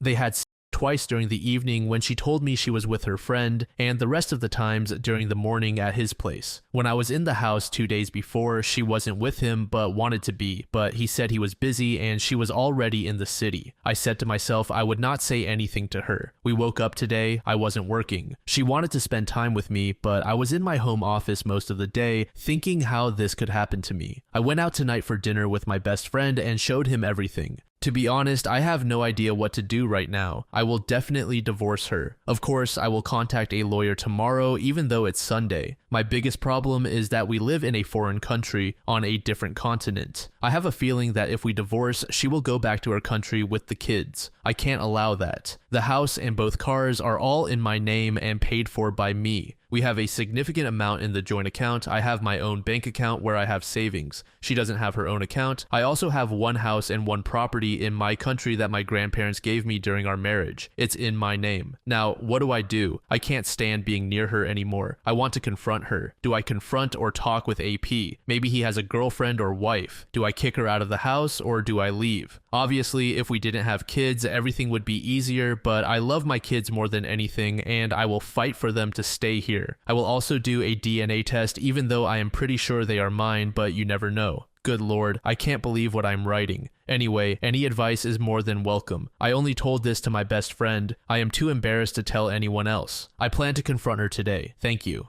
User Educational Goose said, if there are too many things you can lose, it is better to talk to a lawyer before you confront. Also, check if you can divorce her in your country. Since you are a citizen, it should be possible. User Shenanigans 20 said, don't confront her. Talk to a lawyer first and make sure you have copies of proof of the affair. Ask the lawyer about your rights to keep your kids with you in the country where you are. You are the primary support, and I am sure you could hire a nanny to look after them while you work. Also, make a virtual appointment with a lawyer in your country of origin and have a conversation to understand your rights. Make sure you explain that you are working abroad. Lock your accounts so she cannot move money or try to steal from you. Do all this before talking to her, as you do not know if she will try to take the kids and money while you are away. I'm sorry you are going through this, but it is time to be level-headed and protect yourself and your kids. Sending virtual hugs. User Old Hamster said, no confrontation until your ducks are in a row. Shut off all your emotions and handle your business, as tough as it is. The last thing you need is her reeling you back in with her bullshit. Sorry it's happening. It sucks when someone throws away family for 15 minutes of thrills. User New Arrival said, see the lawyer and follow their advice on how to prevent your STBX from taking the kids out of the country without your permission, your assets, finances, and access to your children. Expect her to spin a story of abuse and neglect, so save all evidence so you can show people the truth. Get STI tested. Do not confront until all your plans are in place, and then don't confront. Just reveal what you know and let her know you are filing for divorce. Don't argue or debate. Tell her to have her lawyer call yours for details. A day later, OP gave us an update. A lot of you asked me for an update. There are some very good and some not very good news. First of all, I want to clarify some things. I received many messages and comments about this. My wife and I are both from Europe, not from the same country. We have been together for 11 years and married for 9. We met in my country. Then, after a year of relationship, I received a job offer in Asia. She went with me, but since we weren't married, she couldn't get a proper visa. She didn't work at that time. She was flying out and flying back into the country on a tourist visa. About a year after we moved to Asia, we married there. And then a year after she married me, we moved to another country in Asia where we have lived for the last 8 years. So 10 years in total in Asia, lived first 2 in one country where we had our wedding. Last 8 years in the country where we are currently now. A lot of you ask me where exactly AP lives. I am not sure if AP lives here year round or not, but I think he does. It's a huge city and there are a lot of foreigners here. And his apartment is in a downtown area where there are a lot of foreigners. Also, a lot of you asked me to give her another chance and go to MC because of the kids. I respect your opinions and everyone is different. Someone can forgive a 10-year affair. Someone can't forgive innocent texting with an unknown man. I don't forgive something like this. I don't know what needs to happen for me to consider reconciliation with her. If I was a bad husband, if I didn't take care of her, if our life was dead, if she ever told me she is not happy, I would at least understand why she did that. But it is quite the opposite. Life 4 to 5 times per week, she is always smiling and literally since I've known her says she is happy. We always spend time together, she never avoids me or becomes angry at me. My answer is no. Only if my kids beg me and suffer so much I might live with her for some time, but I will never ever touch her again. I called the lawyer here today, told him I really want to meet him and I can pay more since it's a Sunday and I assume it's his free time. The lawyer was really nice on the phone and we met after lunch. I showed him and explained everything to him. The news is this: all the assets I have here are completely mine. She doesn't have any rights to them currently. She is on a spousal/family visa here, doesn't work, and is not a citizen while I have permanent residency. Since everything has been paid by me and everything is in my name, I am the owner of everything. All the money in the bank is mine. He advised me to take all the money from the joint account and transfer it to another bank account where she doesn't have access. The joint account is in my name, but she has credit and debit cards and uses it daily for everything for the house, kids, and herself. So technically, she doesn't have any right to that money. Cars are the same story because they are all in my name and paid by me with clear evidence that I paid for them. The bad news is about the most important thing.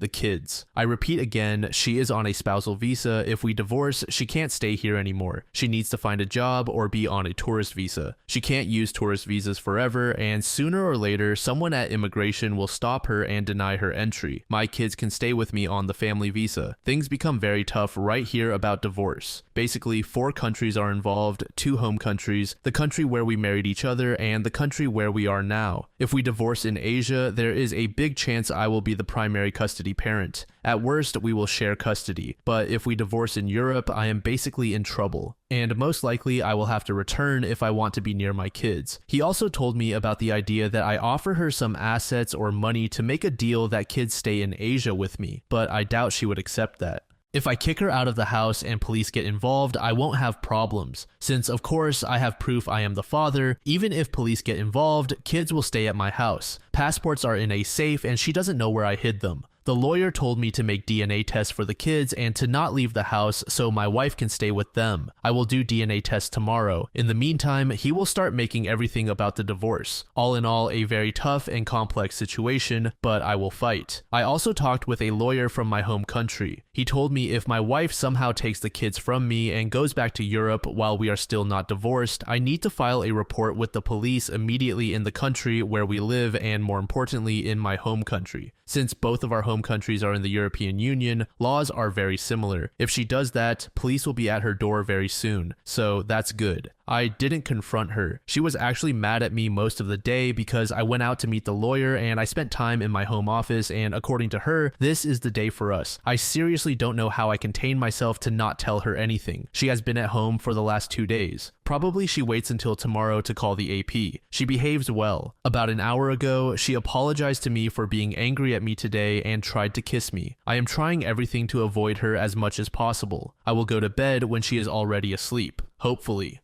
Tomorrow I will do DNA tests for all the kids. The lawyer told me he will call me with all details for the best options for the divorce. I will ask for some days off at work, and after that I will confront her and AP. Lawyer told me to record everything he says. Thank you so much for your messages and comments. Your advice helped me a lot. Thank you once again. User JLaw1791 said, please get tested for STDs and for heaven's sake, move all of your money today. Move it to a bank account that is new, she doesn't know about, and to which she cannot get access under any circumstances. Make certain it's a bank that is multinational and doesn't have branches in your home country or hers, just in case. Also, get more evidence. When you confront her, have a camera running and get it on video in case she tries to turn it around on you. And do not leave your home until she's out and you've changed the locks. Do not allow her to take the children out of your sight, and make absolutely certain she couldn't physically discover the location of the passports. Please do this, especially the first, second, and last paragraphs preceding this one. Also, get her deported. Burn her world to the ground. Cheaters are the absolute worst. You've got this, OP. Last thing, when you confront her, have a witness who definitely has your back physically there. Insist she leaves the house, then change the locks. Remember, you don't know her and you don't know how she's going to react. Make sure that knives and any weapons are out of reach. User Cadence Quandary said, getting her kicked out of the country and making it so the kids never see her is not the right thing to do at all. This will hurt your kids, and unless you go about parental alienation, the kids will hate you in later years. She is the kid's primary caregiver. If she was an addict or a terrible mother who regularly abandoned her kids, then fine. But if she is a good mother, you need to think long and hard. Also, she gave up her career to stay home and care for the kids. Saying she is not entitled to anything doesn't sound right. At the very least, she can petition her home country to say otherwise. Also, if you kick her out and she gets deported, likely the home country will grant her custody and petition your current country to send the kids back. Most countries do not look favorably on having a mother deported away from her children. Think long and hard about how to approach this. Being vindictive will only hurt the kids the most in the end.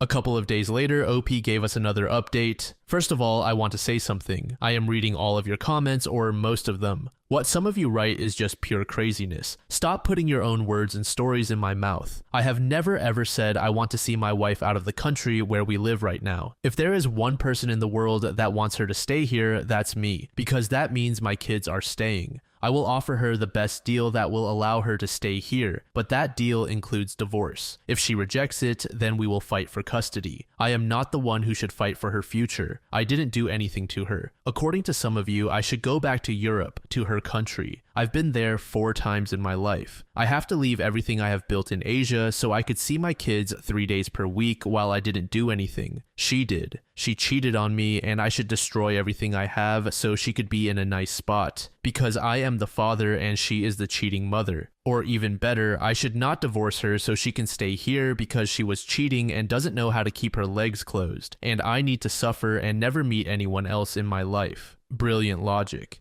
Maybe she can find a job here and stay in the country legally with the kids who have everything. That's also not okay. Poor her, she needs to work. Some of you said she gave up her career because of me and the kids. Again, you are making stories without knowing anything. She didn't give up on anything. I was the one telling her if she wants to work, she can, but she only finished high school. And I will hire a nanny, but she didn't want to because she probably needed time for her AP. I am not forcing her out of the country. Immigration will force her if we divorce and she doesn't have a job. That's normal in every country. I am not above the law. She can find a job and stay with the kids because the best for kids is to stay here. She should do everything to be near the kids. In the end, I love our kids more than she does because I didn't ruin our family. She did. Not to mention, my kids don't know anyone in her country except her family, don't speak her language, and have friends and go to school here. Well, if you ever experience something like this in your life, you can use your logic. I will stick with mine. So to conclude this rant, I will offer her a deal with the kids staying here. She stays here, but not with me. If she rejects it, we go to court, and we will see what the judge will say. I also never said if we divorce, she will not get anything. She will, but not as much as she would get in Europe. And I honestly don't care if I lose money, house, or whatever if my kids stay here. I could transfer ownership of my house to my brother, cars, send all the money as a gift/loan to him or to my parents like my lawyer told me to do if I want to keep everything after the divorce, because at this moment she is not entitled to anything before the divorce since she doesn't even have residency status here, let alone citizenship, and everything is in my name. So I can do that before I file for divorce and she will get huge nothing here. But I am not doing that. I will earn that money back in a few years max, but my kids are forever. Now, news and long update. Yesterday, I had long talks with my lawyer. He will make everything so we can divorce here where we live. It will be a tough process, but we are ready. He also gave me the contact of the lawyer in the country where we married each other. That lawyer told me, according to everything I told him, I am in a great position. So I am literally building 2 cases if I need. I need to divorce in Asia, not in Europe. If I divorce in the country where we live or where we married each other, there are huge chances kids will stay with me. European courts have 0 rights or jurisdiction here, so if she ever thinks to send kids to Europe with her, she can only dream. The court, according to my lawyers, would keep kids here because 2 of 3 my kids are already in school, spent their whole life here. I am working, she doesn't. I have a house, financial power for their good life, and residency status. My wife could ask for an appeal in her own country where she would have bigger chances, but that process could go on for years, and I can delay it also in multiple ways, and my kids would not be allowed to leave the country where we are without me allowing that, so that's great. I sent all the details about house, cars, and bank accounts to my lawyer, and he is building the case. Also, I agreed with him that we make a deal for her. She can keep the house and car, but I will be the primary custody parent. Or I keep the house and I will pay for the place where she can live and we share custody. Anything other I don't accept.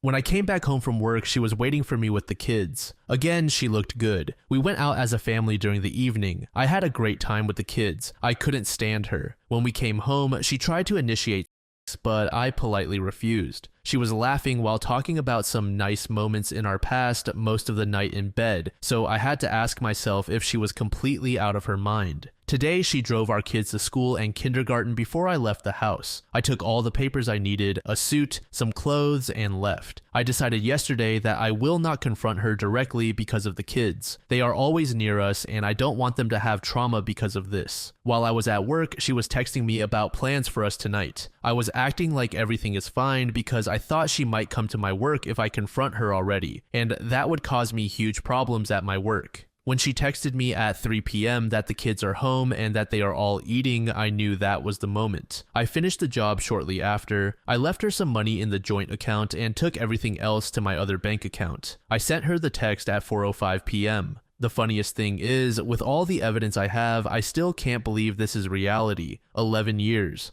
I want to tell you so many things right now, but I am so disgusted by you that I just want this to end as soon as possible. You made your choice, now I am making mine. You can stay tonight. Tomorrow, after the kids leave for school, I want you out of my house. Don't try to do something stupid with the kids. You will just have bigger problems. I am ready for every scenario. My lawyers are ready. Be normal and we can end this in the most normal way. Everything else will just put you in the worst position possible. In the end, I can't say I want you all the best, but if your best is away from me, then I want you all the best. Don't call me, and I repeat, don't do something stupid because I will not tolerate that. My lawyer will contact you about the kids immediately when you leave my house. You can meet and be with them every day, but you are not allowed to enter my property after everything you did. P.S. You look good in those nude pictures you sent to AP. She was online when I sent her the message, but didn't respond or call for the next 20 minutes. I wish I could see her face during those 20 minutes. During those 20 minutes, I called the AP. He rejected the call and sent a message asking who it was. I called again and he answered. I told him that I will not do anything to him. I just want a normal talk, and if he has any human decency, he will meet with me wherever and whenever he wants. All day, I thought he would reject the possible meeting, but he apologized to me and asked me where I am. I explained to him, he told me where he was, and we decided to meet at 5:30 p.m. in a bar near his flat. When my wife started to call me, I put the phone in airplane mode.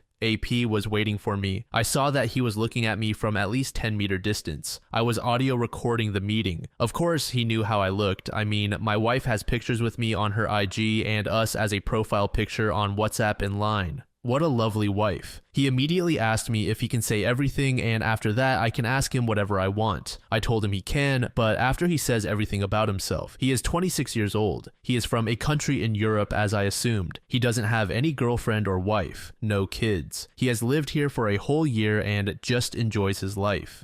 He looks good. He is an attractive young guy and seems like someone who only wants to bang girls. Then he started to talk about how he met my wife. They were in a restaurant/club in early August. He was with friends, she was with friends. I knew about this because she asked me if she could go out with her friends. After some time, they all started to sit together. They talked a little bit. He gave his IG when one of my wife's friends asked. He says she wasn't flirty that day. He saw her ring and assumed she was married and didn't want anything. He showed me messages with her from other apps that I didn't know or see. She started small talk, and after that, they talked more and more. She said she loved me, but that I had cheated on her. I've never even looked at, let alone touched, another woman since I met her, and that this was her revenge. When I saw that, I wanted to vomit. She was saying this before, and after the first time, they were physical. He told me they had sex 4 times, 1 round each time. Whenever they would meet, she would be nervous after the and would always say this is wrong and leave shortly after. He was confused by her behavior and even texted her not to meet anymore. According to him, she cried the last time and said this was over and that she made the worst mistakes in her life. She loves me, and even though I cheated on her, this is not okay. She wrote to him that she liked the attention and that he picked her even though she is 9 years older, before some of her single friends, but that she doesn't have any emotional love for him, only for me. Lucky me. Last Thursday, when I came to the house in the middle of work to catch her and found the empty house and caught her lying to me, she called him to meet. This guy actually told me with a straight face that he wanted to have sex with her that day. I mean, he has balls. He was busy somewhere and she was waiting for him in the lobby of the building where he lives. He thought she came because of sex, but according to him, she rejected him and told him they were done. She told him not to call her anymore and that she would never stop regretting everything she did. She also asked him not to say a thing to anyone. He showed me messages after the meeting where she said almost the same because he was confused. So he asked her again if she was sure. She blocked him after that on everything and never called again. Probably she deleted all these messages because I didn't see those messages on her phone. I have no idea if she forgot to delete those hidden messages I actually saw. I don't know if he's lying, but I don't think he is. He doesn't have any reason to defend her because he actually said a lot of bad things about her and gave me every piece of evidence I needed. He showed me literally every message. He told me about every disgusting detail. He even told me one of my wife's friends knew about them, so he told me basically more than I wanted. While we were talking, my wife called him. He showed me and asked if I wanted him to answer. I told him not to answer. She started to send him messages and voice messages. Some of the quoted messages are voice messages where she screamed like a lunatic. Her, "Where is he? Why did you tell him? I hate that you destroyed my life. Where is he? Him, what are you talking about? Why are you attacking me when you lied to me and him? Her, how does he know? He left me. You destroyed me. I told you we are over. Why did you do this? Where is he? I am trying to find him. Him, I didn't tell him anything. I didn't do anything. You are married." Her, "I made mistakes, but I don't love you. I love my husband. I don't love you. I never loved anyone except him. I made the worst mistake in my life. I never liked you except for fun. I wish I had never met you." Him, "I really don't care who you love, but why did you lie to me?" Her, "I didn't lie about anything. I really love my husband and he left me now. I don't want to live. He left me." Him, "I am not talking about that. You lied that he cheated on you and that's why you are doing this. With how many guys have you been behind his back saying the same thing you told me?" Her, "With 0, you are the first and last, and I can't believe I did this. You told him and destroyed me because I don't want to have anything to do with you anymore." Him, "I don't give a damn what you want or not. I didn't tell him anything. Answer my question." Her, "You told him you are a horrible human being." Him, "Answer the question." Her, "What question?" Him, "Why did you lie that he cheated on you?" Her, "Because I am an idiot and liked the attention and lost control, and now I lost everything. How does he know about this if you didn't tell him?" Him, "I didn't say anything and I need to go." Her, "How do you know I lied about him if you didn't talk? I know you told him everything. I hate you. You destroyed me." Him, "Again, I didn't tell him anything, but I hope he will not forgive you." She blocked him after this. I was just looking at him for 2 minutes without saying anything. I was close to starting crying. He was apologizing like crazy and said if he knew that she was happily married, he wouldn't have done anything. He says I don't need to believe him, but that's the truth. He told me he doesn't want anything with her and never planned to. Also, he sent me screenshots of all their messages immediately so I can have them during the divorce process. He asked me what I want to do with her and the marriage. I told him everything and he wished me and my kids the best of luck and asked me if she calls him or sends him any message. Do I want him to tell me? I said I do. He told me if I needed anything, I could call him. We even shook hands. If someone had told me a week ago that I would DNA test my 3 kids and shake hands with my wife's lover, I would think I was high. But this is my life. In the end, it's not his fault. I didn't marry him. I sent the audio recording of the meeting and screenshots of their messages to my lawyer and talked with him a little bit. He told me that with everything AP said and the messages that he sent me, it should increase my chances even more during the divorce. Now, I am in a hotel. I didn't block my wife. She sent me a billion messages and called me at least 100 times. Even my friends called me asking where I am because my wife told them we had a huge fight and I left the house. In the morning when my kids leave for school, I will confront her eye to eye, and then in the afternoon I will DNA test the kids. I took some free days from work this week, so I have time. That's it. I know some of you will tell me I should or shouldn't do this and that, but I am trying my best. It's much easier to give advice from the phone than actually living this shit and going through a roller coaster of emotions. This is by far the worst period in my life, and I have been through some really shitty situations during my life. I don't know if I will update. Probably I will, but in another sub or on my profile. But if I don't, just be smarter than I was. Thank you all and take care. User Anakalia Kehau said, I think you're doing great. I would do everything you're doing too. She decided to trash her family. If the roles were reversed, women would be calling her a badass for standing up for herself. You are going to get through this. She may be sorry, but the damage is already done and she knows it. It's really sad when most of us just want to be loved and in a monogamous relationship. Why else would anyone decide to get married? If only cheaters could just meet with like-minded people and they can all cheat on each other while the rest of us that don't want that can just live our lives with our families, right? Wishing you peace. User Practical Ad said, I'm very sorry that happened to you. You're doing the right thing. Just stay strong and follow your lawyer's advice. It's going to get worse before it gets better, but eventually it will. Don't listen to anyone who tells you to forgive and forget. Those people don't know their asses from their elbows. Good luck, and I hope everything sorts itself out without hiccups. User Renzilla said, the fact that she was good on every other occasion and treated you how a loving husband should feel, even while she was cheating, makes it hurt to know that if she hadn't committed infidelity, she would have been the perfect wife and a good mother. You have to divorce her for the sake of your own self-respect, honor, and dignity. You deserve better, OP.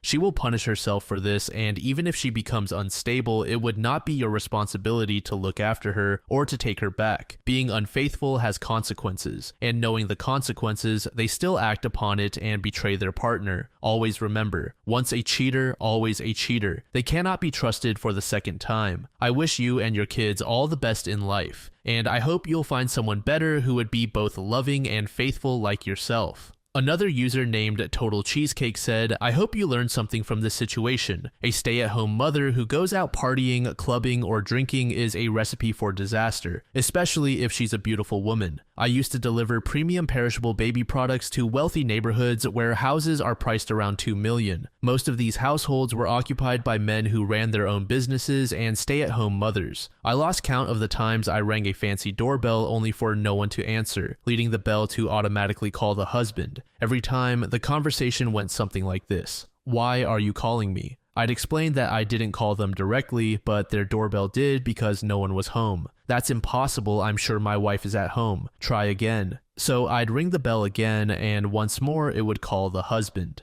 I have no idea where my wife is. Can you peek through or over the fence to see if her car is there? No, sir, I see no car in your driveway, but I need to move on. I'll try again before leaving the neighborhood. Another anecdote. I have a friend in my friend group who is a civil engineer working for a large dredging company. This guy spends most of his time working in different countries. He's a rich, smart, tall, handsome, athletic guy and a natural ladies' man, always telling us stories of his escapades. When he turned 30, we asked him, when are you going to settle down and start a family, or are you not interested in that? His response was, I really want to settle down and have a family, but I don't want to do it while I'm still doing this job. Only when I move back home and find a job that allows me to stay in one place will I settle down. We asked him why he would wait until then, suggesting that if he found a girl willing to move with him for his job, he made enough money to support her and some kids. Every country I've worked in, that's exactly how some of the expats live. They bring over their wife and kids, he said. But what happens with a wife who doesn't speak the language and is used to having a cleaner, a driver, and a cook? They get bored and start hanging out with other expat wives.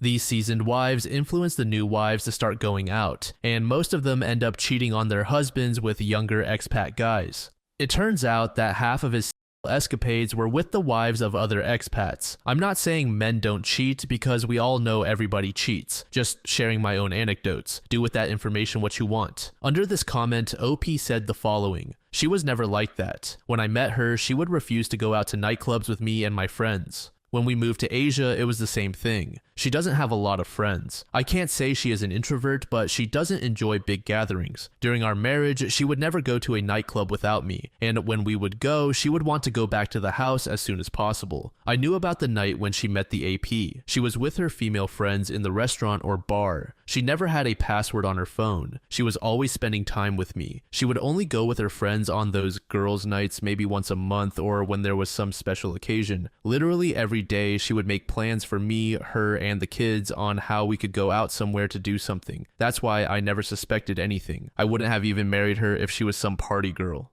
This story was posted by user BaloneyFishHo. The post is titled, This is a confession and a long overdue apology to my Air Force friends. My ex-wife is responsible for a fellow airman's I, 29F, have been thinking about making this post for a long time, but I've had no idea how to put it into words or how to get the story out. This is all mostly speculation on my part, as I don't have any actual proof. Just a lot of circumstantial stuff. I'm not going to name drop any of the bases I was stationed at or any of the people involved, as I don't exactly want this story getting back to the military or affecting anyone I know personally. I joined the military back in early 2017. No one in my family has been military, so I was going into this blind basically. I went to basic and met my now ex-wife. And yes, I made the stupid decision a lot of military personnel do in marrying someone I had known for a very short amount of time. We met in basic training, and in hindsight, I was only trying to cling to someone because I was scared of being alone and that far away from home for the first time. Nothing inappropriate ever happened between us during basic. I wasn't willing to mess up my career, but we maintained contact after basic and got married during tech school. This is where I should have taken a sign from the universe because I was set to go to an awesome base in a really cool part of the world, but getting married to her changed my orders to a very small base in the western part of the United States. She arrived at the duty station first, and then I arrived there shortly after around October. We moved into a cute house and started trying to build a life together. For some context, my ex-wife had experienced some physical abuse during childhood, so she had a lot of triggers and issues I was trying to help her deal with. Nothing ever seemed to improve during our marriage, and maybe I'll sound like an asshole for this, but as the new relationship love blinders began to come off, it seemed like she played into her traumas a lot and used them for attention. She would introduce herself to people and almost immediately divulge her past. My name is X, and this is what happened to me in my childhood. It was like she thought this was the most interesting thing about her, but I digress. We spent a very short time at this base, only about 8 months, during which time she spent a stint of time in a mental health facility. While she was there, I would go to visit, and one day when visiting, these girls ran up to me and told me she had been kissing a random guy in the courtyard. I asked her side, and of course I let her convince me that they were making it up and had a skewed view of what had actually happened. I should have listened to them and trusted my gut. When she finally got back from the facility, she had made a friend while there that was stationed at the same base as us. She had time off work to reacclimate, and so did he. This is a different guy from the one she had been supposedly kissing in the courtyard. They started spending a lot of time together. One day she came to pick me up from work and they were together in her car. When she pulled up, he was in the front seat and she told me to get in the back. I thought it was weird since we were married, but I let it slide and just got in. They proceeded to basically ignore me and talk to each other. I had a really bad gut feeling that she was cheating on me with him, but I had no real proof besides the feeling and their weird behavior, so I let it go and tried to ignore the feeling. It's been some years now, so I don't really remember why they stopped hanging out, but their hangouts eventually became less frequent and then stopped altogether. I'm going to skip forward a little to the day of the biggest incident. I was at work on a Friday evening. I was an MP. I was posted at a gate, and over the radio I heard them ask one of my flight members to drive down the road I live on because a neighbor reported seeing a man peeping in windows. The person they asked to go check it out was one of my friends, and I'm not trying to say anything bad about him here, but he was hesitant to do his job a lot. I think he loved his job, but it made him nervous.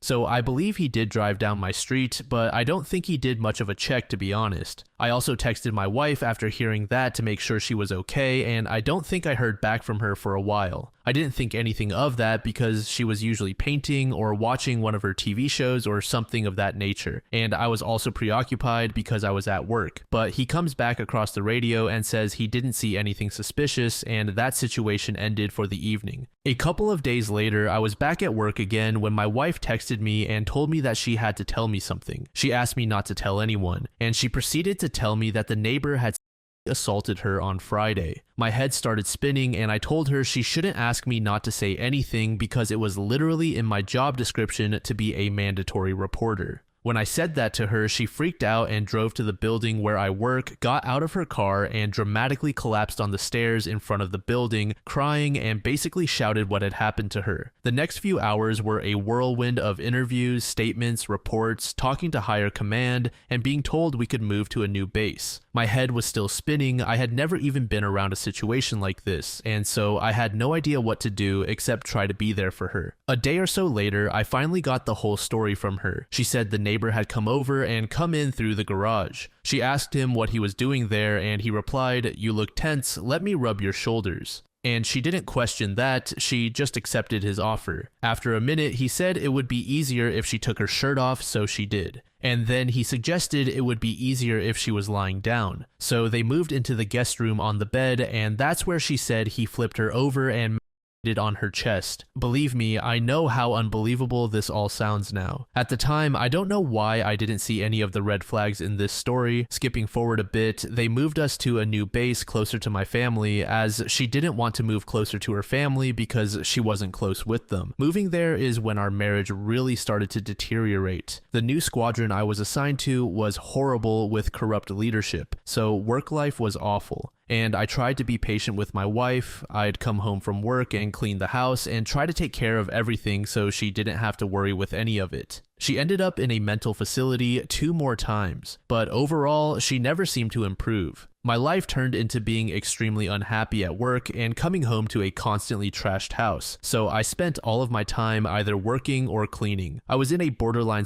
state for a long time because of how all of this was affecting my mental health. I'm going to skip around a bit because there are a lot of insignificant things that happened that don't matter too much for this story. But one day I had a friend I had made on flight and he started hanging out with my wife and me a lot. One afternoon, we were all out in town together when I told them I needed to go to 2 or 3 more stores. They didn't really want to go, so they said they were going to go back to our house to hang out. Well, I ended up finding everything I needed at one store, so I went back to the house early. When I got there, I found the front door locked. I unlocked the door and went in and found no one in the living room except my dog. So I walked up to my dog and started to pet him, and that's when my then wife came running down the hallway from our bedroom. She made a playful growling sound at my dog and then looked up at me and said, "Oh hey, I was just in the bedroom." Then my friend came walking out of my room and down the hall, and he said, "I was just in the bathroom looking at my eyebrows in the mirror." I looked at them both really weird and I felt like I was in some weird sitcom all of a sudden. I just blew past it at the time, but it never left my mind. The way they acted was so weird. Now, at this time, for more context, I was so unhappy in my marriage, I was honestly hoping to catch her cheating. I knew how badly I had FE'd up, and I really didn't want to have to admit that to anyone. I wanted her to give me a good reason for divorce. I know how selfish and wrong that sounds, but honestly, I was so embarrassed. The way she could only ever talk about her trauma, she never had anything positive to say. Any conversation anyone ever had with her was either cringy, awkward, or she would act overtly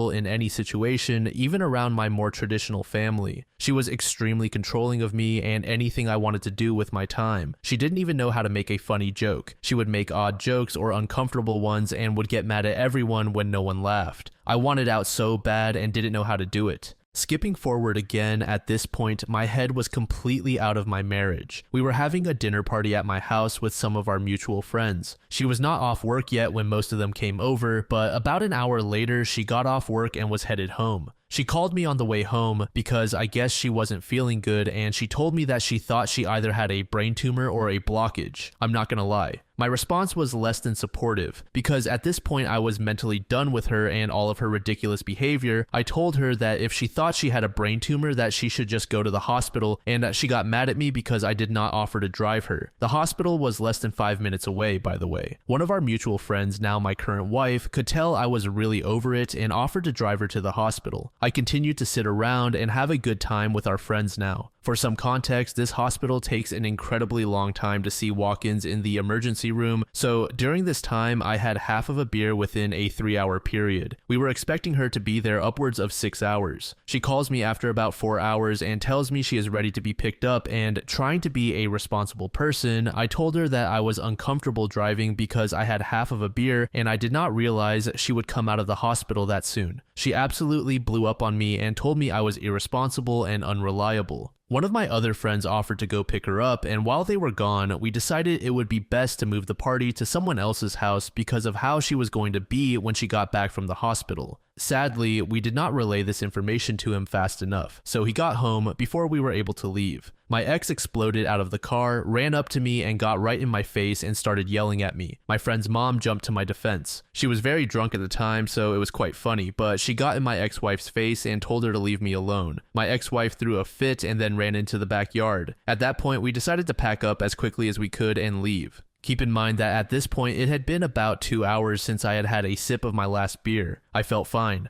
I hopped in the car with one of my friends so we could leave, and I heard a screaming noise. I look over and my ex-wife is running towards my car, and so I put the car in drive and started to take off as she ran up and punched my window. I made it about half a mile away, and I waited to make sure that the rest of my friends made it out of there. I saw no other cars coming from that direction, so I turned around and went back. When I got back, two of my friends were trying to reason with her in the front yard. She, in her manic state, tried to get in her car and drive off. They were trying to get her to get out of her car. She turned the wheel very hard and almost ran over my friend as she was trying to back out. So he used his police officer voice and yelled at her to get out of her car. At that point, I decided it was time to call my squadron and have them send over her squadron's first shirt. I also called my friend that I suspected her of cheating on me with and asked him to come over. Because they seemed to have a very close connection, I wanted her to have someone she could calmly talk to. She was removed from the house for 3 days so that we could both have space. When she got back home after 3 days, she sat down next to me on my porch and said to me, "It's not gonna happen until you say it," to which I replied, "I want a divorce." I think I've given enough detail on my ex-wife and the situation at hand, so I'm just going to get into the other details.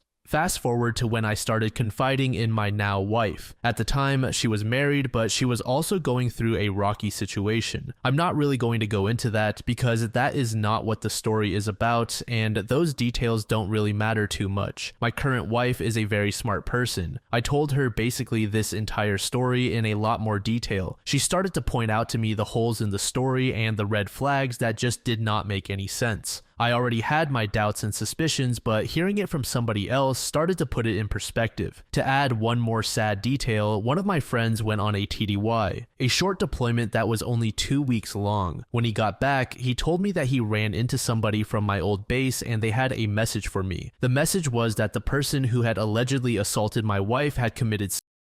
He had hanged himself in his bathroom and before doing so, transferred everything into his wife's name, including all of his money. I called my ex to inform her and her response was a very sarcastic, "Okay, you couldn't have just told me this over text." I just hung up the phone and later that night she texted me saying, "Do you think he did that to himself because of what he did to me?" I never replied to her because her responses seemed insane to me and like she was trying to seem empathetic even though she wasn't. Those responses made me start to doubt the incident even more. For a little more context, after we moved to the new base, she and I had flown back and forth to the old base multiple times for court proceedings. I was not allowed to sit in the courtroom during everyone's side because they considered me to be a witness. I wish I had gotten to sit in the courtroom and heard his side of the story because things just don't add up. The evidence ended up being inconclusive and the charges were dropped. Between my now wife and I, we both believe what happened is that Friday night when someone was peeping through the window, we think that my ex-wife knew that someone from my squadron saw what happened, or at least part of it, and she wanted to make an excuse for it before I found out that she had cheated on me with the neighbor. So instead of just owning up to it, she decided it would be better to tell me that the neighbor had assaulted her, and I believe that she hoped I wouldn't say anything and that it would just get swept under the rug. But when I reacted to it, she had to make a full-blown case out of it and go for the full story. She ended up ruining that poor man's life, his marriage, destroying his kids' lives, everything.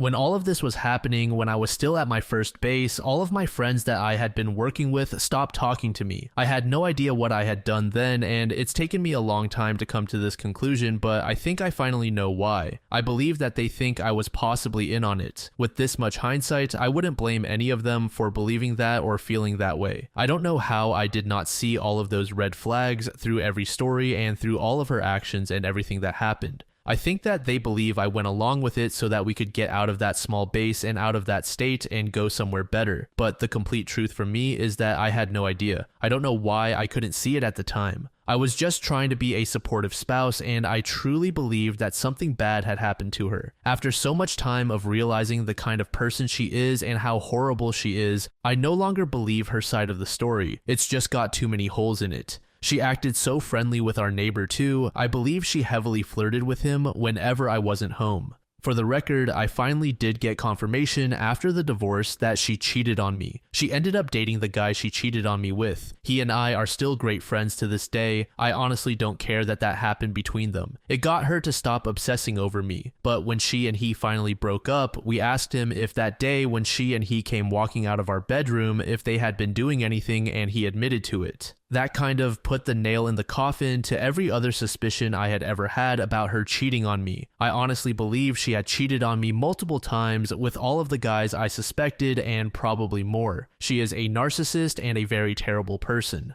Not to say that I'm a victim in all of this. I should have reasoned more with this and seen the flag sooner. I feel a lot of guilt over what happened to that poor man and his family. That is why I'm writing this now, even after all this time. To any of my friends in the Air Force, if you read this post, I want you to know how sorry I am, and I really hope you believe me when I say that I had no idea at the time. I was not trying to get out of that base. The one who ended up deciding to move us across the United States was her. At the time, I was just trying to be supportive. I haven't name-dropped any bases or named any people in the story, but I'm sure the details will let you know who I am. And if my ex-wife happens to read this post, you, leave me alone, and please just let me have my peace. I didn't tell the story to dredge up anything from the past. I didn't tell this story to stir up drama. I just still feel incredibly guilty and wanted to get it off my chest. If you have any questions about any more details, put them in the comment section and I will do my best to answer them. If you read this post all the way through, thank you, it's incredibly long. I'm sorry. User Jen Mari said, "You need to know that you are not responsible for that man's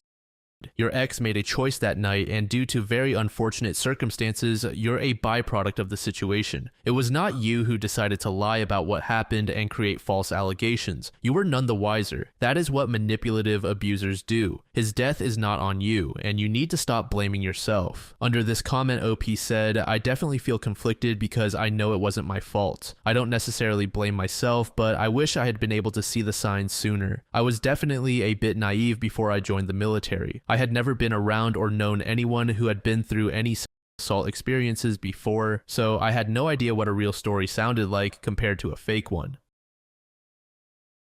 This next story was made in the AITAH subreddit by a user named OKProgrammer. The post is titled AITA for not donating my bone marrow to my birth father. I, 17M, am adopted. My birth parents weren't able to care for a newborn and I ended up in foster care because of it. I was adopted by my family when I was 2. I have a very happy life, one I likely wouldn't have with my birth parents. About a month ago, my birth parents got into contact with my family. Long story short, my birth father is sick and needs a bone marrow transplant. They are on a wait list but haven't heard back just yet. I am the only child they ever had and odds are I am a match. Pretty much they wanted my parents to get me tested and then donate my marrow to him. My parents told me that it's up to me and after some thought I said no. I don't know them other than they gave birth to me. They have had no part in my life whatsoever and now they suddenly need me. Well, they sent my parents a nasty message saying they can sue to force me to donate my marrow. I do feel a little bad, but I feel like this isn't my problem. Am I the jerk? Sorry, right after I posted, I went to the store with my mom. Just wanted to clear up some things I read in the comments. I'm a boy, but flattered some of you think I'm pretty enough to be a girl. I have no contact or anything with my birth parents.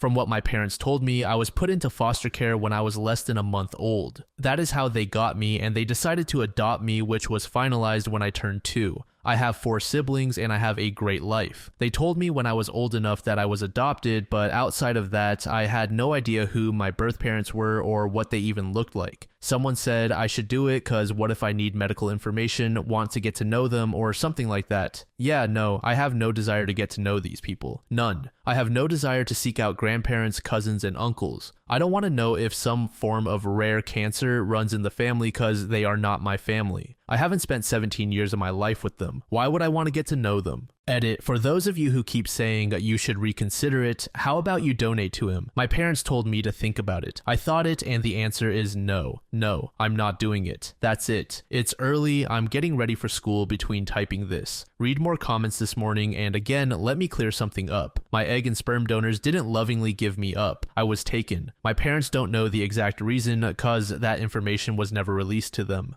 They were told, and I quote, "It wasn't a good environment for a child. I was taken. Even if they had given me up, it doesn't mean I owe them anything. Not like I asked to be born like every freaking child on this green earth. If being born means I am suddenly in debt to them, I would have been the slowest sperm you ever seen. I would have happily raced into a sock. Y'all can be a bunch of hypocrites. In one breath, you say there are kids in foster care who need a home. Well, I was a foster kid who was given a home by 2 loving parents. Then in the next breath you are saying, what about your family? I have a family. They have raised me for 17 years. Medical history. Some very helpful people have privately messaged me to let me know that in 2021 I get all that shit without ever having to speak to these people again. Ever. Amazing how far science has come, right? I'm going to be showing this to some of my friends today cause I have to admit I'm over it. It's not my problem if this man dies. And again, some people have pointed out in the comments odds are I wouldn't be a match anyway, and he has been lucky getting a donor off the list, and it will be faster than waiting on me to get tested only to be told I'm not a match anyway.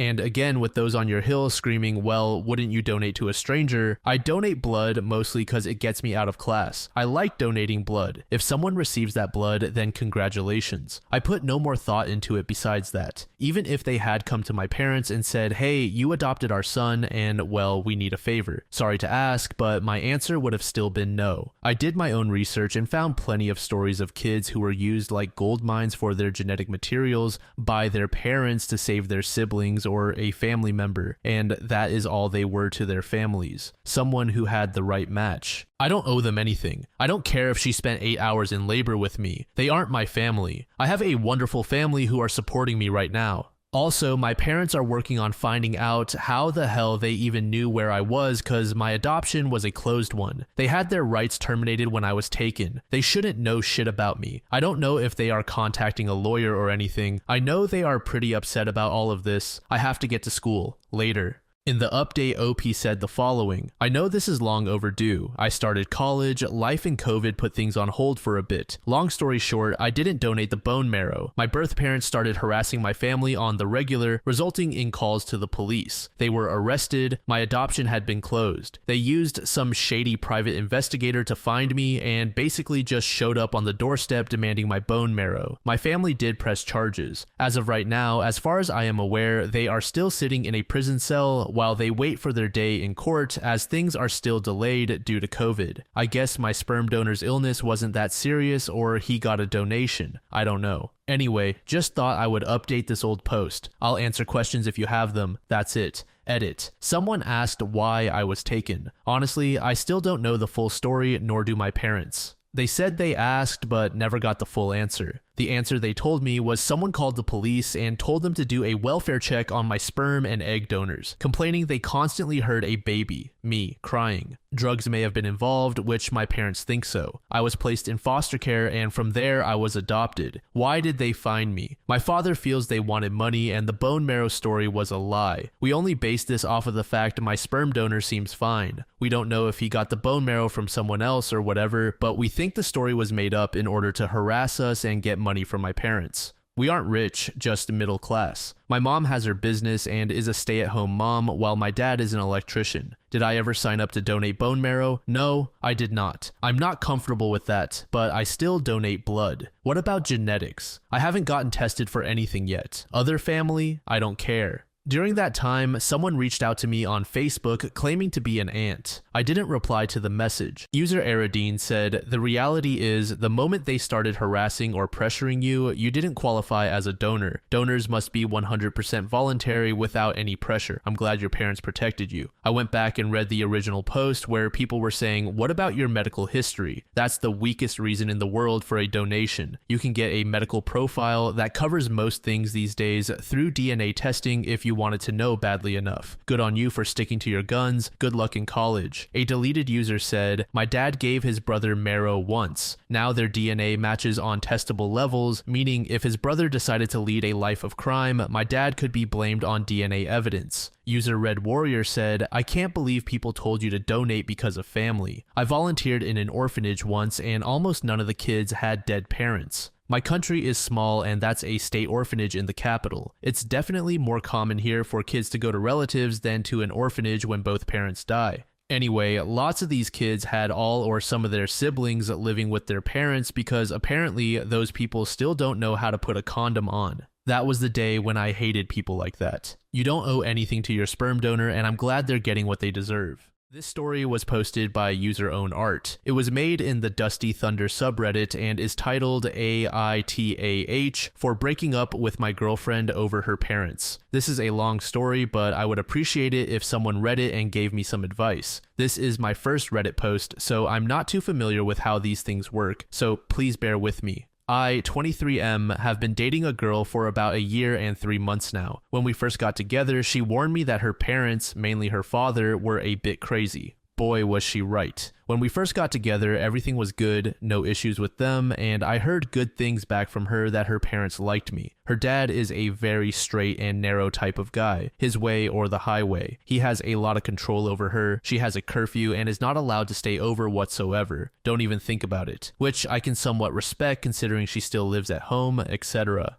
She's not allowed to attend any of the weekend trips that my family and I go on, even though her parents are invited to them as well. There was one instance where he did say yes, that she could go on one camping trip with me and my family. What a f*** up. We were lying in bed at night about to go to sleep. We have very limited service where we are, so text messages and phone calls kind of come when they want to. She gets a text message from her mother saying to call her, etc. We blast out to the road to try and gain some better cell service for a phone call. She reaches her mother, and her mother tells her that she is here to pick her up. We passed by her on the way out, but didn't clue in that it was her. We meet up with her mother, and she says that her father sent her up here to get her. We are about 5 hours from home. So here we are thinking something terrible has happened for her to drive 5 hours to come get her, only to find out that he just wants her home and regrets saying yes to her going. We stood there and talked for roughly 2 hours, and her mother insulted me multiple times for reasons as dumb as the genre of music I like. Let me remind you, her parents were invited on this trip but chose to stay home. They both end up staying with me and my family for the night. Her mother waking up and leaving before the sun rose due to fear of embarrassment. She goes home later that weekend to find that her mother is in trouble with her father because she went up there and tried to get my girlfriend to come home, which would then go against his word that she could go. Then my girlfriend was also in trouble for not listening to her mother. Sounds crazy, right? Just wait. Her mother has always been nice to me, making me coffees and sending me home with leftovers, etc.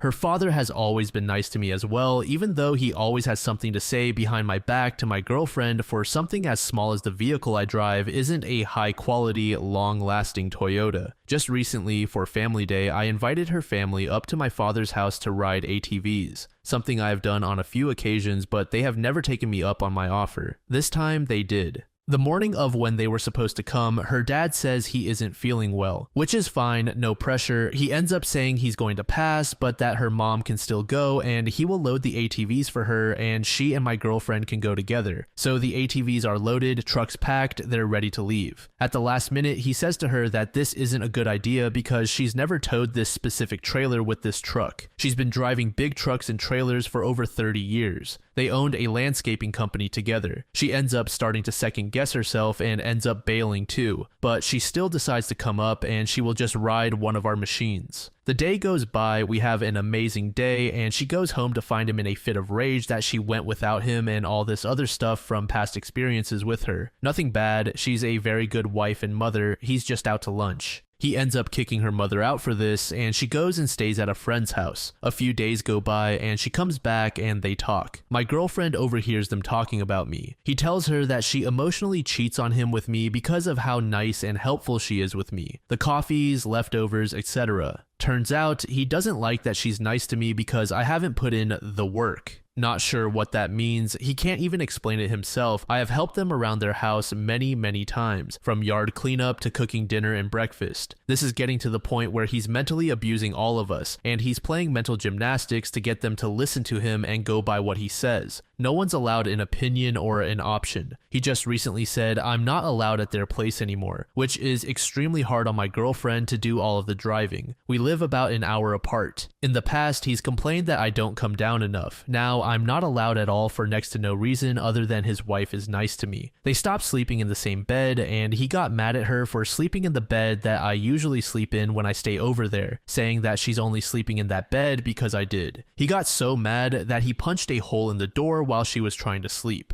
When they both listen to him and abide by his crazy rules, the house runs smoothly. When they don't, it's like the sky is falling. There have been many instances like the ones I just explained over the years that my girlfriend has explained to me. Her mother has been kicked out over a dozen times for stuff as small as this. She's a battered woman. Everyone who she talks to is telling her to leave. Me, my family, her boss, her family, and even the women's shelter she called told her to leave. She won't, so I have given up trying with her. She recently booked a trip for her and my girlfriend to go to England to see her mother. Her dad has a big fear of airplanes, so he does not fly. Over the whole family day situation, he made her cancel the trip to England, saying how if she didn't, then she didn't love him. I should also mention that my girlfriend's mother's mother is currently being treated for cancer, and she hasn't seen her in over 10 years. She does end up canceling the trip, and my girlfriend is devastated over it, rightfully so. Anyway, there's lots more to this. This is just a drop in the bucket, but that's the main juicy stuff. Things are okay between her and me, but she always seems to get sucked into his crazy narcissistic ways, saying she's a terrible daughter and that her mother is an idiot for letting her date me, etc. I recently offered to let her move in with me to escape this, but she seems hesitant to leave them. I'm not going to twist her arm that if she doesn't leave to stay with me that I'm going to break up with her, but I frankly want absolutely nothing to do with her family anymore, and that's not healthy for her or me, I don't think. I feel bad leaving her over her family stuff, but I have to deal with these people for the rest of my life, and I just know I won't be able to do it. I feel lost and muddy on how to deal with this. I don't see us lasting much longer if she stays with her family because I will not deal with their stupid small bullshit issues with me and her dating. Mainly her father, and her mother is just a spitting image of him due to reasons I have stated above. A lot of their marital issues are blamed on my girlfriend because her father is not approachable on anything.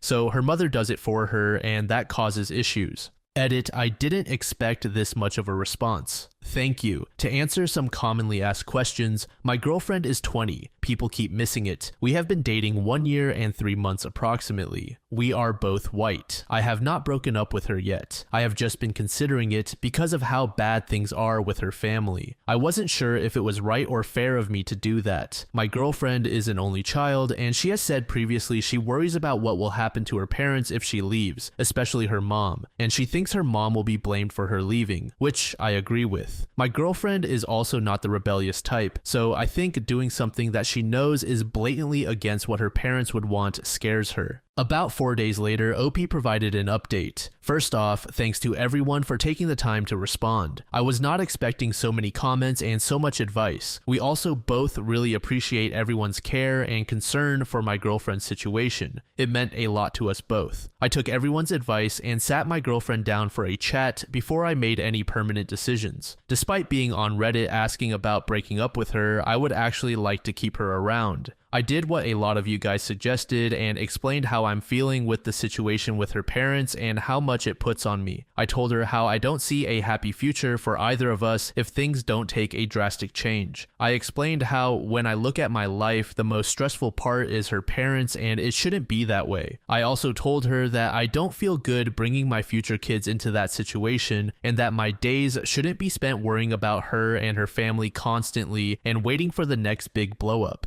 She was super upset that I was at the point of ending it with her. She reminded me of how she had me promise I wouldn't ditch her because of her parents, which made me feel very guilty. I told her I love her and I don't want to hurt her, but I also need to protect myself too. She said she understands that completely, and it's along that same line of reasoning for why she wants to move out, that she loves her parents but has to protect herself. She apologized several times for letting it go this far and dragging me into it. I could tell she felt absolutely horrible, which made me feel horrible in return. Something must have finally flipped for her because she asked if the offer of moving in was still on the table, and I told her it absolutely was. I asked her why she changed her mind, and she said that she could never look at her parents the same for being the reason she lost a good guy who she loves and that she didn't want to go backwards anymore. So she moved out, told her dad where he could stuff it, and I'm happy to say we're unpacking her stuff and getting her settled in as I type this out. She has also agreed to severely limit contact with her parents, and any contact she chooses to have with them will have nothing to do with me, and they will have no place in our lives as a couple unless we're both okay with it. User Quicksilver said, I am glad she left, but man, it is so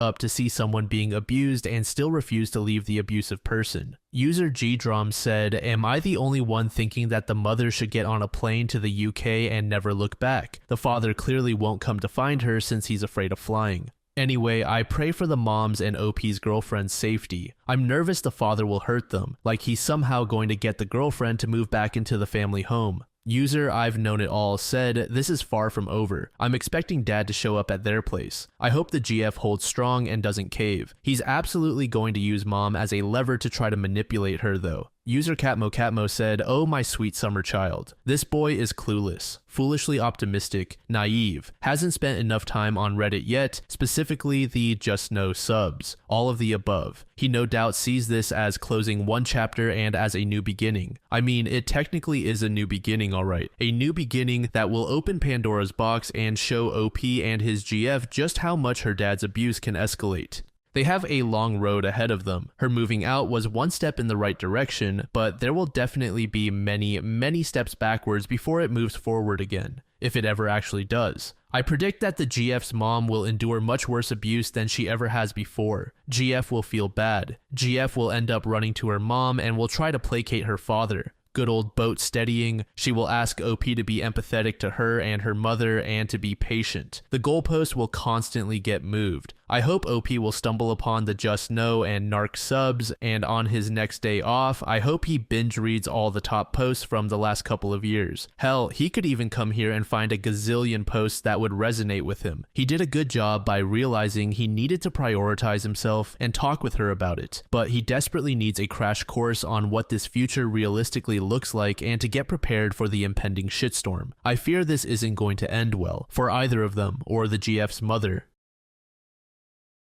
This next story was made in the AITAH subreddit by a user named Resident Effective. The post is titled AITAH for not doing vasectomy reversal since my wife asks me to. I, 39M, lost my wife and unborn son 8 years ago. She was hit by a drunk driver while walking home from work. I was devastated and couldn't even get out of bed for a long time. After years of therapy, I'm better now. I had a vasectomy a year after my wife's passing because I never want to be a father. I met Melissa, 35F, 2 years ago through her sister, my co-worker. On our first date, I told her everything, including the fact that I had a vasectomy and would never change my mind about not wanting to be a dad. She said she had no interest in becoming a mom either. We eloped 6 months ago. Recently, Melissa's sister gave birth to twins. I'm happy for her and, of course, do my best to be a good uncle. However, since then, my wife has been nagging me, saying I'm being selfish and should get my vasectomy reversed so we can do IVF and have babies too. I reminded her that I was clear from the start. I don't want to be a father. Now she's calling me a jerk, saying I made this stupid decision when I was grieving and that I should compromise by having just one child. She wants 2. I want none. She says I got my late wife pregnant, so it's very selfish of me not giving her a baby. Am I an asshole for not compromising? User Fuzzy Bike said, NTA, but this will be almost certainly be the ending of your relationship. She can change her mind and you are also allowed to stand your point. User Canadian Saint said, she doesn't seem like a good partner to be honest. Bringing up your grief and throwing it in your face to try and get what she wants is so immature. I would probably divorce her and spend my money on therapy. It sounds like you've entered a toxic relationship for one reason or another, and it may be from unprocessed grief or trying to move on too soon and committing to compensate for time lost. It's okay to be in pain still. It's okay to visit the grave of your wife openly and regularly. Find a partner who doesn't shame you for your grief and even supports you. It's important to live for the living, but that includes yourself, even if you believe otherwise. No one wants to see you sad and wrapped in a toxic relationship, both those alive and past. User Queasy Sport said, NTA, you were clear from the beginning. She agreed with you and has changed her mind. I think it's okay for her to ask if you have changed your mind as well, but she knew what you wanted when she married you, and she shouldn't expect you to change. Nagging you and name-calling isn't okay, it's actually quite immature. She needs to decide what's more important to her now, being married to you or having children. She can't have both, and she agreed to that. Also, if she really wants children, she should have them with someone else who genuinely wants children. Giving in to placate her isn't fair to you, to her, or to any potential future child.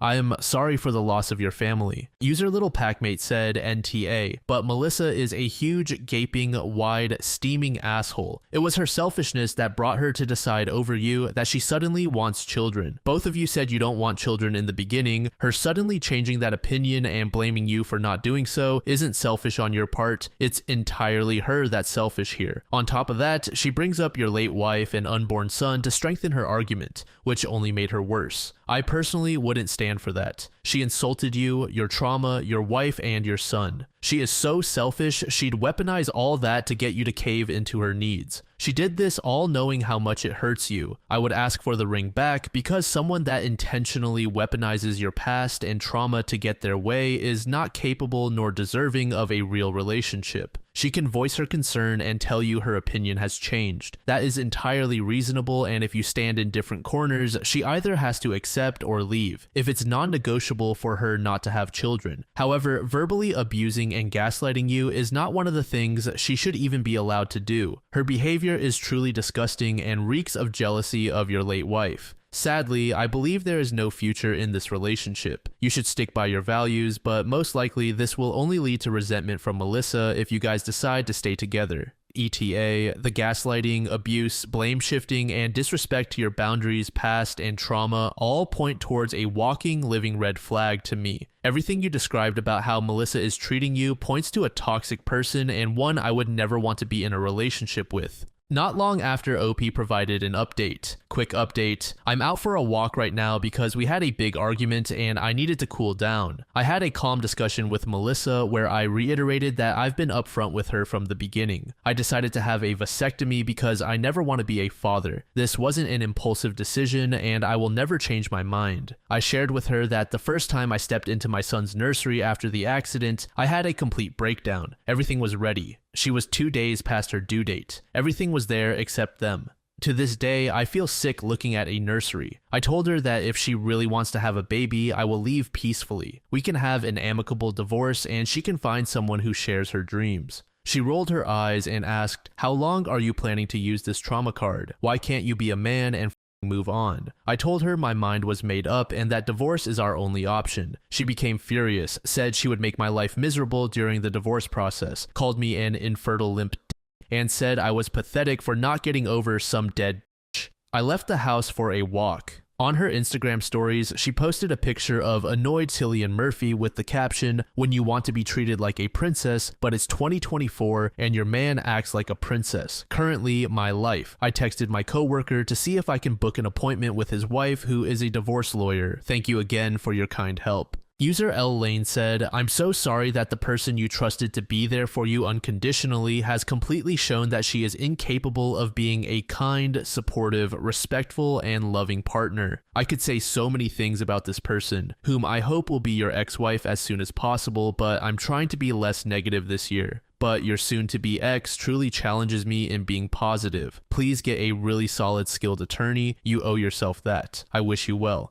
User Excellent Surprise said, "Women like her make the rest of us look bad. If it was reversed and you pressured her for a baby, she would be crying abuse and all that bullshit. Sorry you are going through this, but sounds like divorce is your best option. I would say good riddance. She's the next husband's problem, and you will be free to live your life child-free. I'm just floored she was aboard for the CF life until she wasn't. My guess is she figured she'd be able to talk you into it, and to use your deceased wife and child like that against you is just all sorts of psycho, in my opinion." User Mary Ann said, "Talk to the divorce lawyer and then please find a good therapist. I suspect that the only reason you wound up with your current wife was because you never fully dealt with your grief. Also, to be honest, you're going to need someone to help you cope during the divorce from that heartless mess." User Fawful said, "As a man who was widowed young myself, I feel qualified to offer an opinion. Your new wife can go f herself with the rustiest barbed wire covered fence pole. Sorry you're stuck with this, but getting out of it won't be a tenth of the pain you've already endured, so do what you got to do. But get her horrible abuse in text so you can use it in the divorce. Good luck."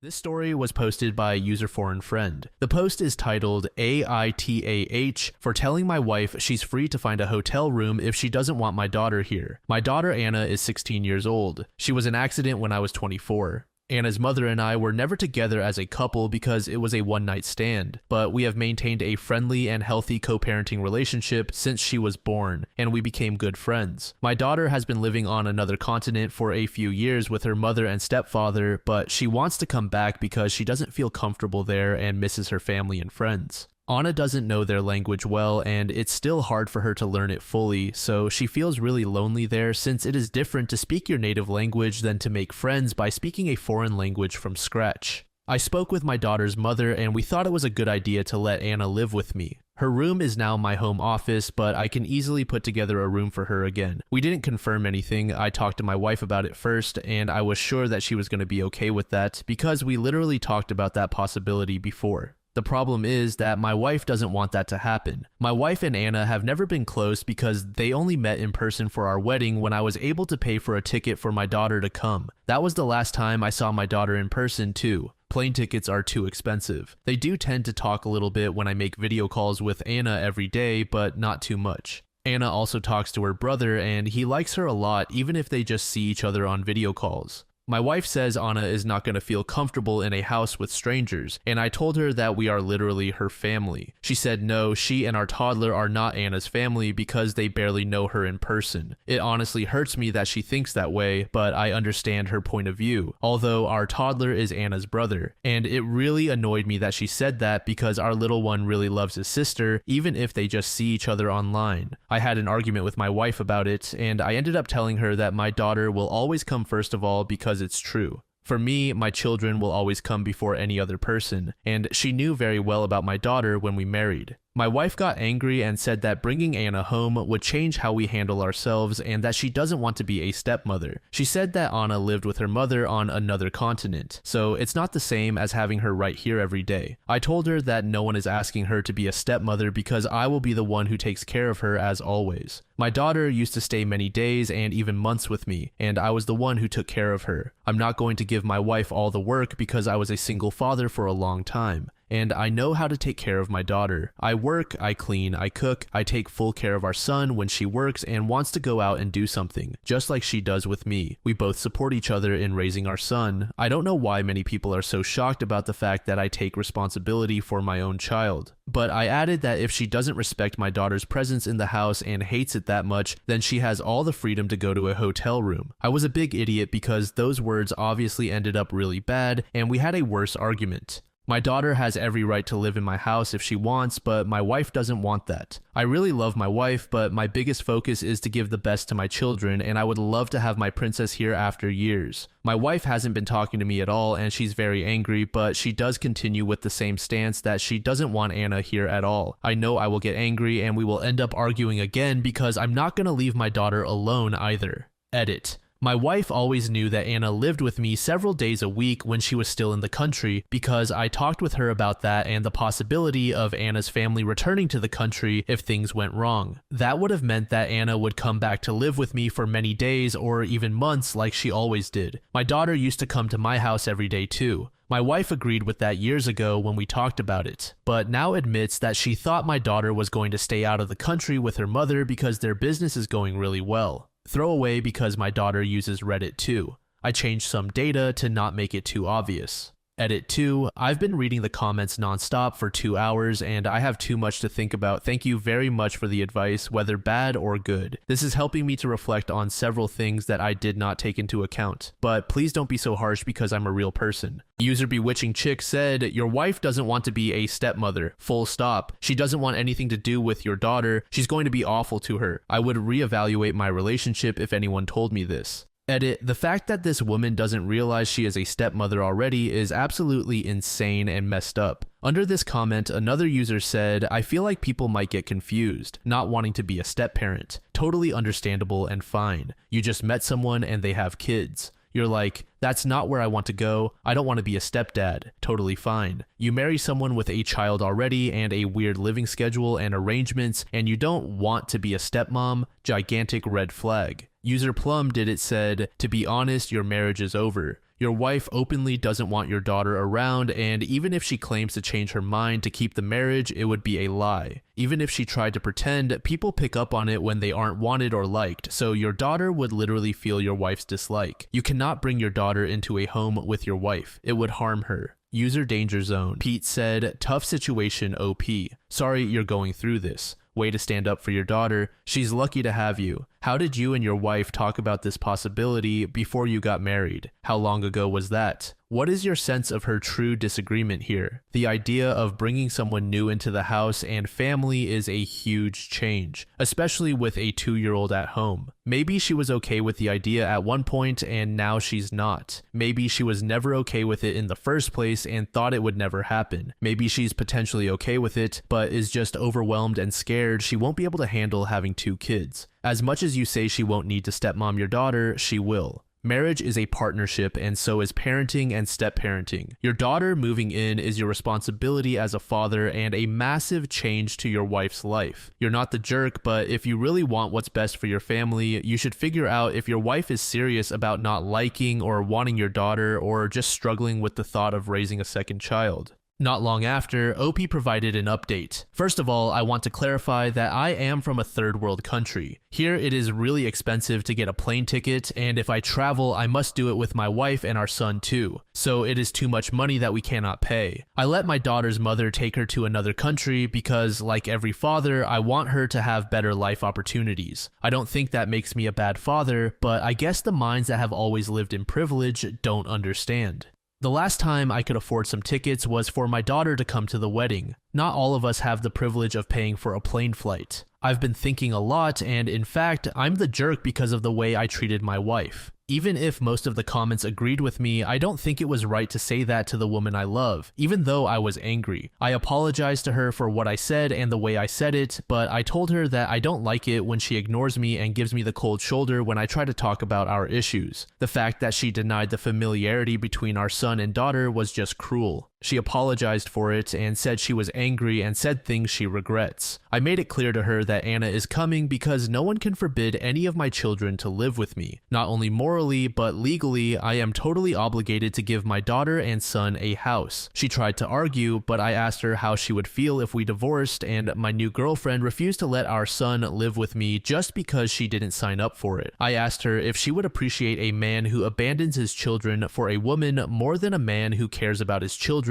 if she would feel confident knowing that she is married to a man who abandons his children that easily. My wife said no, that obviously she knows how much I care about our children and hates the kind of men who abandon their kids. That she knew she wanted to have a child with me because she saw how, even though my daughter was so far away, I made video calls to her every day and we always help each other with things around the house. Then I asked her why she rejects the idea of my daughter being here, and she admitted being jealous of Anna. It is something that I have noticed in the past. For example, for one of my daughter's birthdays, I sent money to her mother to buy her a dress that was quite expensive, and my wife just said, "I guess you will buy our son something just as expensive." It was my mistake to let those comments pass and think they were just a weird joke. She said that she doesn't want my daughter to come and take time away from our son. That bothered me, and I told her that if we had 2 children, my time would also be divided and that as a father, I can give the same attention to both. Changing our routine doesn't have to be a negative thing, and she knows that Anna is not a problem teenager. We talked a lot, and I explained to her that I just want to make everything work for both of us. I apologized if I made her feel bad with the way I treated her, and I told her that I want to really hear what things are bothering her so we can understand each other better. We agreed to have better dialogue and communication about these kinds of things. My wife admitted that her jealousy is wrong and feels embarrassed about it, but it's how she feels, and she feels awful for feeling like that. I told her that feeling isn't right, being jealous of my daughter isn't right, and I told her that it would be okay to start going to the psychologist if we want to fix this because I'm not going to let my daughter live in a place where she doesn't feel loved. My wife accepted after talking about it a lot these days, and she wants to work on herself about that because she doesn't like feeling like that about a little girl and knows it's wrong. My wife and daughter always had a nice treatment. When I make video calls with Anna, my wife usually talks a little but not that much. I think my mistake was not offering my wife to make video calls alone with Anna like Anna does with my toddler sometimes. My daughter really likes my wife and calls her auntie, even if they don't know each other too well, so I don't don't want her to know how my wife really feels about her. I offered my wife to teach her how to play the same video game I play with my daughter so they can play together and get to know each other more. I know Anna would love that. They both have a lot of the same interests. She accepted and said she loves me and wants to try it for me and for our toddler. If I leave my wife, I would be breaking my son's home. He's my baby too, and the last thing I want is letting adult matters affect him. I don't want to do that, and I love this woman. I want this to work, and I'm going to do my part for it, but the first moment she treats my daughter badly, I will end things with her. I clarified that to her, and she was okay with that and promised me to work on this. I still haven't confirmed anything to Anna's mother about the date on which our daughter can come, since I need to fix the room for her first, and I want my wife and little girl to get to know each other better. Talking about it with my psychologist, he told me that the best thing is always to get them closer little by little before Anna comes to live here. These last 4 days, my wife and Anna have been talking longer, and I told Anna that we could teach my wife how to play with us. Anna feels really comfortable talking with my wife, and they started talking about random things which I feel out of because I don't understand the things they talk about, but I'm pretty glad to see that they actually have things to talk about. I suppose a lot of people are going to call me an idiot for not divorcing my wife because that was what most of the comments told me, but it's not all that simple as, yeah, we argued, so let's get divorced and have 50-50 custody. And I personally think it's been better for us to have spoken up like mature people instead of just getting divorced.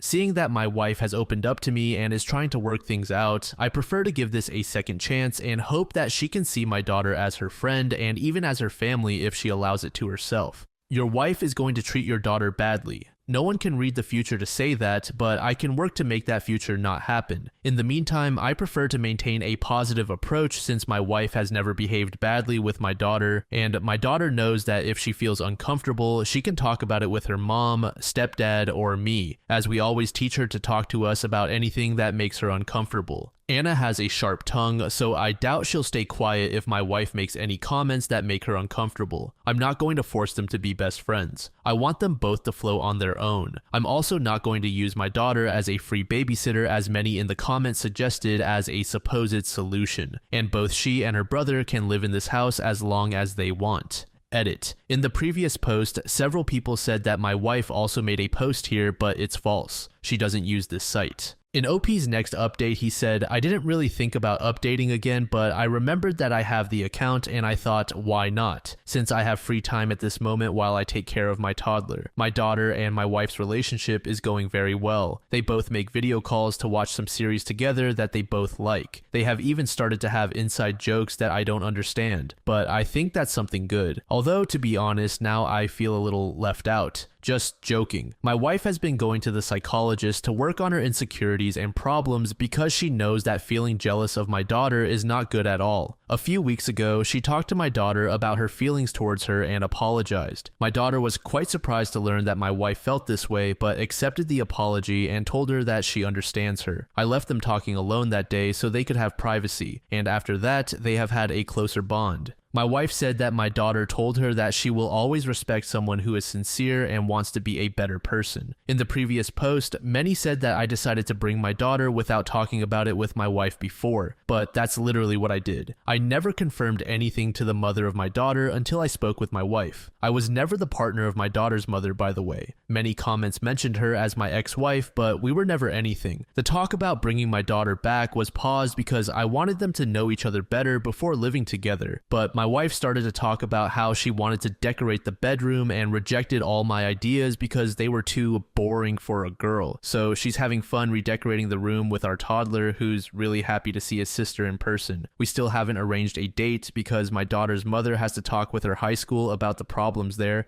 and I have to prepare everything here too, but all is going well step by step. A couple of months later, OP gave us his final update. I just wanted to have one last update before deleting the account since I don't see the point of continuing to have it. My daughter has been living with us for weeks now, and my wife and she get along well. Her little brother adores her, and they can finally spend time together in person. He's really excited to have her home now. My wife has been working a lot on herself, and I have noticed how much she has changed in a good way and how her relationship with my daughter is good. I noticed it especially when we went to pick up my daughter at the airport, and my wife was very excited to see her. They had been watching movies together online for months. She is no longer jealous of my daughter, and although it is a process that takes time, I know that she is making an effort. My daughter has not started school here, so she will have to wait until next year. Anyway, we decided to bring her now since in a few months the tickets will be much more expensive. It was my wife who told me that and that she felt ready to spend time in person with her. I was really happy to hear her say that. I didn't expect her to already feel ready to tell me that. My daughter lived in a country in Asia. Although it was a really beautiful and safe country, it was very difficult for her to adapt, and there bullying is something very serious, much more so towards her who had so much difficulty with the language. Sometimes she obviously misses her mom, but they text a lot. I try to spend as much time as I can with her so that she doesn't miss her mother and stepfather too much. I also take her to see our relatives, and she has met my wife's family as well.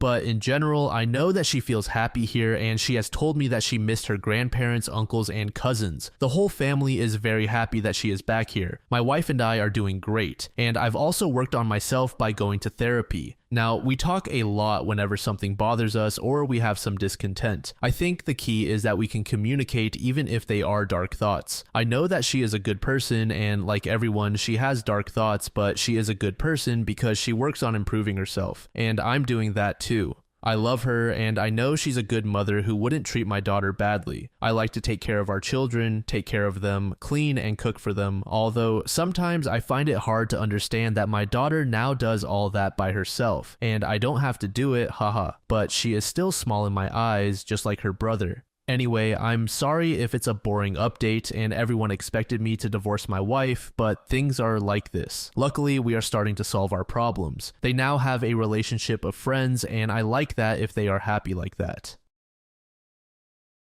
This next post was made in the AITAH subreddit by a user named ExactMeat. The post is titled AITAH for telling my daughter to find another place to live because she's pregnant again. I am 49F, and my daughter Josie, 19, had her first baby when she was 15. My husband and I were devastated at first because we knew this was going to be a very difficult path for our daughter. We did all we could to give her education, but it wasn't enough, and we couldn't turn back time. So all we could do was support her in what she wanted to do. My husband and I helped Josie take care of our grandson and encouraged her to finish high school. She never did because she said her priority was being a mother and she didn't have time to invest in finishing high school. We told her she would either go to school or get a job, but we weren't going to give her the option of doing neither for more than a year after she gave birth. So she got a part-time job at a hair salon. The father of my grandson, who was her age, would give her about $100 a month for baby-related stuff and would come over every couple of months to see his son, but that was all he did, although he lived in the same city as his son.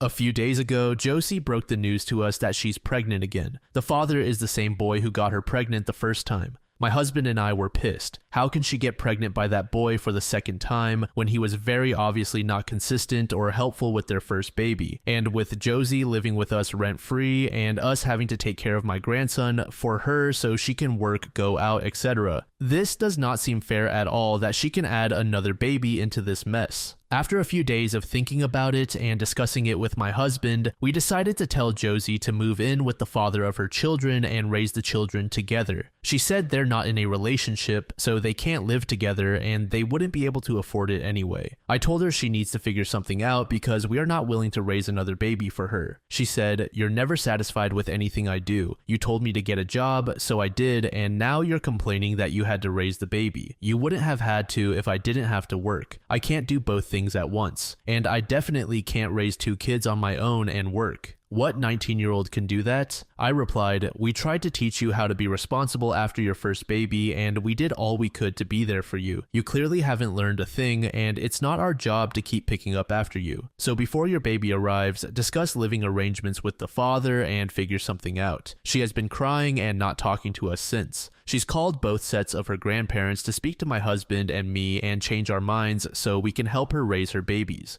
My husband's parents think we're being very harsh and punishing her for something that's already happened, which isn't helpful. They offered to take Josie and our grandson in, but Josie doesn't want to take her kids so far away from their dad. My in-laws are saying we'll regret abandoning our daughter and that we should be showing her a better example of unconditional love. I just don't know what more we could do without sacrificing our own lives. User Early Tale said they're not in a relationship, but yet she's continuing to have babies by him. Time to cut the cord and make her get her own place. She's been working for 4 years rent-free. She should have enough saved up now. User Thunderplant said, I know she's 19, but does she not realize that if she didn't have a job, then you'd just be even more on the hook financially instead? It feels like she's completely missing the point here, which is she feels entitled for you to support her with both time and money. She even admits she can't work and raise 2 kids. So then why have a second when she knows it will rely on support you didn't consent to? That's just not how it works. I do feel bad for her, but you are absolutely NTA.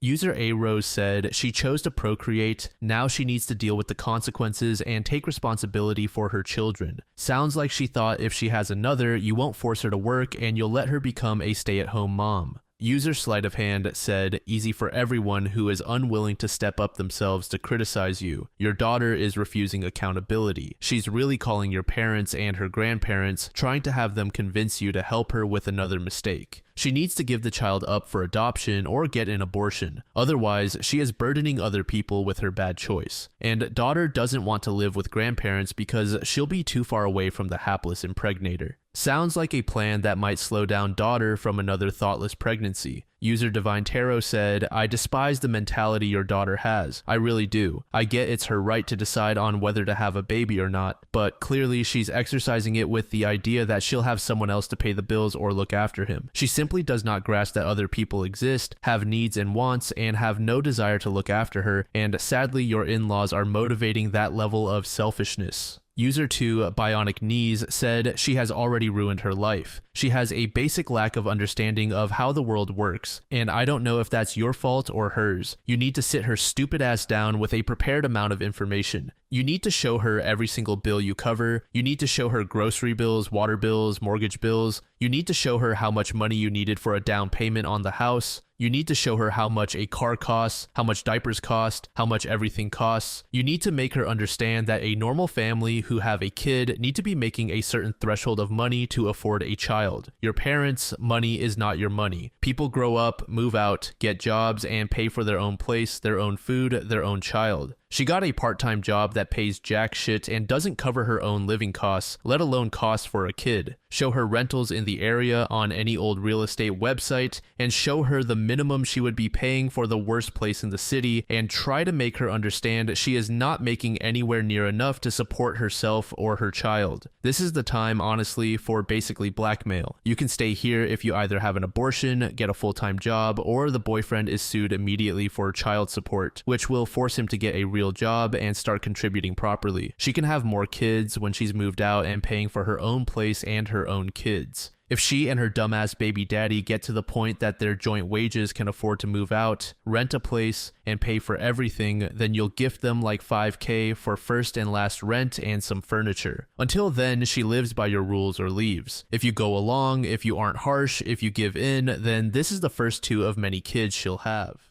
This story was posted by user Wild Boar. The post is titled, My fiance of 5 years just requested we open the relationship. That request sent me spiraling. The situation is just so strange and uncomfortable, and wherever I turn for support, I always get brushed off with it's not a big deal or, well, he just asked, and I lack any real support or validation. I can't go to my parents, so I'm hoping a bunch of strangers on Reddit might offer more help than my social circle did so far. I, 28F, and my fiance John, 28M, have been together for, as the title says, about 5 years. To understand the dilemma, I need to give you some background. We both came from very religious backgrounds, though it affected both of us very differently. John became a problem child, running away, causing problems, and eventually finding a crowd his parents would not approve of. Most of the members of this group were a part of the LGBTQ community, smoked pot, engaged in protests, and were either atheists or practiced different religions. Although some of the members have since left, this crowd became his current friend group. I won't go into details about each and every one of them, but the main ringleaders are Alex 35 and Avery 33. From what I understand, they collected damaged people, as John jokingly said one one day and let them couch surf when things got rough.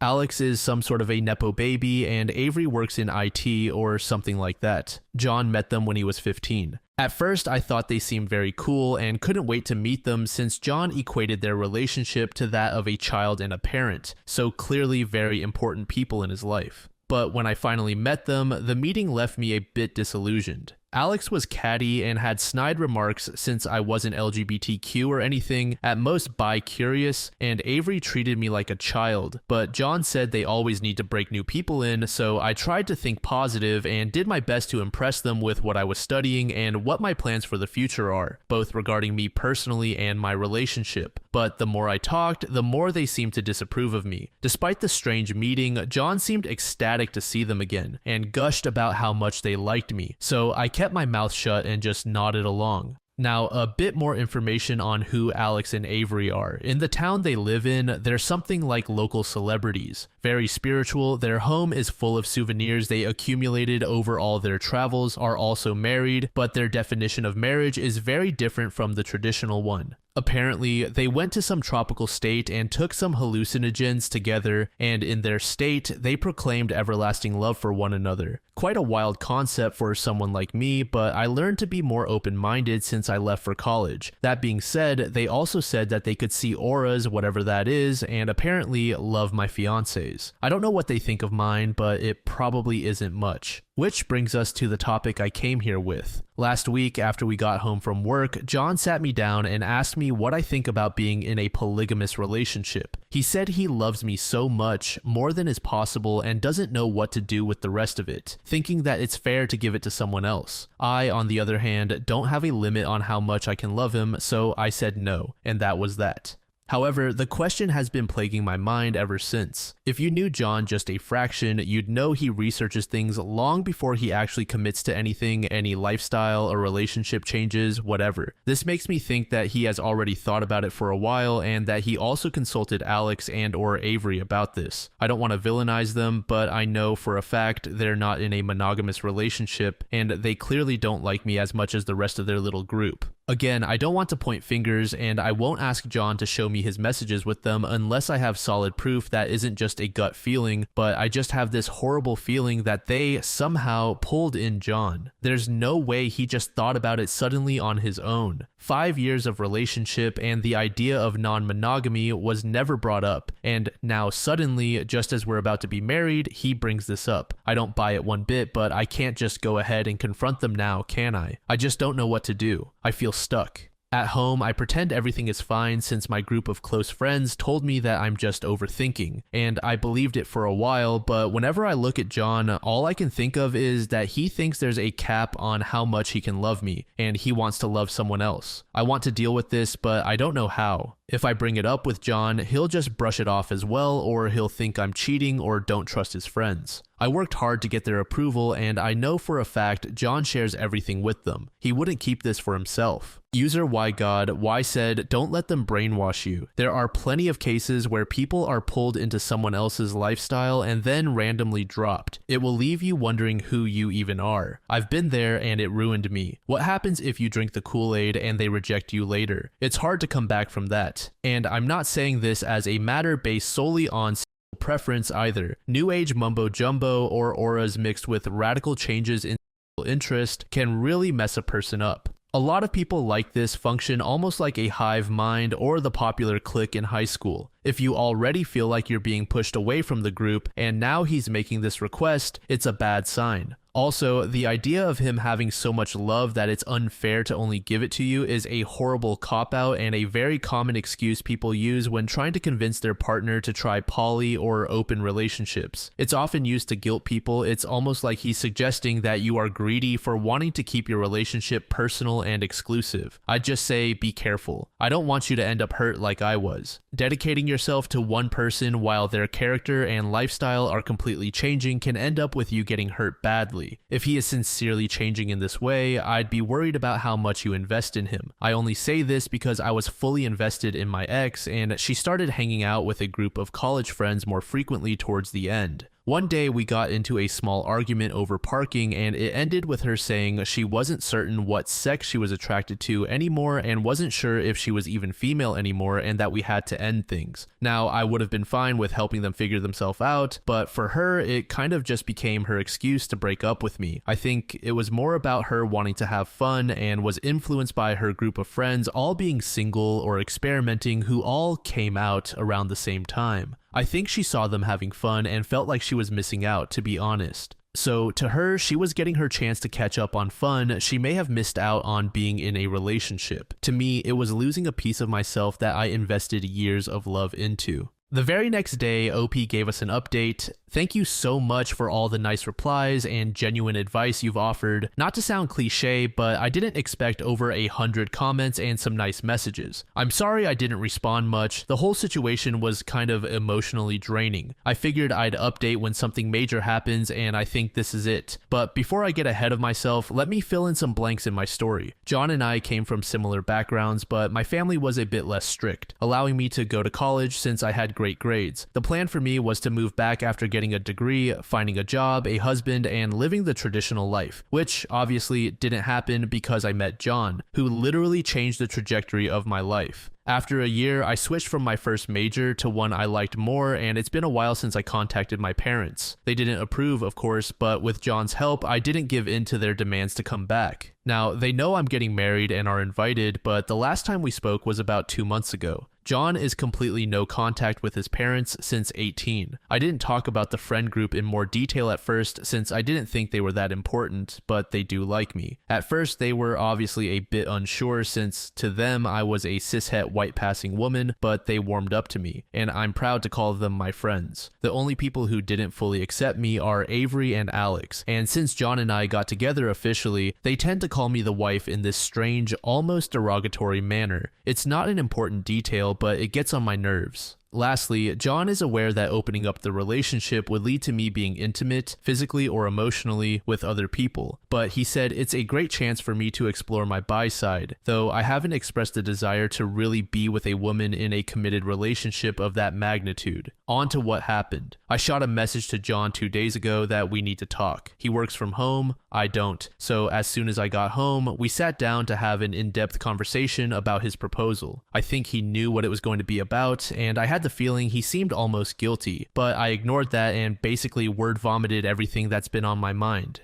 This is embarrassing because I wrote down most of what the comments advised and was prepared to have a mature discussion, but by the end of my easily 15-minute rant, I was in tears and he had to hold me, otherwise I'd crumble completely. The gist of what I said is that I'm hurt that he wants to f other people and that he doesn't care that I'd f other people too, that he believes there's a limit to how much he can love me and that I can't see where this all came from. That he just sprung this on me out of nowhere just a few months before we're to be wed. We tried to have a mature discussion, yes, but by the end he was frustrated. He did apologize for making me feel less than, but said that my outlook on an open relationship is selfish. What it all boiled down to was that he feels he didn't have enough time to find himself before he committed to me, which is bullshit because he didn't show any signs of wanting more than I could offer. We were very happy throughout the 5 years. I really believed I met my soulmate. I realized that since we were engaged, he seemed to talk more to his friend group and by extension to Avery and Alex. Again, I don't want to paint them as these cartoonish villains, they're really interesting and all, but now I want nothing more than to scratch those self-absorbed, smug smiles off their faces. In the end, I demanded to see his phone and he was shocked. We had a rule that we can see each other's phones, but we don't share passwords or anything since relationships are built on trust and neither wanted to be a prison guard in the relationship. Nevertheless, he unlocked and handed over his phone and I searched his messages, including the deleted ones. I found nothing out of the ordinary. Then I checked the call log and guess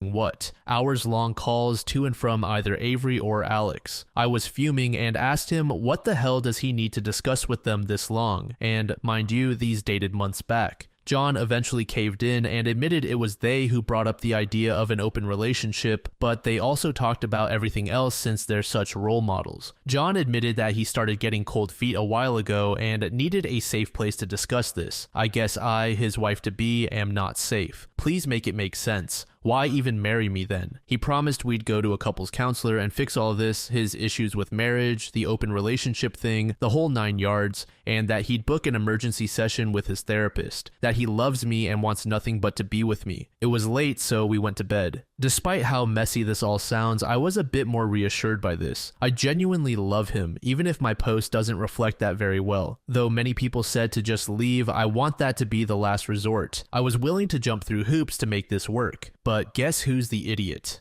This morning, I woke up to an empty apartment and a message on my phone from John saying that he needs a few days to think this all over and needs space. He didn't say where he was going or when he'd come back. I called and messaged everyone I know, but no one can tell me where John is. I told him that he either comes back home in 24 hours or this is over. As you can imagine, I'm a wreck. I took the rest of the week off, and between crying sessions and staring blankly at the wall, I obsessively check my messages in hopes of someone telling me where John is. To be honest, if he's willing to put me through this, I'm not sure I want to be with him. How can you do this to someone you love? User Smart Quokka said their goal was to break up OP's relationship. They succeeded, and John will eventually wake up to this and try to come crawling back. Hopefully OP says no thanks and blocks him permanently. If she allows him back into her life, then she will spend the rest of their relationship walking on eggshells, and that is no way to live. User Whatever said, once your partner even brings up the subject of opening up the marriage and or having a polygamous relationship, it's over. They have been thinking about it for a long time, and they have someone lined up. In most cases, they have probably already cheated. John wants a relationship with his friends Alex and Avery. He wants it more than a relationship with OP. This next post was made in the marriage subreddit by a user named Wild Lavishness. The post is titled, "My M30 fiance called off our wedding a week before and left me F30 in complete confusion. We've been together for about 6 years and lived together for context. What happened basically was an argument that escalated. We were heading to my program graduation on that morning. As we were getting ready, I asked if he would be okay to wear one of his button-ups instead of the shirt he had on so we can get a nice photo.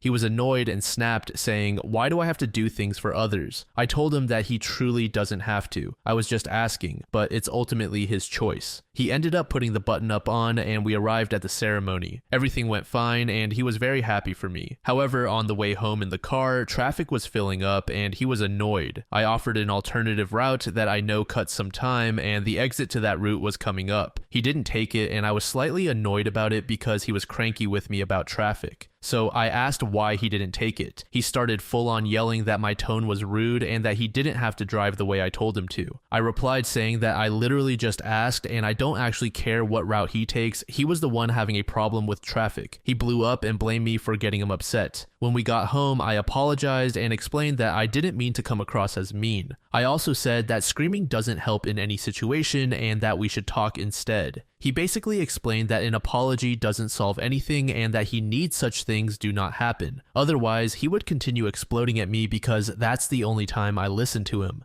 After a few hours, we spoke again. He apologized for yelling and I apologized for the miscommunication that happened. Despite resolving this later that night, I was crying due to the fact that he so easily yells at me when he's upset. I was so upset that even on such an important day for me, I felt like he picked fights. And to add to this, yelling is such a red flag for me, and I never do that to him or anyone for that matter. The next morning we were having breakfast and he asked why I seemed gloomy, so I told him that everything's okay, I'm just processing what happened yesterday. He asked me to please share with him, so I told him that I felt like my special day was kind of ruined by fighting about things we could have easily resolved. He immediately just flipped and started getting angry again. He blamed me for the fights, and when I replied that I didn't think it was fair to blame me, he got angrier and said that he couldn't do this, that I'm not a good communicator, and that he could not get married like this. I was full on shocked. I thought he was talking out of emotion, but this time he actually ended up sending a mass text to some guests to let them know that the wedding was called off. I was flabbergasted at the quickness and so confused. We started arguing and then had to leave for our days. Later that day, when we returned, I asked if this was truly something he wanted, and he responded with a confident yes. What I thought was an action out of anger seemed to be solid for him. For the rest of the night and the next day, I tried to fix things between us. After many hours of talking and lots of crying from my end, he kept explaining that I don't communicate well and that this cancellation is my fault. I tried to offer some solutions, but he was full on with the decision to cancel and break up. I asked if we could give it another day or two to ensure this is what he wants before we cancel the venue. He declined and asked to cancel the venue and vendors immediately. So we did. The next day, I went on errands and then met with my friend. It was truly such a hard day and I was heartbroken, still digesting this is happening. When I came home, he asked to talk and started crying that he regrets everything he said in the last days, that he didn't mean it, he was angry and didn't think straight. He said he would start therapy and wanted to do couples counseling now too, after I offered it many times. Anyway, he apologized profusely and kept asking if we can mend everything or whether he up. I was almost sure this regret would come, and honestly, maybe it was mean, but I said, yeah, you up big time. You made a rash decision that hurt our relationship big time. There's no going back from here. He pretty much begged for another chance, but everything was canceled and my trust was shattered. Now the wedding's supposed to be in 2 days, his aunt was supposed to be on the way to our house to help us pack decorations, and now there's no way we can schedule everything again. And frankly, I don't want to at this point. This is not the first time he cancels plans or breaks up with me during a disagreement. Everyone is telling us that this is fixable, that clearly we love each other, so if we want, this situation doesn't have to be the end of the relationship. But I don't understand how. So much time, effort, and money has gone into this wedding and that's now done. And plus, more importantly, I can't trust him anymore. I don't know what to do at this point. We were supposed to go on honeymoon right after, so now I'm thinking of going by myself. He asked if we can go together and spend that time to fix things, but I'm just questioning everything. I think I prefer going myself to do some soul searching. Should I call this quits and move on with my life, or take his word and start couples counseling? I love him with my entire heart, and we had many loving experiences between us over the years. We don't have any issues aside from such incidents, but I don't know whether it's actually possible to come back from this one. User Unfair Finger said he made a rash decision, and now that it's been made, he is trying to string things out by talking about counseling and all that. Drop him like a hot potato, he'll do this again. Go on the honeymoon and relax, think, and clear your head. User Virtual Choir Boy said, do me a favor, go look up sunk cost fallacy. When you're done, come back and ask this question. Is the person he is now the person I want to spend the rest of my life with? He's shown you who he is deep down. Sure, maybe someday he might finally grow up enough to get better, but by age 30, he should already be there, so I seriously doubt he will ever truly change. This is who he is. Are you going to believe him? User See Me Roar said, my husband used to do this to me. Our first fight was him screaming and trying to break up with me because I laughed too loud during a comedy movie, and he was embarrassed because everyone turned to look at him. In truth, no, I had not laughed too loud. No one cared or paid him or me any attention because they were too focused on the movie and laughing too. And when I finally got him past the hysterics, what was really bothering him was that he was in love with me, and it terrified him because he wasn't ready to be in love with someone yet, and it was overwhelmingly happening too soon. Once I knew the truth, I told him we didn't need to break up. We could slow things down instead.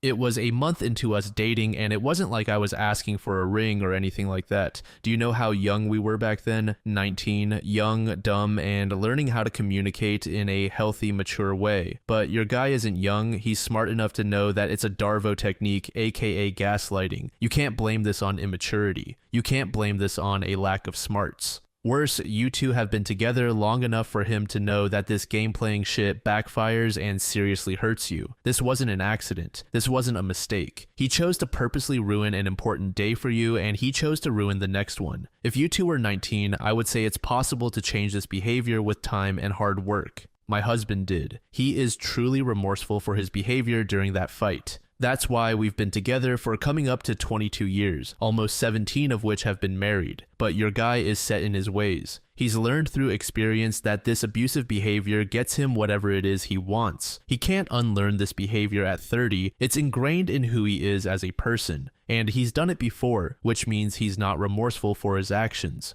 If he was, he would have done it once, saw the damage, and put in the effort to not do it again. You can stay in a relationship with him knowing, expecting, or accepting that he will ruin every important day of your life moving forward and continue this form of toxic behavior, because that is who he is. Or you can cut your losses, get your adult on, and move forward with your life. Only you know when you've had enough and are done. In the update, OP said, "Thanks to everyone for the comments and support. Since all this happened, he apologized profusely and offered to return to the venue and still go and get married on the same day. He also offered couples counseling starting now and right after we get married if I still want to. Additionally, he offered to go on the trip together to fix things. I declined everything since the damage has been done, and I decided to go on the honeymoon myself while he packs all his items. He's going to start his own therapy journey while we're broken up. I don't know what's next, but this hurts so much because we still love each other. He's going to work on his mental health to address the impulsive actions when he's upset. He also realized it wasn't actually a communication issue, but rather how he felt attacked due to his own lack of confidence. I appreciate his honesty, but can't see how it's possible to forgive what happened." User SF Food said, "Move on. Count your blessings that you didn't get married to this person. As a hard rule, if a guy loses his temper for ridiculous reasons and keeps walking away, breaking up, or canceling a wedding, that's not husband material. He saved you a world of heartache. Move on."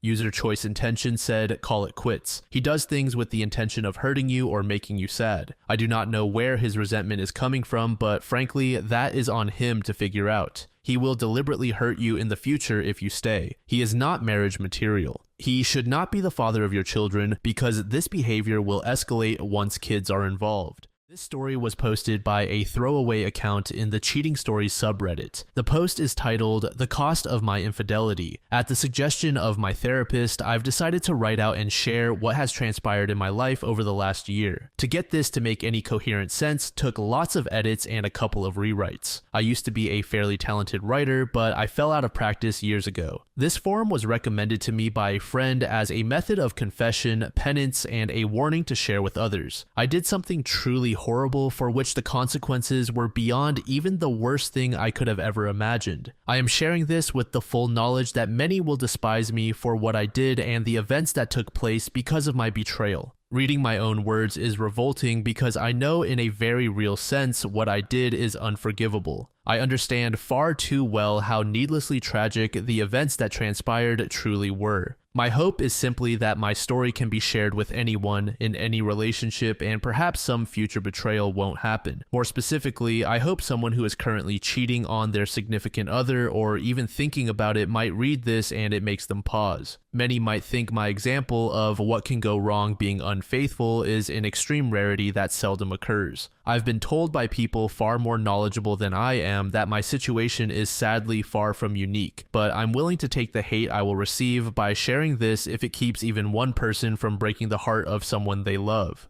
I am a 28-year-old female and I was married to a wonderful man I will call William. 8 months ago, my husband confronted me with proof I had been both emotionally and physically unfaithful. A few days after he confronted me about my infidelity, my husband committed suicide. I realized just typing those words out has caused people I don't even know to hate me. I couldn't believe I had the capability to do something that evil to harm someone I'd loved since we were children. But I did it. If you'd asked either me or William if either of us would ever be unfaithful, we both would have laughed. But to my own shock and surprise, I allowed myself to lose focus and strayed. I knew it would destroy him if he ever found out. But I took the heart of the man I loved and crushed it so cruelly he couldn't endure the pain of this life anymore. Those of you thinking right now that I don't deserve to be breathing, I agree with you. I agree with you so much I've attempted on 2 occasions to make that a reality. I'm assured there is a reason I'm still here. For the moment, I've convinced myself that the longer I live, the more I suffer, and I don't deserve the mercy of a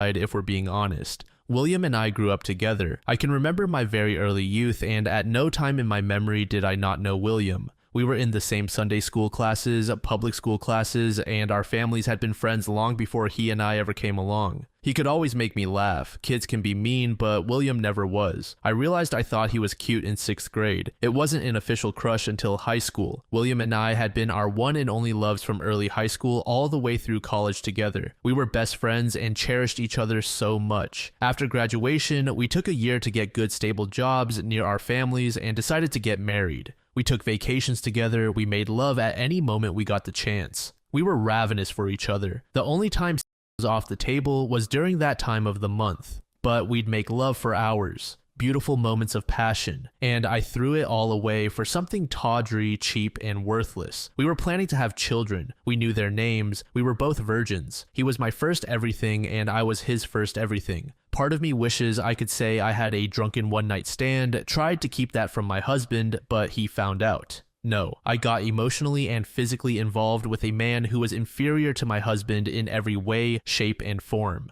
I didn't even consider the possibility that a friendship with another man could lead to an attachment forming. My husband and I had a strong marriage. As foolish as that sounds to say now, we really did. My husband was the epitome of strength. I was the one who was weak. Though before this, I considered myself a strong woman. It's just that no one ever told me that while our relationship was so very strong, no relationship is bulletproof. There is not a day that goes by that I don't wish someone had walked up and shot me the minute before anything I did became secretive. It is an indisputable fact that the world would be far better with my husband here and alive instead of me. There is no rationalizing away truth like that. I had so many chances to stop it before anything happened, and I had absolutely no reason to allow anything to happen. After a brief and heated conversation, he walked out, and I never spoke to him again. I tried to contact him in any and every way I could think of. My God, I tried to reach out so many times just to let him know that I am truly sorry, just to know I hate what I did. My text to him never showed anything but an unread status to me, so I doubt he read any emails or heard any voicemails either, but everyone said I needed to give him space and time to think. 2 nights after William confronted me at 3:17 a.m., there was a loud knock at the front door. I turned on the lights. I thought at first it might be someone in a drunken stupor wanting to curse me out, or worse. Then there was another loud knock, and I threw on a hoodie before heading to the door. When I opened the door to see 2 policemen, I knew.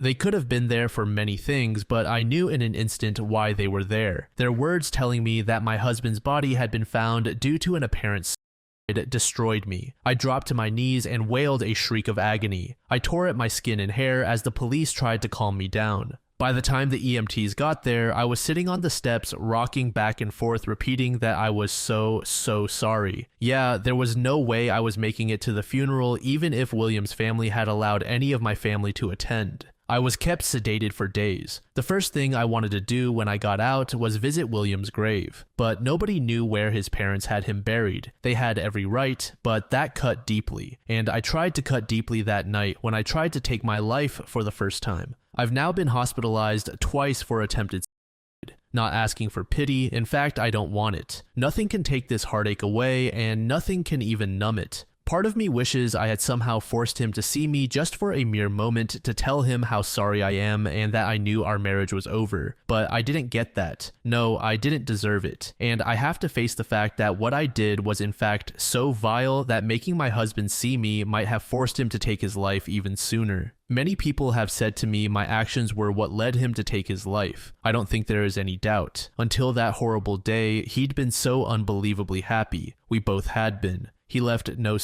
note to verify I was his cause of death. But we had been so happy. We loved spending nearly every moment together. To go from that kind of bliss to that kind of grief in such a short span of time ended him. I ended him. My words, actions, and thoughts betrayed us both. Regret doesn't kill you. If it did, I would have died before my husband ever confronted me. When COVID hit, William and I quarantined together. I was fortunate enough to teach for an exclusive private school. The benefactors assured us our salary was paid as long as the need for isolation persisted. William worked from home and made a lot of progress on a project he was placed in charge of. The entire world was worried and afraid. But we had each other, and we so enjoyed making the most of it. Watching movies in bed, feeding each other food, playing like 2 little kids. I am utterly, truly, completely sorry to those that lost a loved one due to that horrible disease. What the world went through was a literal plague upon humanity that caused so much needless death. But my husband and I got closer in those weeks than we ever had before, and our bond had been strong. We joked about how so many people were hating having to spend time with family or, God forbid, their wife or husband. We simply couldn't get enough of each other. After the first month, we had to agree to limit to once a day for about a week. Our only argument the entire quarantine was about having to do laundry just to put clean sheets on the bed yet again, and I cheated on that man, which drove him to exit this life due to my evil actions. A man I had such a close bond with. I was an idiot in so many ways. But for me to think because of that bond, no temptation was enough to get me to stray was idiocy. I hate myself in so many ways for so many reasons, but knowing I had it all is the most difficult pill to swallow. My affair was atypical of most in many ways. Some aspects of the relationship and betrayal were slightly less vile. Some were colder and even more evil. The man I had an affair with I will call Paul. I first encountered him in group Zoom meetings during the pandemic. I found him brash and smug with no valid reason to act that way. He was the school's lacrosse coach, and I remember in those Zoom meetings being glad that as an English teacher, I would have to interact with him very little. The first time we met face to face, we shook hands and had some small talk. There was zero attraction, at least from me toward him, but I didn't sense any lustful attention emanating from him toward me. During that introduction, I learned he was engaged, and I told him I was happily married to a man I adored. No tension, nothing even hinting that would ever be a possibility. The school began allowing half the staff in all areas and half the students to attend school for a week while the other half used a Zoom. The next week, the other half would attend on-site and vice versa. That was supposed to assist with social distancing and the students' feelings of isolation. While eating lunch one day before my next class began, I got an email from Paul. He had written out some toasts and jokes for his upcoming wedding and wanted me to edit what he'd written. I was used to being sent writing to edit, so that was nothing I felt important enough to tell William. Coupled with the fact it all pertained to Paul's wedding, I saw no reason to give my husband a boring detail about that day. The email contained a toast to his parents as well as to the parents of the bride. I took what he'd said and added a few phrases to pull at the heartstrings of all who attended. The jokes directed at his brother, the best man, were absolutely hilarious but a little vulgar for my liking at a wedding. I said as much when I sent back his edited speeches. He laughed and said I just don't know his family and that ball busting was a family tradition. That email exchange began several months of corresponding back and forth. But as difficult as it may be to believe, not until the very end did anything become inappropriate. Not once did anything become flirtatious or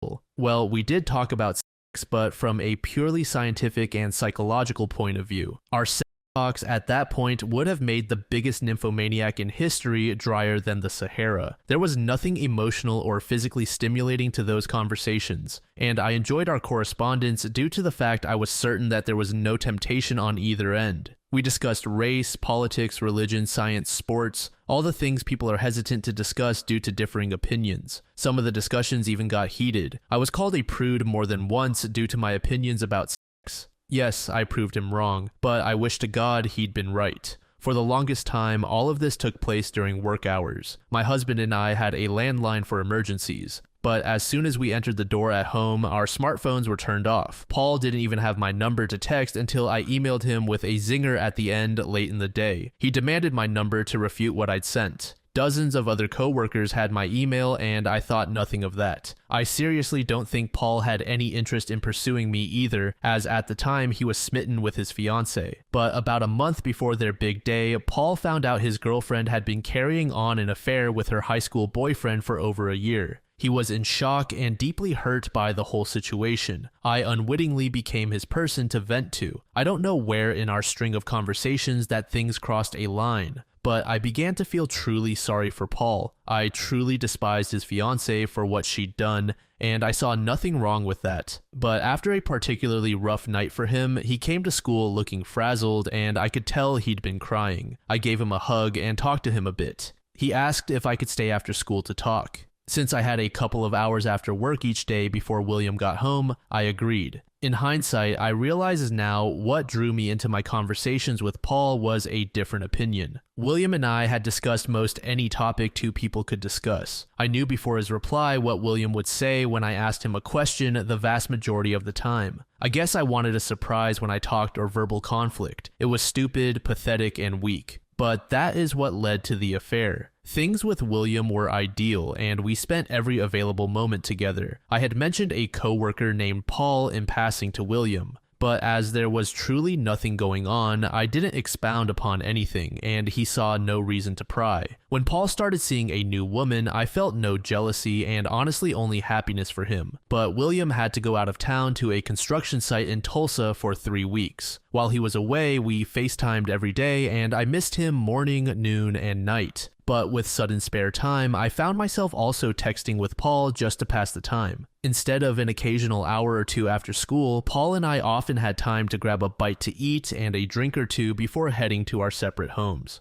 Oddly enough, the thing that led us to become physical was me being a klutz and the school nurse not working that week. I sprained my ankle one day walking up some steps to go get lunch. Since the nurse was not on site, I went to Paul, assuming he as a coach had numbing spray or an ace bandage. He was working on my ankle when I happened to notice he had an apparent erection. I was a bit taken aback he was getting aroused in some way until I realized from his position he could see slightly up my skirt. I have to admit for a moment I found the fact I was turning him on was stimulating in some way. I adjusted myself to see if a slightly better view would get him more worked up. He called me out on it. I laughed and told him he could work out his frustrations with his new girlfriend. Suddenly, he kissed me and I pushed him away. He kissed me again and I didn't. We made out for a few minutes before I realized what I was doing. I hurriedly got out of his classroom and made it down the halls to my classroom. I sat in disbelief of what had just occurred. I didn't plan for it to happen and I was certain Paul didn't either. I didn't know if I should call William and tell him that moment or wait until he got home that night. But when I talked to Paul after classes, he apologized, urged me not to bring any conflict into my marriage and remain just friends. I didn't want to give William more to stress about as he was out of town and focused on his job assignment. After talking with William that night about how things were going in Tulsa, I decided to wait and tell him when he got home.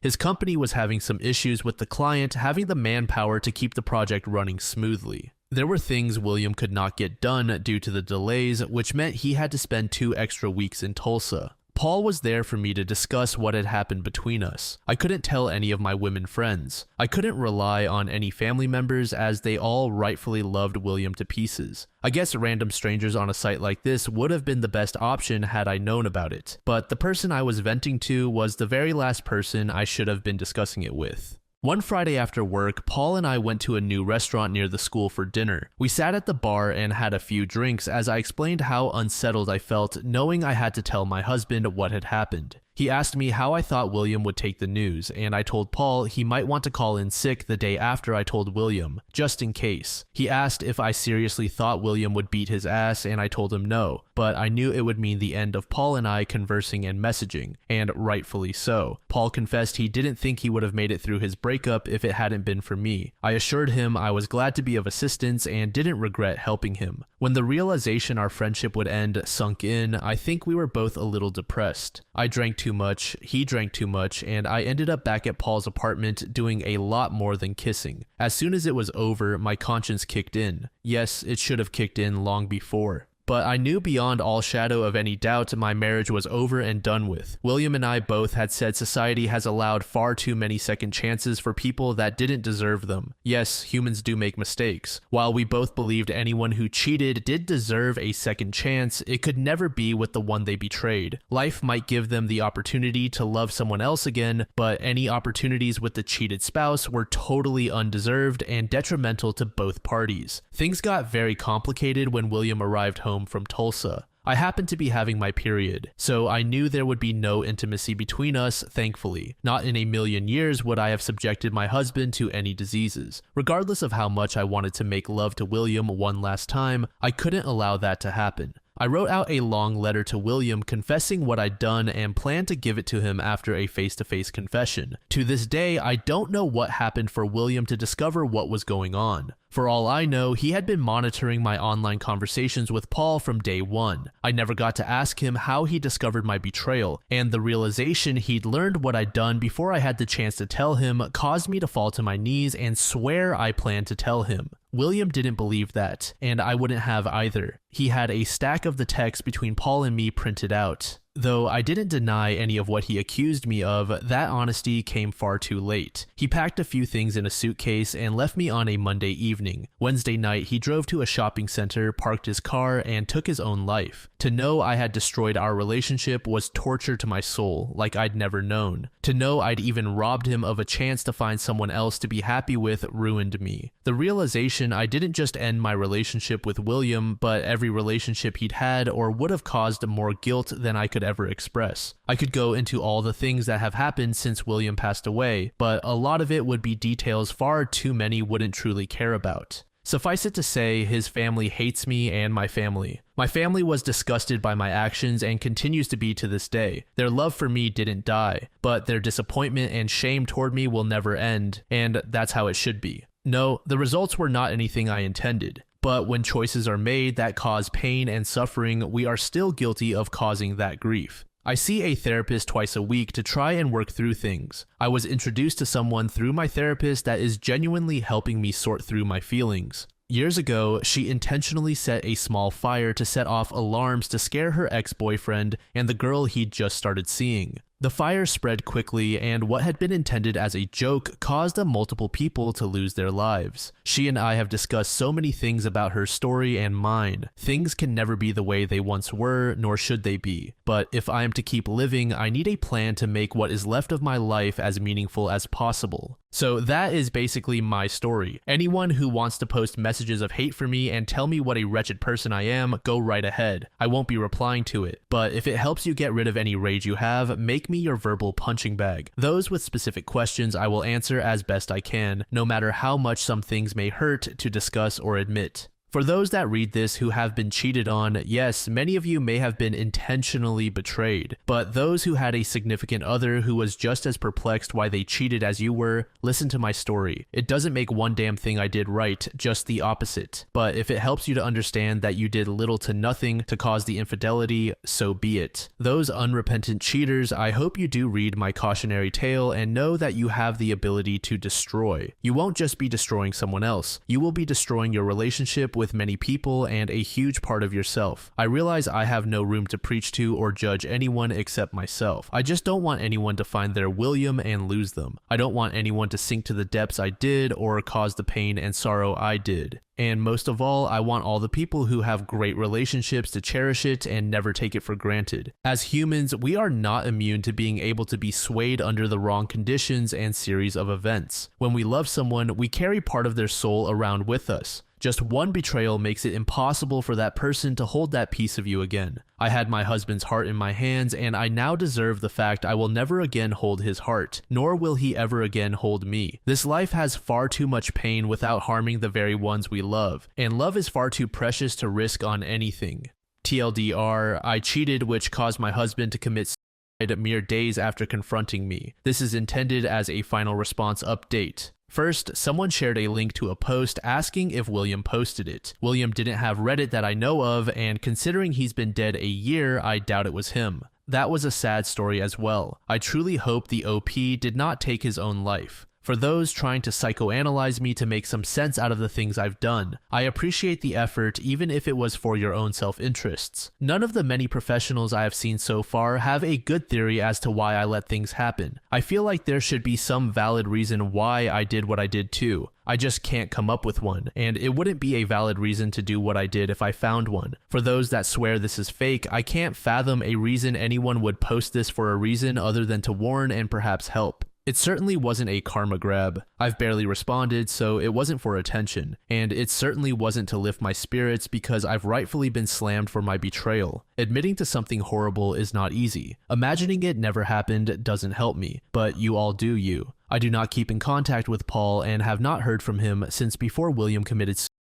The only things I know about him are secondhand from people I worked with. I have no interest in being with Paul or having him in my life in any way. So those thinking I planned my vile actions to ride off into the sunset with a first-year lacrosse coach, no. Bless you all, I won't be commenting anymore, but I'll leave the post up as a resource in case someone needs it in the future. Bless you all, may you have stellar lives full of happiness, but most of all, peace. User Logical Proposal said, every action you took was a choice. You intended to cheat as soon as you met the other guy. You didn't want to disturb William with such a minor detail. I think your husband knew right away because you were so close. And all the little things that were so trifling, you decided not to trouble your dear husband. The texting, the emails. He obviously did notice but didn't want to believe. You twisted your ankle and the school nurse wasn't there, so you had to go to Paul. What are you? 4 years old. You don't know how to treat a sprained ankle. You knew what you wanted, you made out with him, then you arranged to hook up and fuck under whatever pretense to quell your conscience. A pathetic trope and you are a cliche. At least be honest with yourself since you clearly couldn't be honest with your now deceased spouse. What you did is despotic.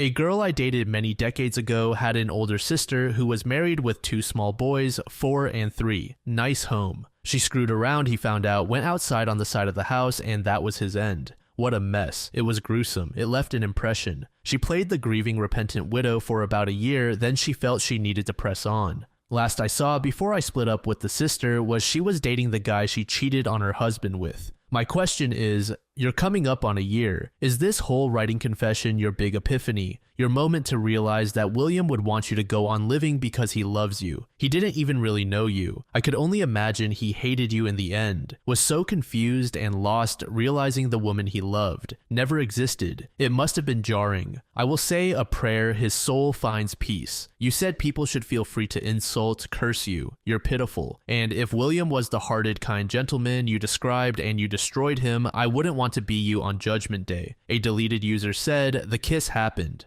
Maybe you could call that a moment of weakness, but even then, you were asking for it and you enjoyed it. You wanted it. But then instead of staying away from the guy who is threatening your marriage, you go out with him. Can you honestly say you didn't know what was going to happen, that you didn't want it to happen? You came back and spent time alone with AP and at a bar no less. You drink and confide in each other. Can you tell me honestly, not only that you didn't know what would happen, but that you didn't also want it to happen? User Big Cobb 3 said, so depressing. William was the perfect guy and it still wasn't enough for her. She needed him to be more than perfect apparently. Absolutely heartbreaking. The guy did everything right and still got shafted in the worst way. Every single guy reading this must be thinking, what's the point in marriage? If even a great guy like William got f***ed over. So heartbreaking.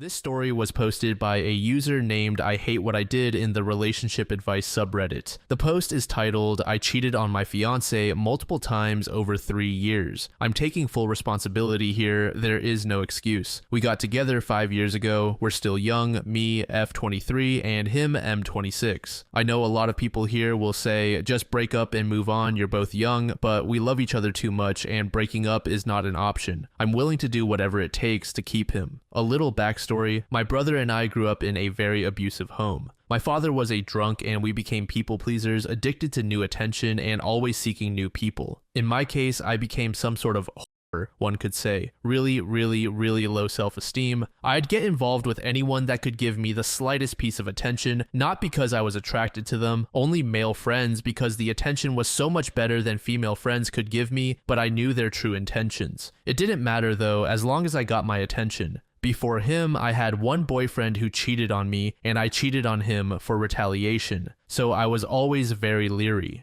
When I met my fiance, everything changed. He was enough. The way he treated me like a princess and how he took care of me was just perfect. We had a bit of a rough patch at the beginning of the relationship because I was still in this male friend of mine is not hitting on me mode, but that was fixed quickly and we had the best 2 years of my life. I was crazy loyal to him. Every guy that would hit on me or even message me, I'd block and send the screenshot to him. He got a job at a modeling agency, got in touch with a lot of famous people and gorgeous women, started to travel a lot for business, and suddenly changed his cell phone password. He became friends with a girl that confessed her love to him, but he turned her down. I saw the messages. My brother saw him days later talking to her on the street, and that wrecked me. He convinced me nothing happened, but I was so tired of feeling like this. My phone was always there for him to check. He knew my password, and I had nothing to hide. One time I was checking his phone and he swiped it from my hand very abruptly. He was acting so suspicious and I was losing sleep over it. All my family, female friends, and acquaintances were taking me for a fool, saying he hangs out with models, of course he cheats.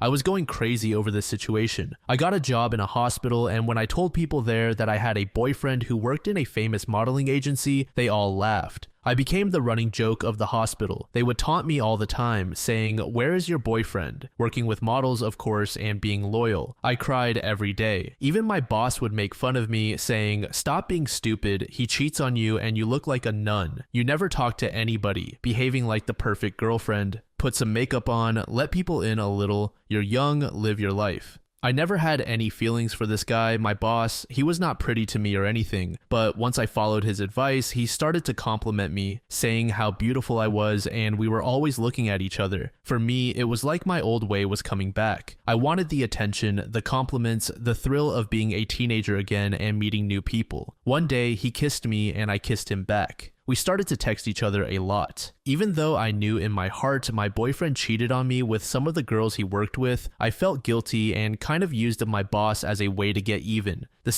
was not good. He never made me orgasm on his own, and he was a jerk most of the time. But when my boyfriend was acting suspicious again, hiding his phone or saying I was crazy for thinking he was cheating, I would meet my boss. We had sex like 4 times, but only because I turned him down with excuses most of the time and kissed like 3 times. That was in the course of 2 months. Later on, the bigger boss there fired me and a bunch of people for unrelated reasons. He called me to his place a lot. I never accepted, and with time, we stopped talking. Just the occasional text here or there, but nothing flirty or anything. That became my life. Every time I felt like he was betraying me, I would fall into my old ways and seek male attention. In the same year that I was with my boss, months later, a friend of my mother started to hit on me. He got my number when she was sick and he was helping her out. We exchanged nudes and kept in touch for a while. The only reason we were not was because when we met for the first and only time, his kiss was the worst ever, and I couldn't keep up. I turned him down a lot when he asked me to Netflix and chill, but kept in touch occasionally until it ended. When my boyfriend was acting up again, I'd unblock some ex-fling of mine or someone I knew would hit on me. I cheated on him online the next year with 3 people for a short period of time since they would stop giving me the attention I wanted and sexting was the only thing they were down for. I got another job last year and physically cheated on him once again with a guy I kissed once when I was younger. We exchanged nudes, sexted, and I met him at his friend's house nearby. We had sex, but he finished in like 2 minutes. It was really frustrating. He washed up and came back, but I was kind of frustrated, and in like 10 minutes I gave an excuse and left. He was always messaging me, so I blocked him. Remember the guy I cheated on my last boyfriend with? I unblocked him and we started to talk. At this time, I was 100% back in my old ways of seeking male attention. He was ill and never wanted to send me nudes the way I asked him, like shirtless since he was an aspiring bodybuilder and everything. His libido was down bad because of the medication, and he turned me down when I asked to have sex with him. We met 5 times, 3 on the bus. I'd go all the way back to the same bus stop I was just at to spend time with him. 1 on the train. Nothing happened, we just talked. And 1 nearby my house. He wanted to kiss me, but I refused since I was terrified of someone seeing us walking close to each other. But the times we kissed on the bus, his kiss was not the best, but I loved the attention. I love to remember the stories of when we were younger, etc. We tried oral on the bus for like 3 seconds, but his libido was totally off, so it was more kissing and talking than anything. When he was better, he called me to sleep with him, but I turned him down since he did the same to me. My boyfriend asked me to marry him and I said yes, but was feeling really guilty. Our relationship was weird because he was tired of me being so leery towards him and I was tired of feeling like he was betraying me. We were fighting a lot, so the wedding was postponed. We kind of gave up on the relationship. I got close to 0 attention from him and that was horrible. We had been together for like 5 years already and were always all over each other like rabbits. The sex was great, the best I've ever had, but at this period of time, we were like strangers. I was still working in the same place and there was a security guard that I knew when I was younger. We started to text each other a lot, but with him, it was different. The attention he gave me was very close to the type of attention my boyfriend used to give me. We talked about everything, life, problems, we shared a lot of stuff, and I started to miss him, think about him every day, and was in love. His kiss was really good, and we'd meet in an empty stairwell he knew. We went to a motel a couple of times. Even though the sex was really quick, he couldn't control himself, and in a very small private area, he was really thoughtful, funny. He took care of me and gave me the attention I wanted. We got together like 20 times over the course of 3 months, had sex on the stairwell 3 times and 2 times at the motel nearby the place we worked. He was married and had a baby daughter. I hated the fact that I was helping him destroy a family, and I was feeling beyond guilty because this time it was different. It wasn't about revenge anymore. I was thinking about him constantly, had like a strong crush, and loved the attention. I tried to end things with him a couple of times, but every time he'd text me and I refused, he would say, "If you don't come to the stairwell, I'll never talk to you again." And in my mind, it was like, I will tell my fiance about this and he will never forgive me for it. So I'll keep this other guy around for the attention. So I'd still meet occasionally, but nothing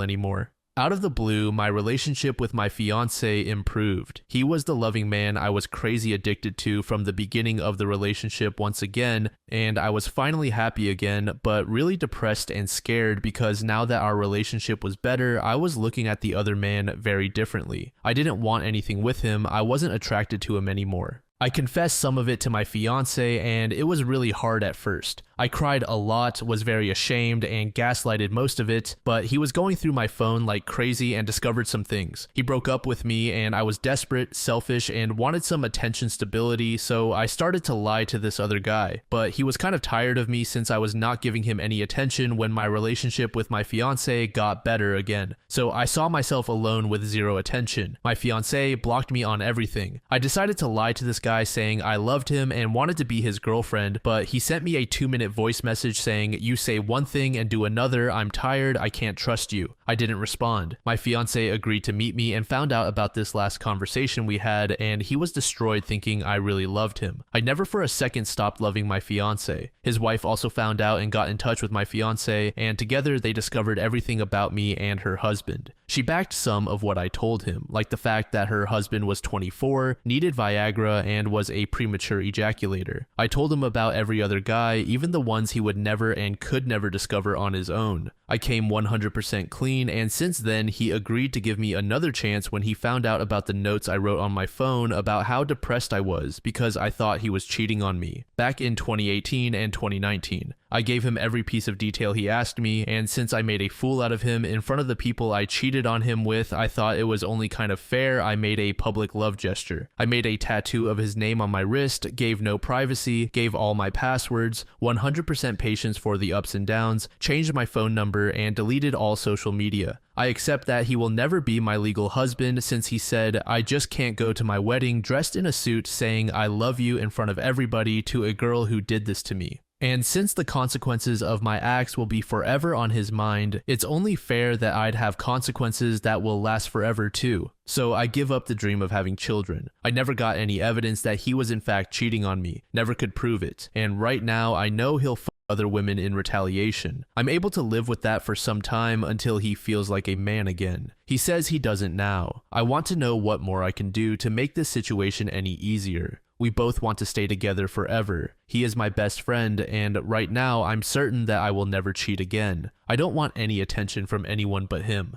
I am a horrible person, but I know I can change. I want to change, and I will change. I started therapy this last month. We spent some time apart, and that helped me to realize how much I love him. People who got betrayed, what can I do to show him even more that I'm willing to go through everything to keep him in my life?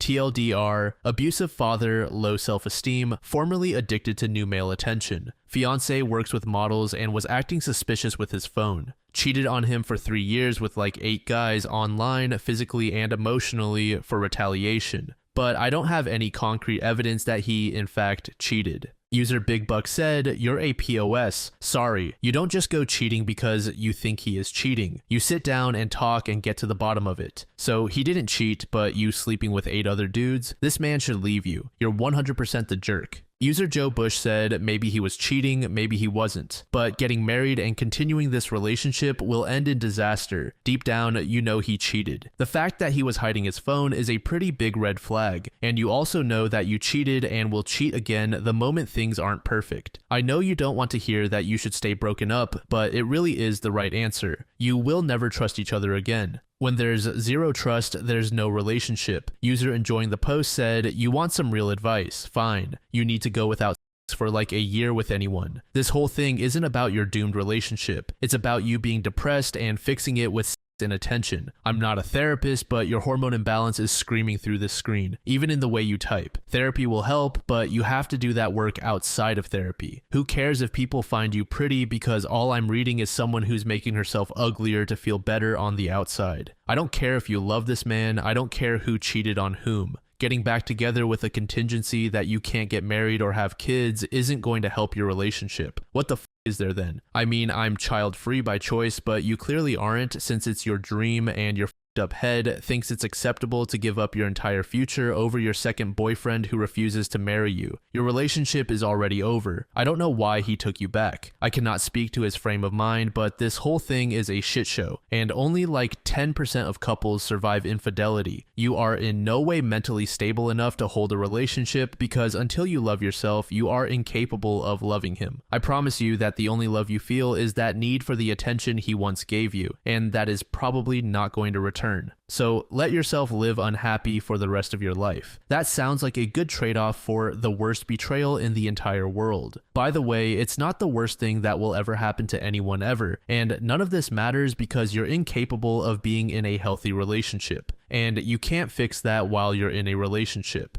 User Dav Lithium said, if you love him even one bit, you have to let him go. You have serious psychological problems. Therapy and bettering yourself should be your #1 priority. Despite what you claim about your love for your fiancé, you are a person driven by your impulses and insecurities, and the only thing you keep doing to him is wear him down. I honestly hope he has the guts to leave you if you don't, and that you get better with your mental health and past trauma. User Bad Karma said, my dear, you don't need a fiancé, you need therapy. You need to go fix yourself because interpersonal relationships are tough. You seem to so easily fall back on your behavior from your youth. You've betrayed your fiancé multiple times because you feel justified. What's to stop you from doing the same thing when you get married? Sounds like nothing because even in a relationship where it's expected you would be faithful, you have a zero problem with betraying him. Work on yourself. The best way to do that is likely solo. This way you're doing it for yourself and not for the hope of something with someone else. This next post was made in the pro-revenge subreddit by a user named Salty Effect. The post is titled, I ruined my ex-BF's life 20 plus years ago and I just made sure it stayed ruined. Sorry, this is a bit long. All names changed. Throwaway account for all the reasons. When I was in college in the 90s, I met Jake, M23, through mutual friends. He had already graduated and was planning to move to the opposite side of the United States for grad school, and I had already been making plans to move with friends only a 90-minute drive away from where he was moving to. We had so much in common, fell in love, and it really seemed like fate, both planning to move 3,000 miles and landing so close together. He had 2 sisters and a younger brother who were all awesome people, and I became instant friends with them as well. Because he was in school and I was working, I would usually go to him to hang out on weekends. He was renting a house with 2 roommates also in his program. We were young, so money was tight, but we had fun, went for taco dates, and spent a lot of time at his house where he was breeding and selling small animals. Jake was an animal sciences PhD student, so being around animals was normal and I loved it. I met and became friends with his advisor's wife named Mary, who worked in administration at the university. She is a lovely woman, and I would often have lunch with her when I went over on weekends. Jake was a teaching assistant or TA, and I met other people in the program and made friends with them faster than he did. After about 2 years of dating, I was at the house one day, lying in bed together in a state of some undress, and he said out of the blue he was concerned I'd been gaining weight, and it made it harder for him to be attracted to me. No concern about my health, it was all about him finding me unattractive. I sat up and said, well then maybe you should make sure there is better food for me to eat than crackers and cheese when I come up on weekends.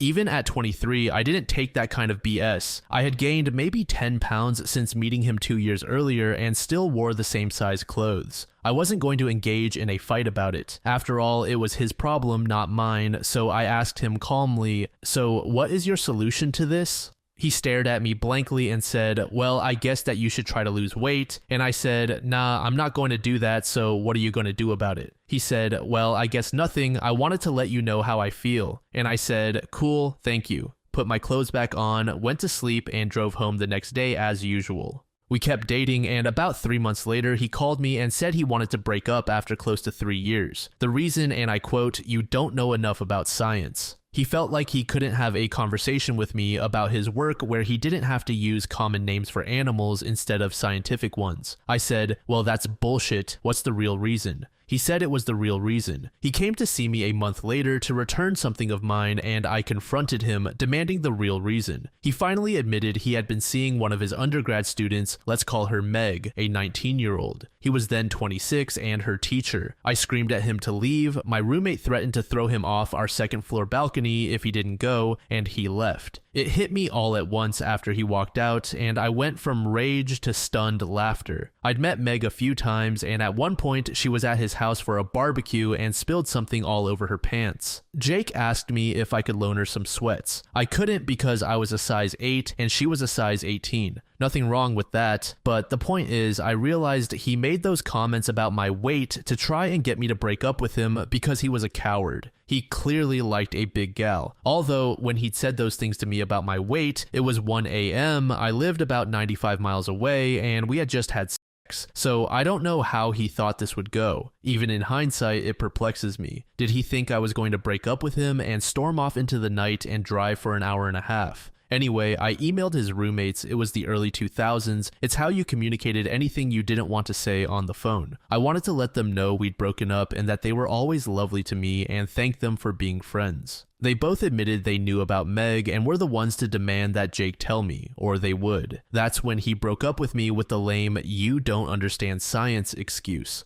One of his roommates, a super nice, super cute guy named George, offered to help me get a few things still at their house that he had collected for me away from around the house. He suggested I come up for the weekend, we go out and drink and have a good time, all the things Jake didn't want to waste money on, and I said sure. So I went up and George let me into the house while Jake was gone. I took photos of all of his animals because while I might not be a PhD student, I paid attention and I knew he had an endangered species in his care. He wasn't breeding it, it was an unreleasable animal he had taken in from a rescue organization. There was paperwork he had to submit with a $25 fee and he refused to do it, saying he didn't want the government in his business. I took photos of that animal, all his breeding conditions, and a photo of an animal not allowed in the state, which was in a tank, right next to a window and visible from outside. I then went out for a night on the town with George. We stumbled in early, around midnight, so Jake and Meg, who were watching TV, would see me in a short dress, drunk, and George practically carrying me. I spent the night in George's room.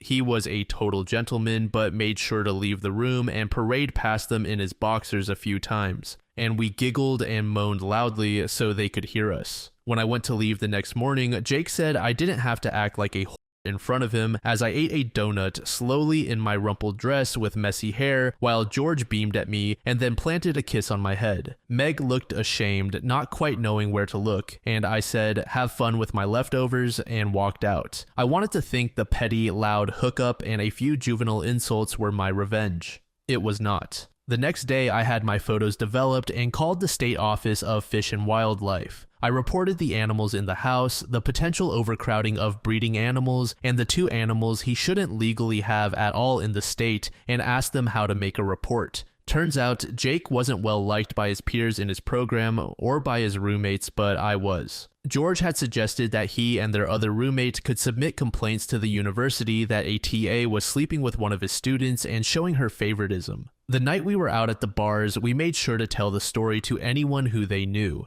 They made sure all the women in his classes knew he was sleeping with Meg. It wasn't a large program, so people knew fast he had cheated and was now dating his student. George and the other roommate made sure people knew they had put in complaints, sick of Jake's entitled BS. With my full statement made and photos sent to the state wildlife officials, I called my friend Mary, Jake's advisor's wife. She knew about the breakup and lame reason, and I let her know he admitted he was sleeping with a student. I'd been emailing with him and he admitted to it in writing, so I sent that to Mary. To say she was not happy about that was an understatement. She said she made sure it would be investigated and told her husband, Jake's direct advisor, while I was on the phone with her. Speaking of investigations, a few weeks later, George called me, giddy, to say state fish and wildlife officials were there confiscating animals. He told them he would be happy to tell them whatever they needed to know. Meg was there when it happened and told the officials as far as she knew, all the animals belonged to her boyfriend Jake and that they were all legal. That put George and the other roommate in the clear. One animal was kept in the backyard, so it was implied to Jake that a neighbor reported it. While they were there to investigate, they knew to look in the back window to see the far more problematic, illegal to have in the state under nearly any circumstances animal. Since George was on the lease, he was able to let them in to investigate in the house. The animals were all in communal areas, and the officers stayed there for a few hours and returned with a warrant to take all the animals and enter Jake's room to investigate. George and the other roommate let them into their rooms with no issues and were quickly cleared. Meg apparently couldn't get a hold of Jake and eventually drove to the university to find him. Remember, no cell phones yet. It was a good day. The only animals they left were some guppies in a fish tank. Now, PhD students need grant money to do research, and a large part of animal studies funding comes from the federal government. Jake had just gotten an EPA grant right around when he broke up with me, so I called the EPA and asked how I would report that a person with a federal grant was being investigated for illegally harboring endangered animals. Long story short, he lost his EPA grant and had to make restitution on what had already been used, close to $30,000. He would never be able to get another federal grant. He avoided jail time on the state charges since all the animals were in good health, but lost all his breeding animals, worth thousands of dollars, since they were collected for safekeeping during the investigation when the 2 illegal animals were taken. In the end, he owed a $15,000 fine, and the 2 animals went to a nearby nature center.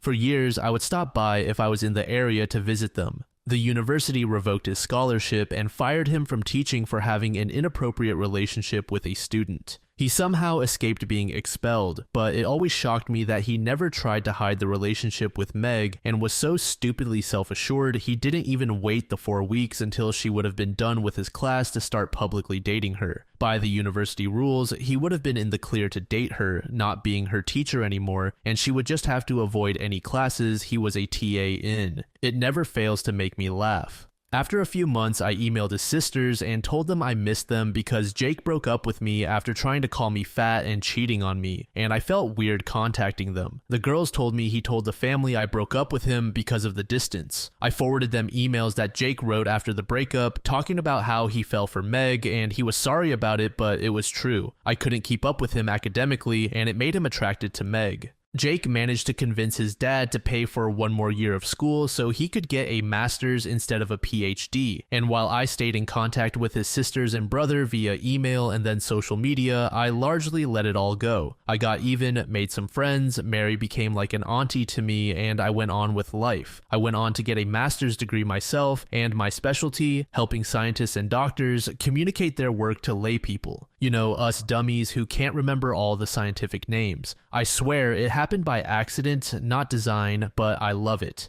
And I work with everyone from small-town doctors and nurses to pharmaceutical companies to museums to state and federal governments to film and TV producers. I travel a lot and speak and get to learn a lot of cool things about our planet and how things work. I knew through his siblings that Jake and Meg got married and had 2 kids. Meg dropped out of the sciences and became an accountant, while Jake went back to breeding animals. Every once in a while, his sisters or brother would tell me something over lunch or via text, but we had our own relationship that exists outside of him. Apparently, when I sent a wedding gift for one of his sisters, he loudly complained at a co-ed bridal shower that all of his siblings were still my friends and he didn't make an effort to embrace his now wife Meg. Apparently, the sister just laughed and said, "I don't make it a habit to be friends with homewreckers." This is how Jake's parents found out how their relationship started and ours ended, 10 years after we broke up. Jake never found out I was behind reporting him to the state, and in the end, I didn't lie about a single thing, except maybe exaggerating a drunken makeout session with George, who is now a successful and tenured professor with a lovely wife and daughters. Fast forward about 20 years to a few weeks ago. I was at a university giving a lecture to a room of 250 undergrad and grad students. In the end, I was mingling with the students afterwards, and I hear a voice say, "Hey OP, long time no see," and I realize it's Jake, and I didn't change the expression on my face at all. I was completely shocked, and my instinct was to play dumb. So I said, "I'm sorry, help me out. Have we met at another workshop or lecture?" He looked incredulous and said, "It's me, Jake." And I said, "I can't place you, but I would love to figure it out." Finally, I gasped and said, "Oh my goodness, Jake, I guess I blocked you out," and said, "Well, lovely to see you," and moved on quickly when he tried to reach out and hug me. I was happy to leave it there with the satisfaction of him seeing me as a guest lecturer in a science department of a major university when he was just in the audience.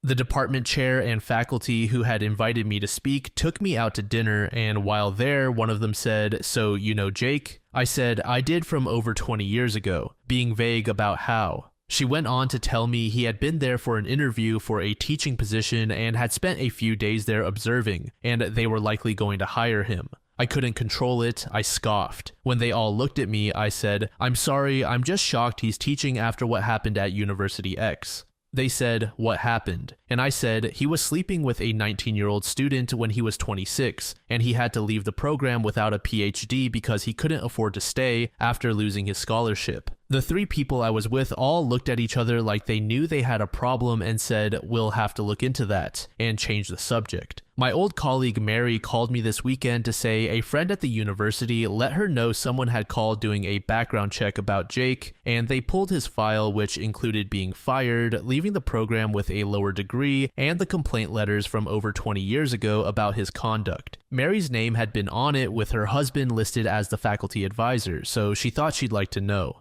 As a bonus, it had a copy of his arrest record for the illegal animals. I guess his dad had paid for a decent lawyer to get the record expunged after the charges were reduced and he paid the fines, so it doesn't show up on a standard background check. I don't think he's going to get that job. So I will return to my life, content that the universe comes through sometimes, especially if you give it a little nudge now and then. The best revenge is when you don't have to do anything wrong. You just have to help direct knowledge to the right places. If there is anything I can impart to any young women and men reading this as I shimmy happily into my now size 10 pants, it's that if someone who is supposed to love you complains about your weight or looks, that is their problem to fix mentally, not yours. And maybe it's time to check out what they are doing behind your back or simply move on. Remember though, it is their flaw, not yours. If Jake hadn't been a coward and tried to make me break up with him and just ended things with me in a mature way, I might not have found out about Meg and turned his own wickedness back on himself.